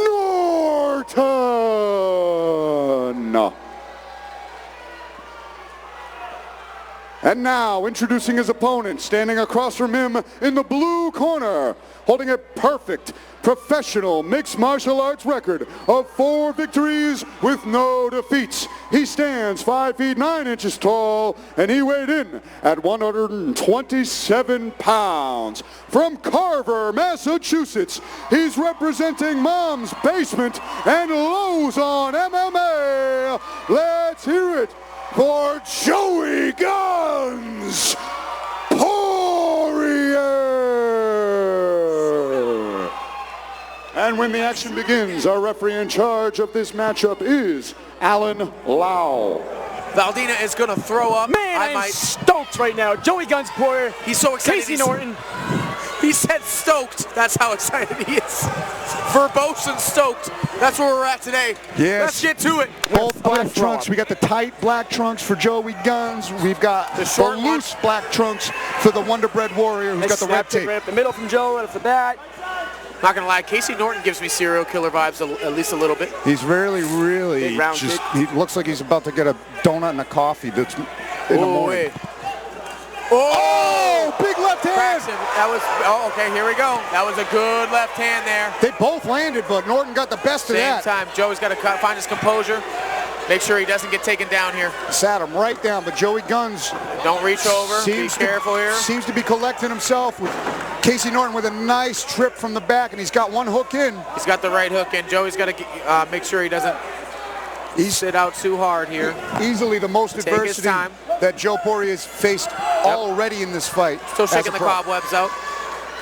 The strong jiu-jitsu game from Casey Norton. Already has the back here with a big left hand to start it off. That was a good left. They both landed at the same time. Casey was just a little cleaner. Yep. Nice elbow over the top. Got to be careful because that drop's coming. There we go. Got to be careful reaching over the head there because that body lock's coming. That was a good trip there. Good from Casey.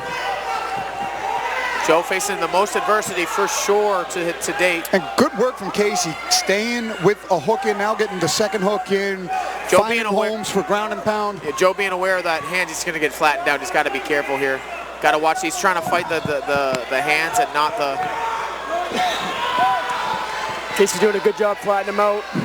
Casey's staying under both arms. He's got to get to a hip here. He's got to be careful. Joe needs to get his back to the mat. And he's about to. Get his left leg under, his bottom leg under. Casey's doing a good job with the hip pressure here. Joe's doing much better getting to a hip. That takes away the choke immediately. Yeah, you're now mounted, but you got your back to the fence, and you can start trying to wall walk there. But Casey Norton, a great job not letting He's got a lot of time to go. work with. He's keeping heavy on the hips and keeping this dominant position. Joe's just got to be careful about submission attempts here. As soon as he starts to posture up to strike, he's got to start exploding up. There it is. But got to watch out get flattened out, though. Great riding from Joe's got to fight from the inside. He can't let his arms or his neck get taken here. He's got to go back to that hip again. There it is. Oh, that looks like it might be a... Oh, never mind. He abandoned it. Halfway through the first round.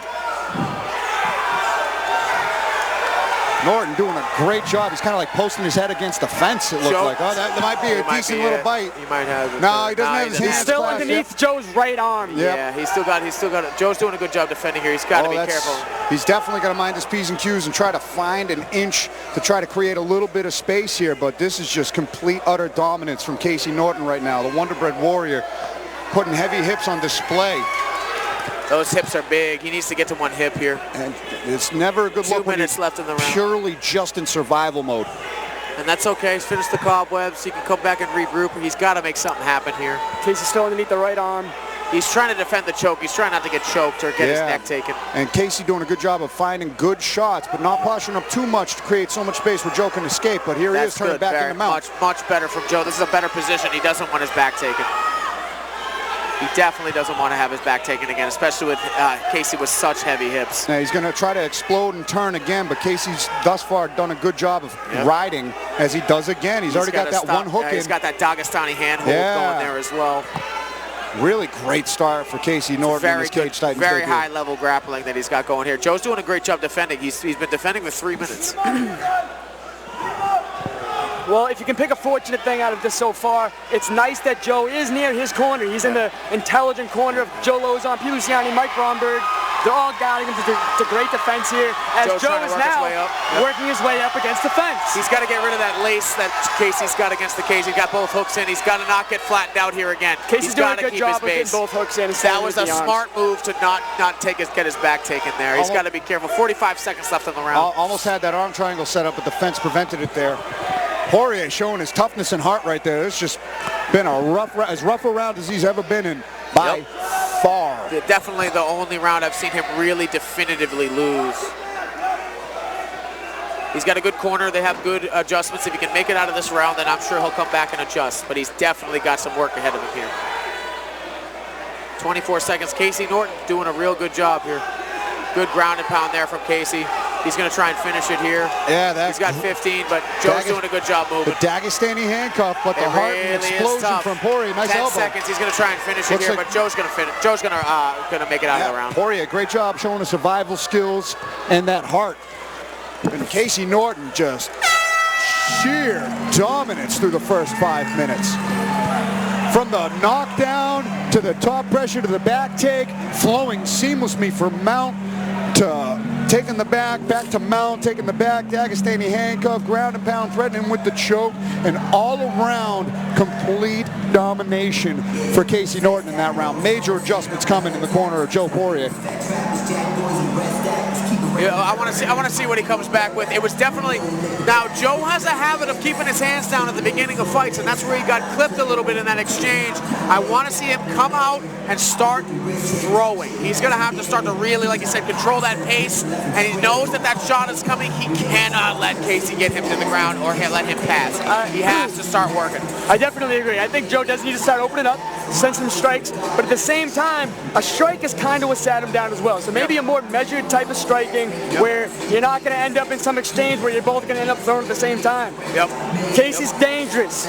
Joe's dangerous. Use his feints. He's going to have to use his feints a little bit more. Casey's doing more of the same. Yes, what more can you say about him? No doubt he got the best adjustments in the corner there from both sides, to be honest with you. Pete definitely sank some life into him there. The first time we've ever seen Joe really marked up. No and you got to removal of eye contact here. They're both fired up. You got to stick to the game plan if you're Casey Norton. I want to see what adjustments Joe's got where for the the round success lies, and you got to get back to that position. And he's already flirting that left hand flying out there. He's already circling too far to the left. He's got to circle towards his lead side. Casey doing a good job. That level change of his, that very slight level change of Casey's is what's getting Joe a little bit confused. Nice left hand from Casey. No telegraph. That left hand and the left high, all the left side strikes are starting to land a little bit. He's got to be careful clinching up. This is what Casey wants. Now Casey has an underhook on the cage, head pressure as well. Don't go for strikes here. That's not a good idea. Casey doing a good job with that hip. He's got to get that hip out. Nice knee pick. Beautiful. Nice beautiful ankle pick from Casey Norton. Joe's still landing in his own corner. No doubt he's got to start to work up. He's not. The guillotine's not the way to go here. You saw Poirier chaining submissions together in his last fight against Chris Catarino, and throwing that triangle all the way to the guillotine, and today Anaconda finish that I think he ultimately got. And that cage is really preventing him from getting the sweep that he's after here. But he started it. He's got that butterfly hook in. From the guard. Now he just needs to get his guard back if he wants to start playing the offensive game, because even though he's on his back, this is way better than he was off in the first round. 100%. Way better. Oh, yeah, absolutely. But Casey Norton, he's got to mind his P's and Q's with the ground and pound in this position, because Joe Poirier can throw up submissions lightning fast. Casey's got an intelligent game plan, to be honest with you, man. He's being very economic. He's knowing when to keep position, knowing when to strike. It's a good showing for Casey Norton so far in his toughest test to date.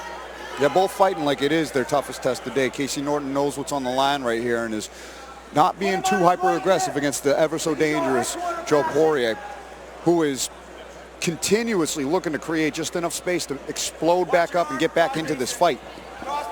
I will say one thing, man. Me being a wrestler at heart as well, not gonna lie, I've taken Joe down in my day, but I'm telling you, he's dangerous from anywhere. Anywhere. 100%. Off his back, he can still submit you as he did in his last fight. I would like to see him start to work towards an underhook and work his way up. He seems very, very complacent to stay on bottom here, and that's what Casey wants. He's just gonna sink his hips down and his weight on you.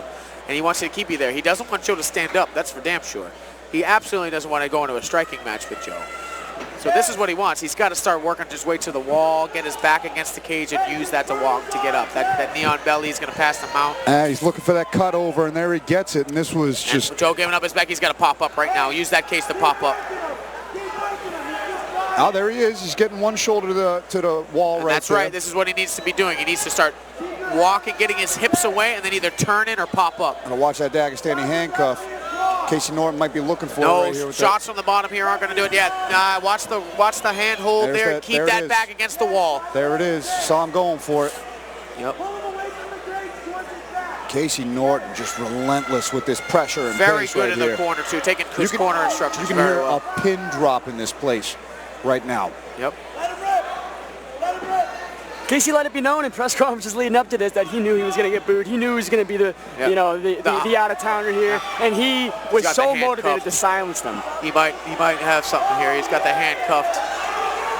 Go for ground and pound. Joe's got to make something happen here. Referee It's a Alan Lau professional looking fight. really I hope close. Alan Lau gives them a little bit more time. It's a professional fight.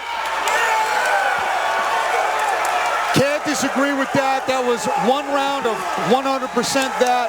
A lot of time left in that second round, and Casey Norton really started upping the volume with the ground and pound right there, and Poirier wasn't able to get up in round one. Alan Lau seen enough in round two. A great TKO victory for Casey Norton, climbing to 4-1, handing Joe Poirier his first professional loss, and doing it in completely dominant fashion. And as tough as this is for Joe right now, he will come back stronger. He needed this. He needed something like this. As tough as it is right now, and we all don't want to face it, his home and his fans and his friends, Joe needed something like this to fight a wall like that. Can't walk through everybody. A lot of learning lessons are going to come out of this for Joe Poirier, but the moment now belongs to Casey Norton, who made the trip all the way up from Connecticut to silence this crowd here against a really dangerous undefeated prospect. And he did.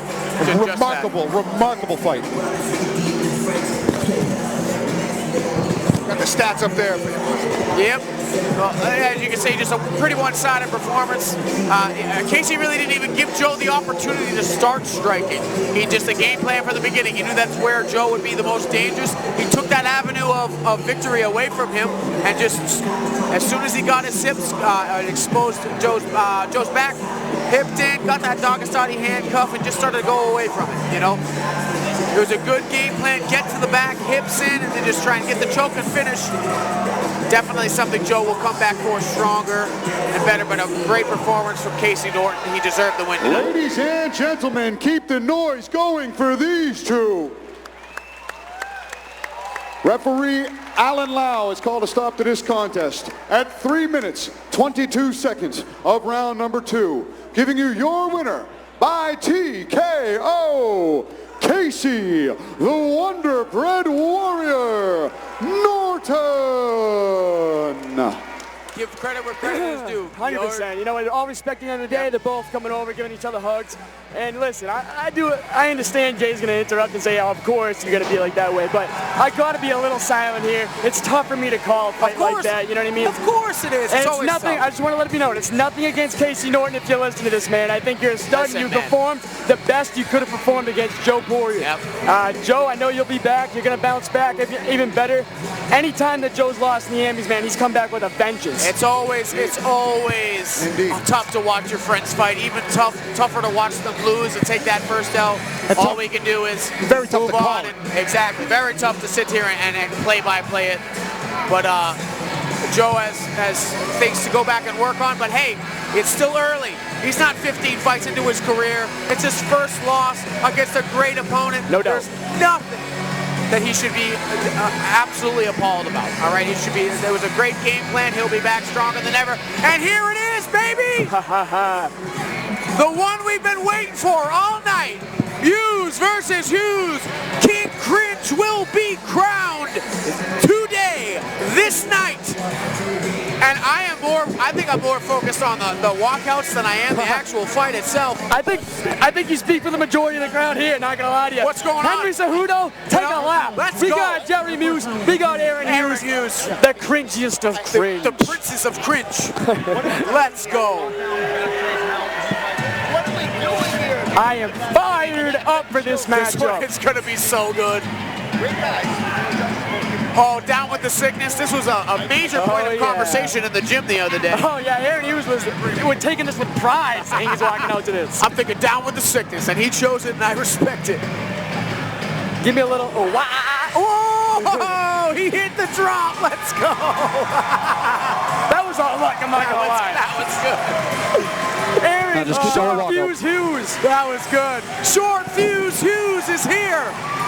Man, now you want to talk about evolution, guys. Seriously. Exactly. He has fought for an AMI title, came up short. He turned professional, took his lumps, and now he's in a position where if he wins this fight, he's a front runner for Fighter of the Year for Cage Titans. At least the most improved, absolutely. He 100%. went from having a hard time coming out the gate from his amateur career to even a rough time at the start of his pro career. He's turned that around. I can say with utter confidence, Aaron Hughes puts in the work. He might not be the most outright talented guy, but he's working every single day, posting every single day about what he's doing, his nutrition, his keys to victory for this. Keep him guessing. It's hard to do with Jerry. We're all going to be guessing on this one. Know when to bail. It's okay to disengage. It's okay to not say, I don't want to get into that with you. And then back it up. Going into those body kicks. Slow Jerry down.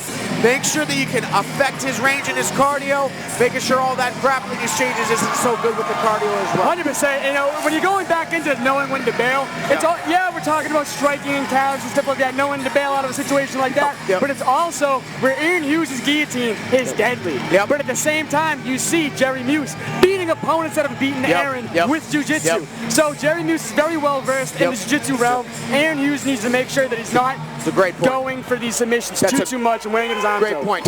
Don't be afraid to go for it if it's your bread and butter, but know when to let go of it and change the game plan up, because it might not be as effective against the caliber of grappler that Jerry Muse is. And here he comes.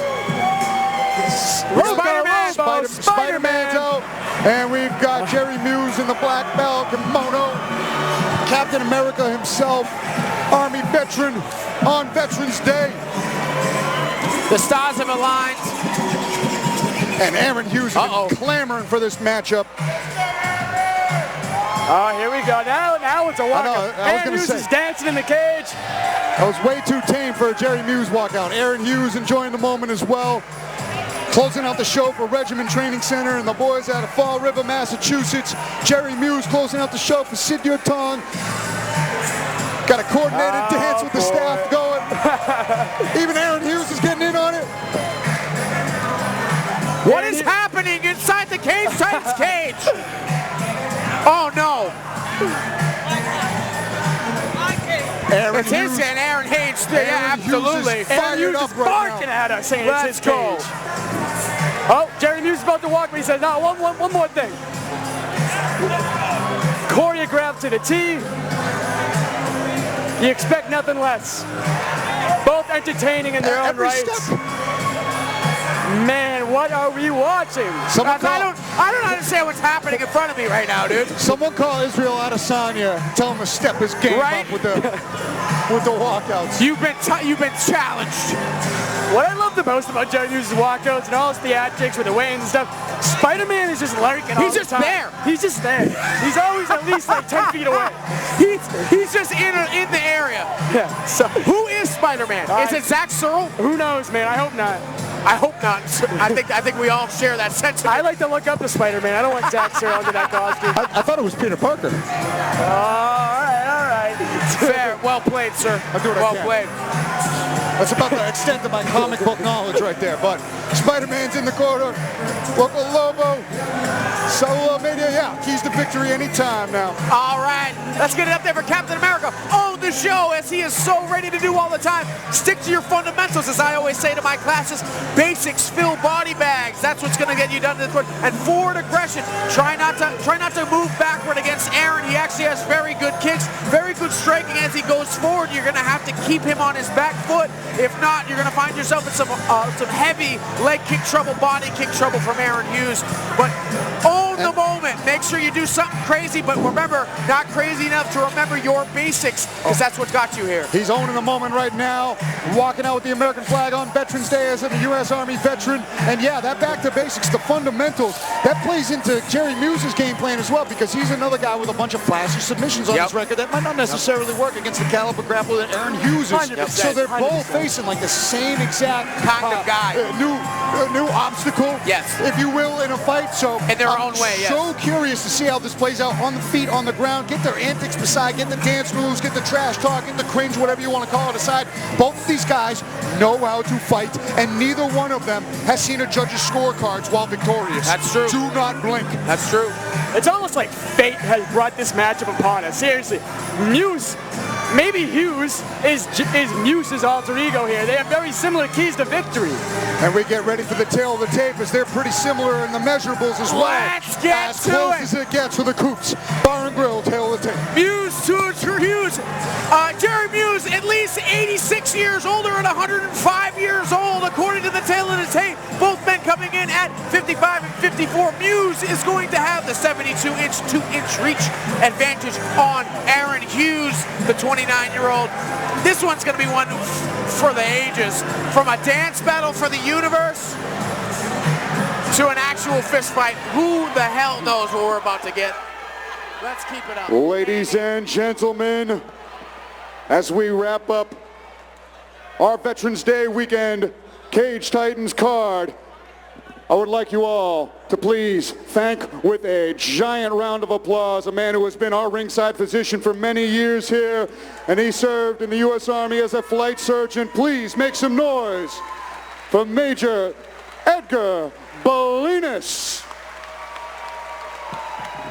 And I must say, I couldn't be more honored to have you by my side as I introduce this co-main event of Cage Titans 62, a lightweight fight brought to you by 42nd Parallel. Make sure to try out one of their lightweight lagers at any of the concession booths or the official Cage Titans after party at Tavern on the Wharf. And now, our lightweight co-main event scheduled for 3 rounds, 5 minutes apiece. Introducing to you first, in the red corner, sporting a perfect professional mixed martial arts record of 5 victories and 10 defeats. He stands 5 feet 10 inches tall, and he weighed in at 155 pounds.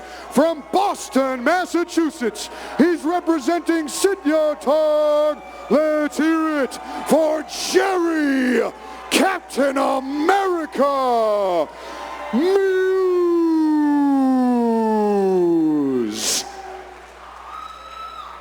And now, introducing his opponent, standing across from him in the blue corner, holding a professional mixed martial arts record of 4 victories and 3 defeats. He stands 5 feet 9 inches tall, and he weighed in at 154 pounds. From Fall River, Massachusetts, he's representing Regiment Training Center. Make some noise for Aaron Short Fuse Hughes. Let's go. And when the action begins, our referee in charge of this co-main event is Marcel Varela. I hope they touch him up in the middle. I really do as well. You know, bring him in and let him talk, you know. Yeah. It doesn't look like it. Doesn't look like it. But you know what I do gotta respect though? All the theatrics, all that stuff. When it comes down to Andy getting in there and announcing this fight, they know what's on the line. 100%. Black and red for Aaron Hughes, blue trunks for Jerry Muse. Referee Marcel Varela's got his hands full with this fight between 2 completely well-rounded, devastating finishers. Here we go, the co-main event of Cage Titans 62. Aaron Hughes coming in, using his feints right away. Yep, feints are already moving. The lead hand's getting active. Nice jab out the gate. Right, nice 2 there over the top from Aaron. And nice jab from Jerry. There was another nice right hand from Aaron there, moving backwards. Aaron doing a good hand, though, that 2 over the top is going to come in handy for Aaron. Big right hand out of Aaron Hughes. Aaron, the more polished striker of the 2 of these men. That was a 2. Nice 2 from Jerry, though. Both landing punches. They're both landed. Aaron's right hand's on point tonight. Yep, he is. It's a piston coming down. You can already see the red marking on the side of Jerry's face here. Another one lands there. right down the pipe, and it is lightning fast. No telegraph. I'm surprised that Jerry hasn't gone to the takedown already yet. Accidental headbutt, it seems fine. Back in the cage. Jerry Muse controlling with the underhook. Jockeying for And position. this is where Jerry wants to be. He wants to take away that power from Aaron. Aaron's leaning those straight hands very well. Good knees to the leg here. It seems kind of like this is probably where Muse wants to slow the fight down, because Aaron's got such great movement with his feints and lateral movement. It's not a smart game plan for Muse right now. Make his arms heavy. Make that punch power a little less snappy. Score here. You know, Aaron Hughes taking for his own underhooks here, getting himself off the cage nice as he turns Muse. And turns back again. Very back and forth. It's a constant battle. The taxing price on the cardio of this clinch game. It's little moves like that where you are shuffling another man's entire body weight around with an underhook. Very difficult to do. Jerry Muse, at a whopping 105 years old, is very strong, though, in this clinch. Hey, for an ancient Captain man. America. Yes, for us, 105 years old. That's why it was there. Was not a typo. I love it. I love it. Oh, I know it wasn't a typo. He is Captain America. That's true. But Aaron Hughes doing a good job with that takedown underhook. defense. He's doing a great job with the overhook over there, keeping his weight down on the chest. His chest is also down too. And he's keeping his hips Jerry's got the perpendicular hands to the clasped cage. too. He's doing a great job with that. Now in on a single. It seems like he switched back to double. He wants to get his hands clasped. Watch that. The guillotine's there. From Aaron Hughes. Guillotine is there. Got to be careful if you're Jerry Muse. Aaron Hughes It's under the chin. Yeah, it's under the chin. He's got to get the angle, and Jerry Muse recognizing it. Oh, he pulls the guillotine. We've seen this so many times in Aaron Hughes' fights. That is deep. It might be deep. Jerry Muse needs to use his left shoulder like a stake in his chest. He's stacking him. He's got to be careful not to blow out his arms. And he's got to lean into it. The arm is in. He's got to fall to a hip. Jerry Muse in all sorts of trouble. But That's a deep choke here. He's breathing his way through. He's in His pants are falling down. in a lot of jeopardy right here. Aaron Hughes making the adjustments in that arm, and he lets gets go. out.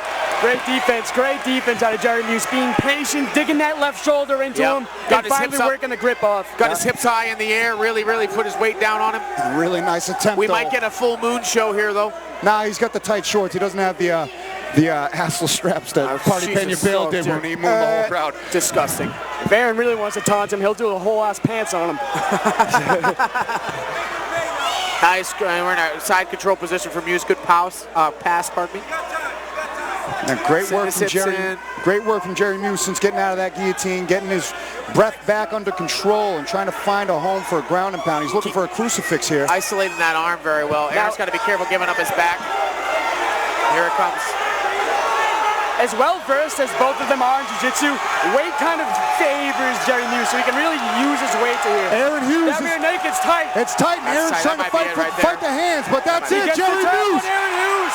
Jerry Muse gets out of the guillotine, slips out, takes the back, and in the first round completely reverses the momentum in the fight, taking the back take and getting that finish. Good Aaron finish. Hughes, though, Aaron Hughes' hands look tremendous. They did. Fighting an undefeated fighter like that, showcasing the striking, almost getting that guillotine, but Muse just staying diligent, staying tough, taking his licks on the stand-up, almost getting caught in a really slick guillotine, but ultimately getting that peek out finish with the back take. Tremendous job. Great stuff. And Aaron looked great even in the guillotine. You know, like we said before, no one to let go. That was kind of when it went wrong there, and then pulled the guillotine. He was very confident in. Jerry did a good job defending it. I would say that he was winning on the feet. You know, definitely winning and getting the better of the exchanges on the feet. Jerry had a good game plan, good adjustments. Aaron Hughes is landing a lot of clean shots with his movement and those quick pistoning shots right down the middle. And he made Jerry Muse stick to a better game plan where he started the clinch, got the takedown. Actually, you know what? Aaron pulled guillotine. But at the same time, this fight goes a lot longer than just tonight. It seems like these guys have been fighting for weeks. And the social media, at the weigh-ins, at the press conference, they have nothing but just trash talk back and forth. So it's so cool to see that they're both hugging it out. All respect. Actually, we see the tail of the tip men. Jerry actually landing a few more punches than Aaron. Yeah, landing 3 more as the stats say. You know, pretty much. Aaron looked great up top. Jerry looked great down low. That's how it works. That's the name of the game, baby. Good classic striker versus grappler, and you know what? Didn't disappoint. Didn't disappoint. Not at all.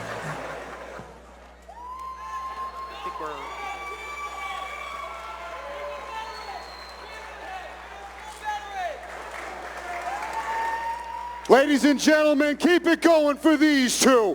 How about that for a co-main event?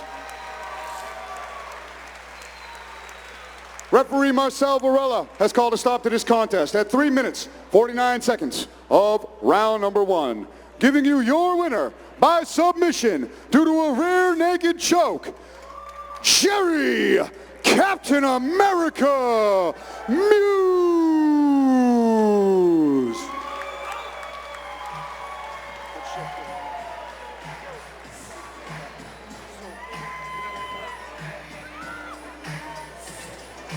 And hey, just a tip in the cap to Team Sityodtong. They have done a great job tonight. I believe they've won every fight. Oh, except for the first fight. They had a draw, right? I believe they've won every fight. Yes, besides the first one, yes. Sityodtong's been on fire. On fire tonight. Fire! Bang, bang, Super hot fire. I spit that. Spit hot fire. Dial on, and dial on. Because we spit hot fire. I know Paul Bear is going to be interviewing Jerry Muse, the Army veteran, here on Veterans Day after this photo opportunity is As done. he should, man. Yeah, what a great win on a great day. This might have to be chalked up as the best day of his life. It's up Easily, top. I'm here with the super soldier himself on Veterans Day. Jerry Muse, how's it feel, my man? It feels good, Mike. Thank you. You know, obviously there was a lot of back and forth, but at the end of the fight, you guys had all love between you two. What's it like for you to kind of put on performances like this? Oh, that was I was trying to do a little something else, and I felt like he could have gone a little farther. I think, it turned out. I think we're both dangerous guys. He had me in a tough guillotine. He landed some good punches too. But at the end of the day, composure. Yeah, my man. Honestly, I had to ask you about that because he said he was going to guillotine you first round. How tight was it? It was pretty tight, but I went to Ranger school, right? And part of the Ranger Creed is it's forbidden to surrender. So if you're surrounded, you know the guy next to you is not going to lay down his gun and surrender. So you just fight and die. But you can't tactically retreat or strategically withdraw. There's always a little bit of an out there. But anyways, how does a moment like this feel for you? Obviously, when we talked about this fight, you weren't going to be ready for this date, but then when you found out it was Veterans Day, how did that all play into this, and how happy are you to be in this moment? Well, as you know, I'm in the Army, so sometimes schedule-wise, it can be difficult to commit far out for a fight. But I had brought up to the Sergeant Major that, he's like, yeah, it's a fight, it's on Veterans Day. And he's like, it's on Veterans Day, you should do it. We'll promote it. And he's like, that'd be awesome. And I was like, I have an idea for a charity. We did a charity for Nick Eufrazio, who's a Plymouth hometown veteran. And he's a Marine, and he was injured in Afghanistan. And so I reached out to the VSO in Plymouth, and his mother, chose a charity. He was actually here tonight, but he couldn't stay for the whole show because he just needed to get home. But it was an honor to have him. Yeah, well, honestly, it's an honor to have you. It's an honor to have all the veterans in the house tonight. For all your other brethren, what would you like to say to those guys?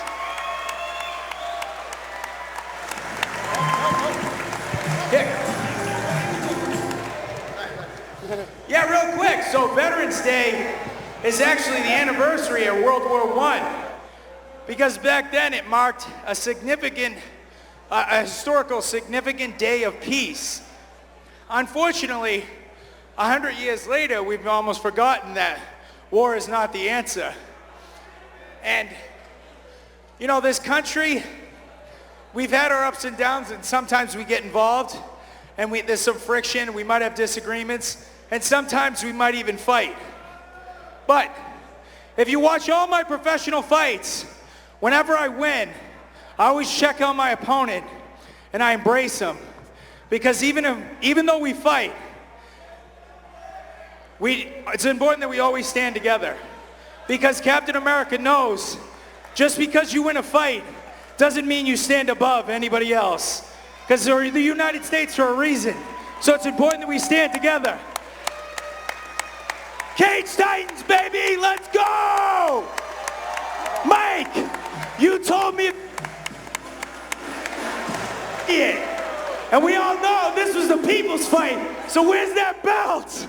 Go get that belt. I'll find it for you. Make some noise for Captain America and Jerry Muse.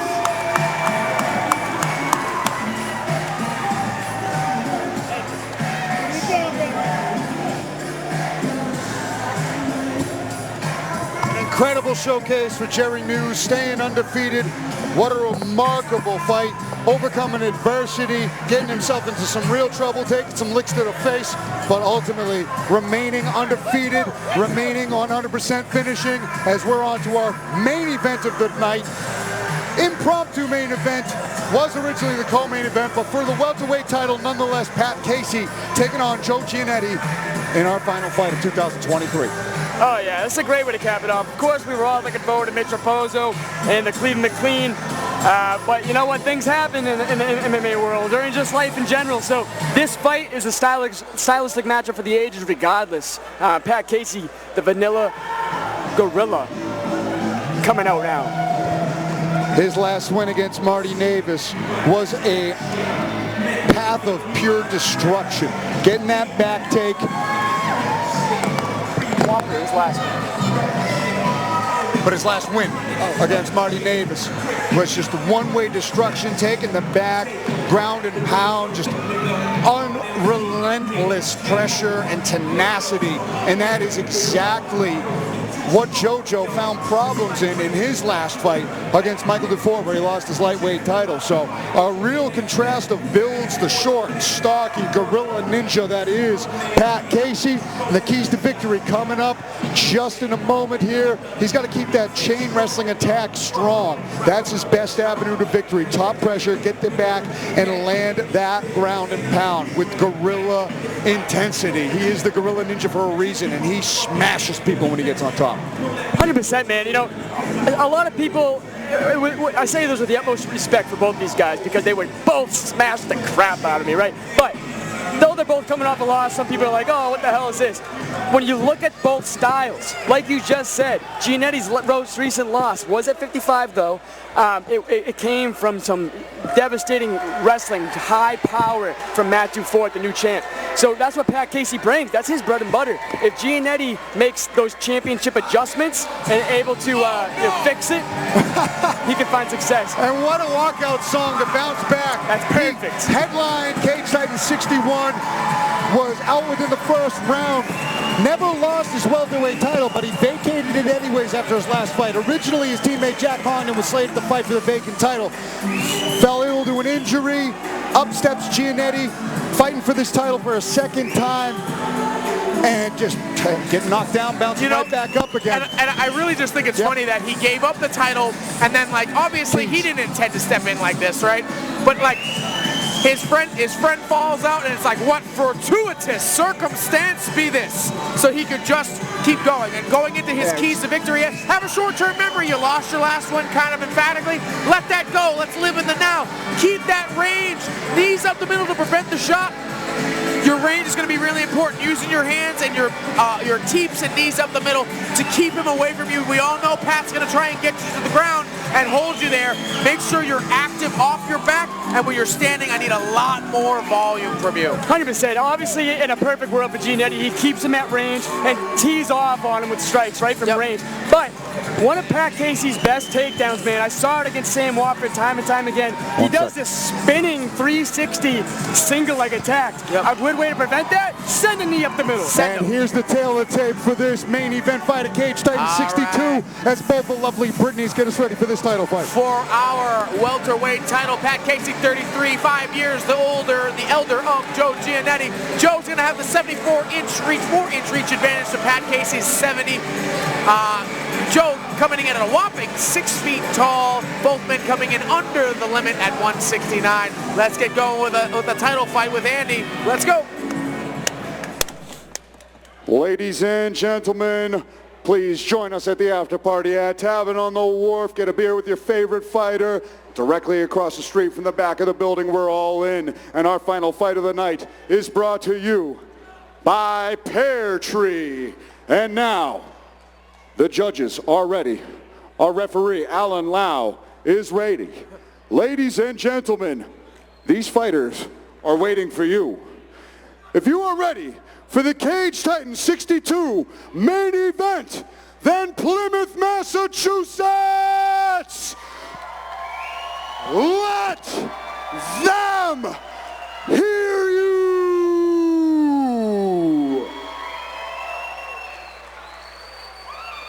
Let's go!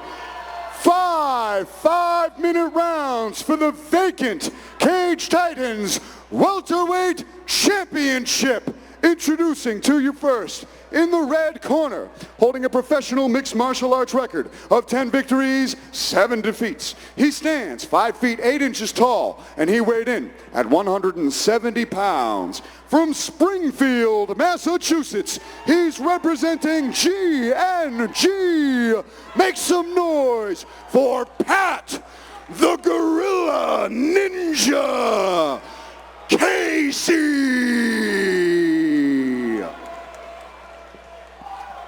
And now, introducing his opponent, standing across from him in the blue corner, holding a professional mixed martial arts record of 14 victories and 5 defeats. He stands 6 feet tall, and he weighed in at 168 pounds.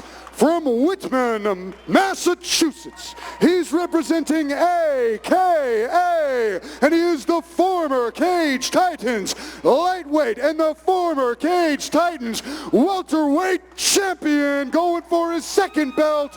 Make some noise for Joe Skeletor Giannetti.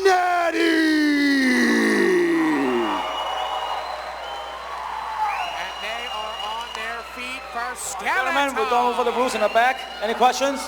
If no, touch gloves. Good luck. Alan Lau, the referee. Let's go, baby. Skeletor Army in attendance tonight. Also, I got to backtrack. I thought his nickname was Vanilla Gorilla. I suppose it's Gorilla Ninja. Gorilla Ninja. Gorilla Ninja. I apologize, Pat. Here we go. Both in black trunks. Pure black for Casey. Black with like gold trim in the loose AKA shorts for Joe Giannetti. Joe already doing really well with his footwork, going side to side there, trying to stay towards his lead side. Very good. For sure, but I do like the fact that Pat Casey's first strike was right to the body. Yep. When you're fighting the taller guy, you're going to go for their legs and their head. There it is, body, their head. Legs, body first, and then legs, and then head. Seems like Pat Casey might have learned a thing or two from Sam Wofford here with these kicks. Yeah. Ooh, that's a nice kick. He's got to be careful about those kicks, Giannetti, in case he gets taken down. Now, I know that he's okay off of his back, but Pat will hold you there. Nice check from Giannetti. Nice left over the top. Takes a left for his trouble, but still good lateral movement from Giannetti. Yeah, the check hook that Giannetti landed did not have as much oomph as that overhand right. And Giannetti's striking has actually come a really long way, and he hasn't been able to display it in his last couple fights, but I have been harping, if you've noticed on the last couple fights, he has been very fluid on his feet, especially with his in and out work. I'd really like to see him keep his hands up, though. I'd hate to see him get caught with something stupid because he was being lazy like that. Well, he's been doing a good job of pop shotting and getting out of the way, but Casey still has landed some big shots. Great footwork here from Giannetti as well. Ooh, nice head kick there. Pat's got to be careful about staying on the kick in the kick range. There he is, charge in like that. Yep. Joe landed a good shot moving backwards, but Casey with a thunderous right hand. Joe's taking these shots pretty well. He's deflecting off of some of his shoulders. I really want that right hand to come up a little bit more, though, because that left hook is there all day. Rolled with it, but still landed. Love the fact that Giannetti's constantly going to Pat Casey's left side here. Yep. Avoiding the power shots. Yep. And that's how you work against open stance fighters. You got to stay, and that's for both cases. It's whoever gets to the outside of your foot first to bring my power side more forward. Though I know that Giannetti's trying to land these peppering shots from the outside. A beautiful kick right now would be a nice body kick from the open stance here. Either of them. Either of them. But because JoJo's so long. Yeah, well, also JoJo's the southpaw here. Nice two over the top there. Yeah, that one's He's a southpaw stance, so if he shoots to the body here with his kicks, he's going right to the liver. He can shut that thing down. True that, brother. Pat doing a good job, actually, blitzing and coming out and getting out. He's only taking a few shots here and there. Nice. I like how he's trying to go to the body here and not reach too much for the head. And he also understands Giannetti's range, so he's shooting to the body with a long exit to avoid that straight two. I would like to see more of that from JoJo, a little bit more combination work. And Casey staying patient, though, staying in the pocket and waiting for Joe to land and then exploding with a counter. Not overcommitting to anything either, not trying to get wild. Keeping it real simple, 1-1-2, 1-2s. Very, very straight shots down the middle, nothing super looping. There we go. Very short hooks. Yeah, both guys keeping each other honest.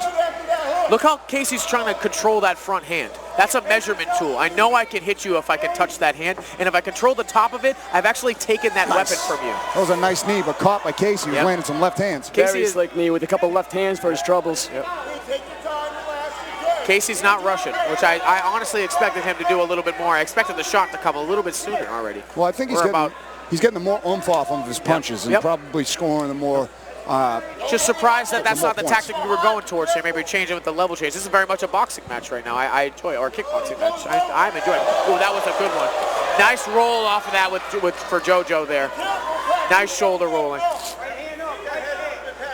He's got to be careful backing up when JoJo's kicking. JoJo should keep in mind those head kicks have been working. Love to see the feints out of Giannetti here. Poking and prodding, taking his time. Very comfortable on his feet. Casey doing a great job too. He's landed his equal amount of shots. He's got to be careful. Those body shots are good. It was a good right hand to the body in that He's tried to set up that question mark kick a couple of times, but Pat's doing a good job of crowding his space. Both guys look good here on their feet. 4 minutes in, we got a minute left in the first round. Look at the welting or the swelling on JoJo's lead leg. That means that those kicks are thunderous, even though we might not think it. They definitely hurt. Here's another one. He's got to be careful as he's coming in. Pat's, see that he's starting to read the lead hand is down. JoJo's starting to press forward instead of going back here. That was a good jab. Nice. Trying to go with the counter just out of reach.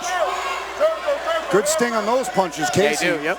Casey and still those side kicks, you can see they're starting to affect it. Do you see the red bruising that's coming on Giannetti's body and leg here on that right side? He's doing good with the feints and the level changes. He loves that long hook to the body. He does. It's landing. Yeah, for sure. You know, he's doing a good job circling as well. Good first round for both men. Whoa, hey. That would have been cool. Giannetti's been here before. Let's end the round with something for the crowd to be. A lot of respect between both of these guys. Good round. Showcasing why they should respect each other. Casey mere inches away from landing big shots, landing some good punches of his own. JoJo putting together some stinging combos, but the impact is definitely in the favor of Casey right there. If Joe wants to come away with the score in this fight, he's got to up the volume up significantly because, simply put, all due respect, there's no way he hits as hard as Pat Casey. No way. But he has landed clean shots. Absolutely. Especially that left over the top. He's had that left cross over the top. I'd like him to follow it up. He's doing really well with that head kick. Come up with that same side head kick with that left. Hit the left over the top of that lazy jab that Pat's got and follow it up with that head kick that you keep landing from the outside as he backs up. That's something I would like to see. I know that he's been working on his kicks. I think that he could do that if he hits, like I said, I've been all night. If he just hides it, flashes his hand right before, brings that back up, I think he's got it. And JoJo's been doing a great job of landing some good strikes. It's just when you see him land against Casey, Casey's plodding forward right afterwards and right back into the firefight. Doing a great. JoJo, even though he's not getting hurt by the big shots that Casey's landed, he's rolling with them well. He's rolling with them and then taking a big old backward step to bounce out of range. And the judges are going to see that mixture of aggression and the impact that the strike makes you move and go sway in the favor of the more powerful puncher. Johnny Cupcakes, what'd you see in that first round? Great stuff by both gentlemen. You guys are doing an awesome job.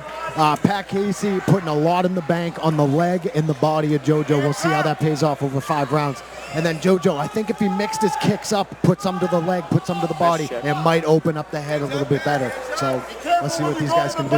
Yeah, a lot of big... Always high IQ Carlos and Johnny Cupcakes. I just love seeing Giannetti, like when he is comfortable in there, he's got some sound defense, man. He does. Look at that, he's just shelling up there. These are just slapping off the arms. Of course they're going to pay dividends in the later rounds, but still.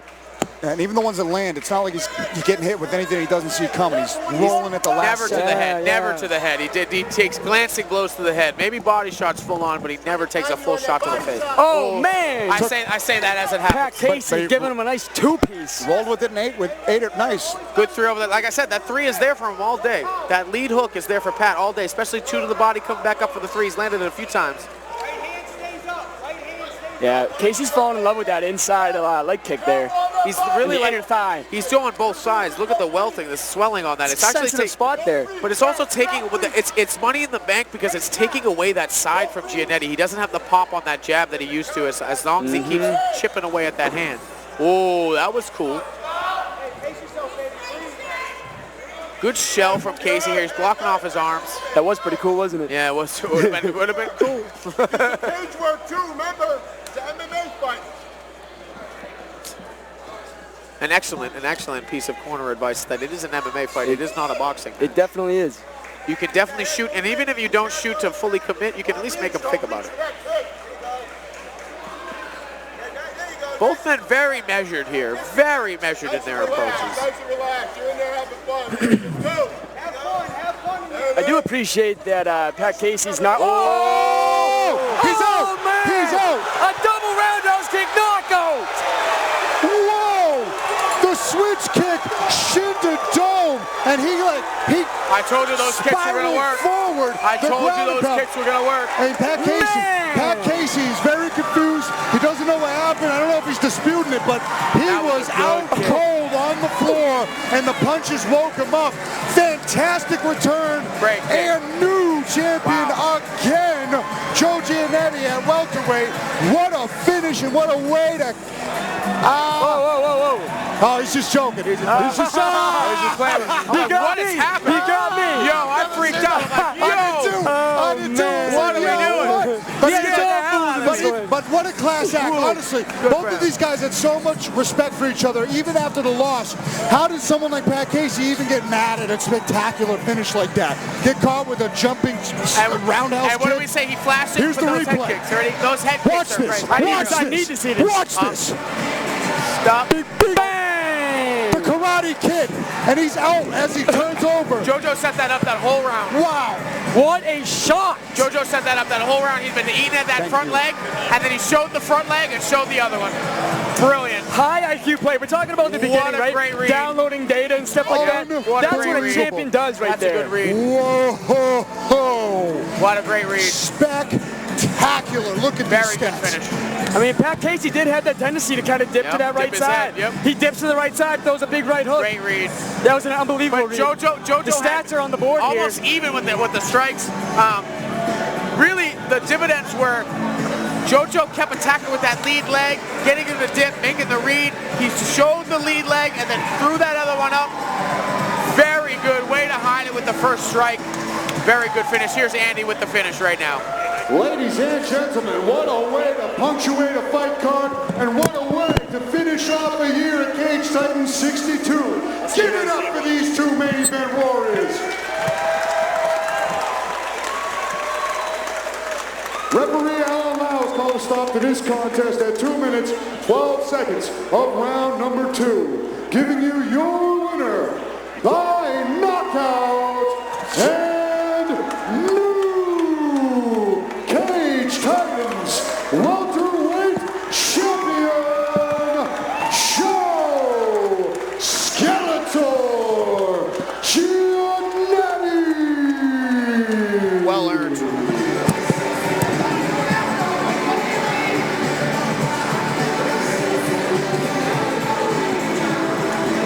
No doubt Mike Polvera will be talking to the newly crowned champ once again, Joe Giannetti.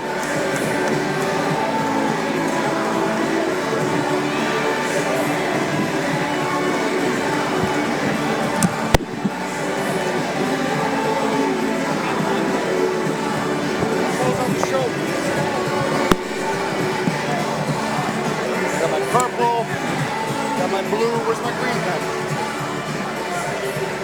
All right.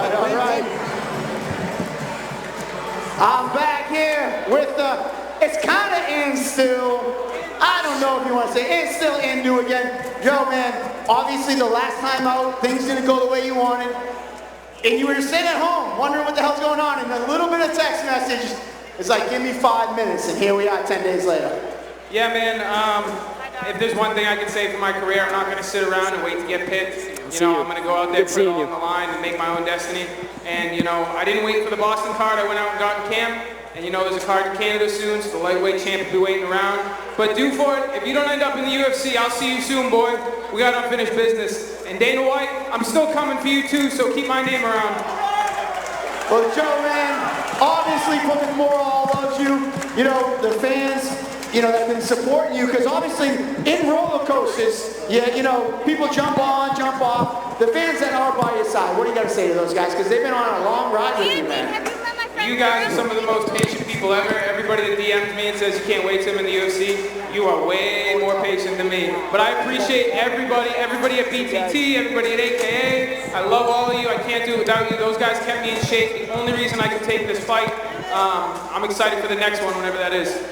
Well, you already asked me for all the dates next year, which we have 6. You go, put me down on every one of them. January 27th, is it defend the belts? Is it go back down to 55? Or is it whatever matchup makes sense?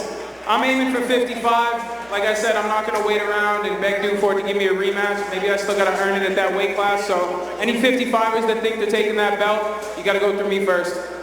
All right, well, there you have it. Make some noise for the and still and new Joe Skeletor Giannetti. Once again, join us tonight at Tavern on the Wharf for the official Cage Titans after party commentary. Take it away. All right.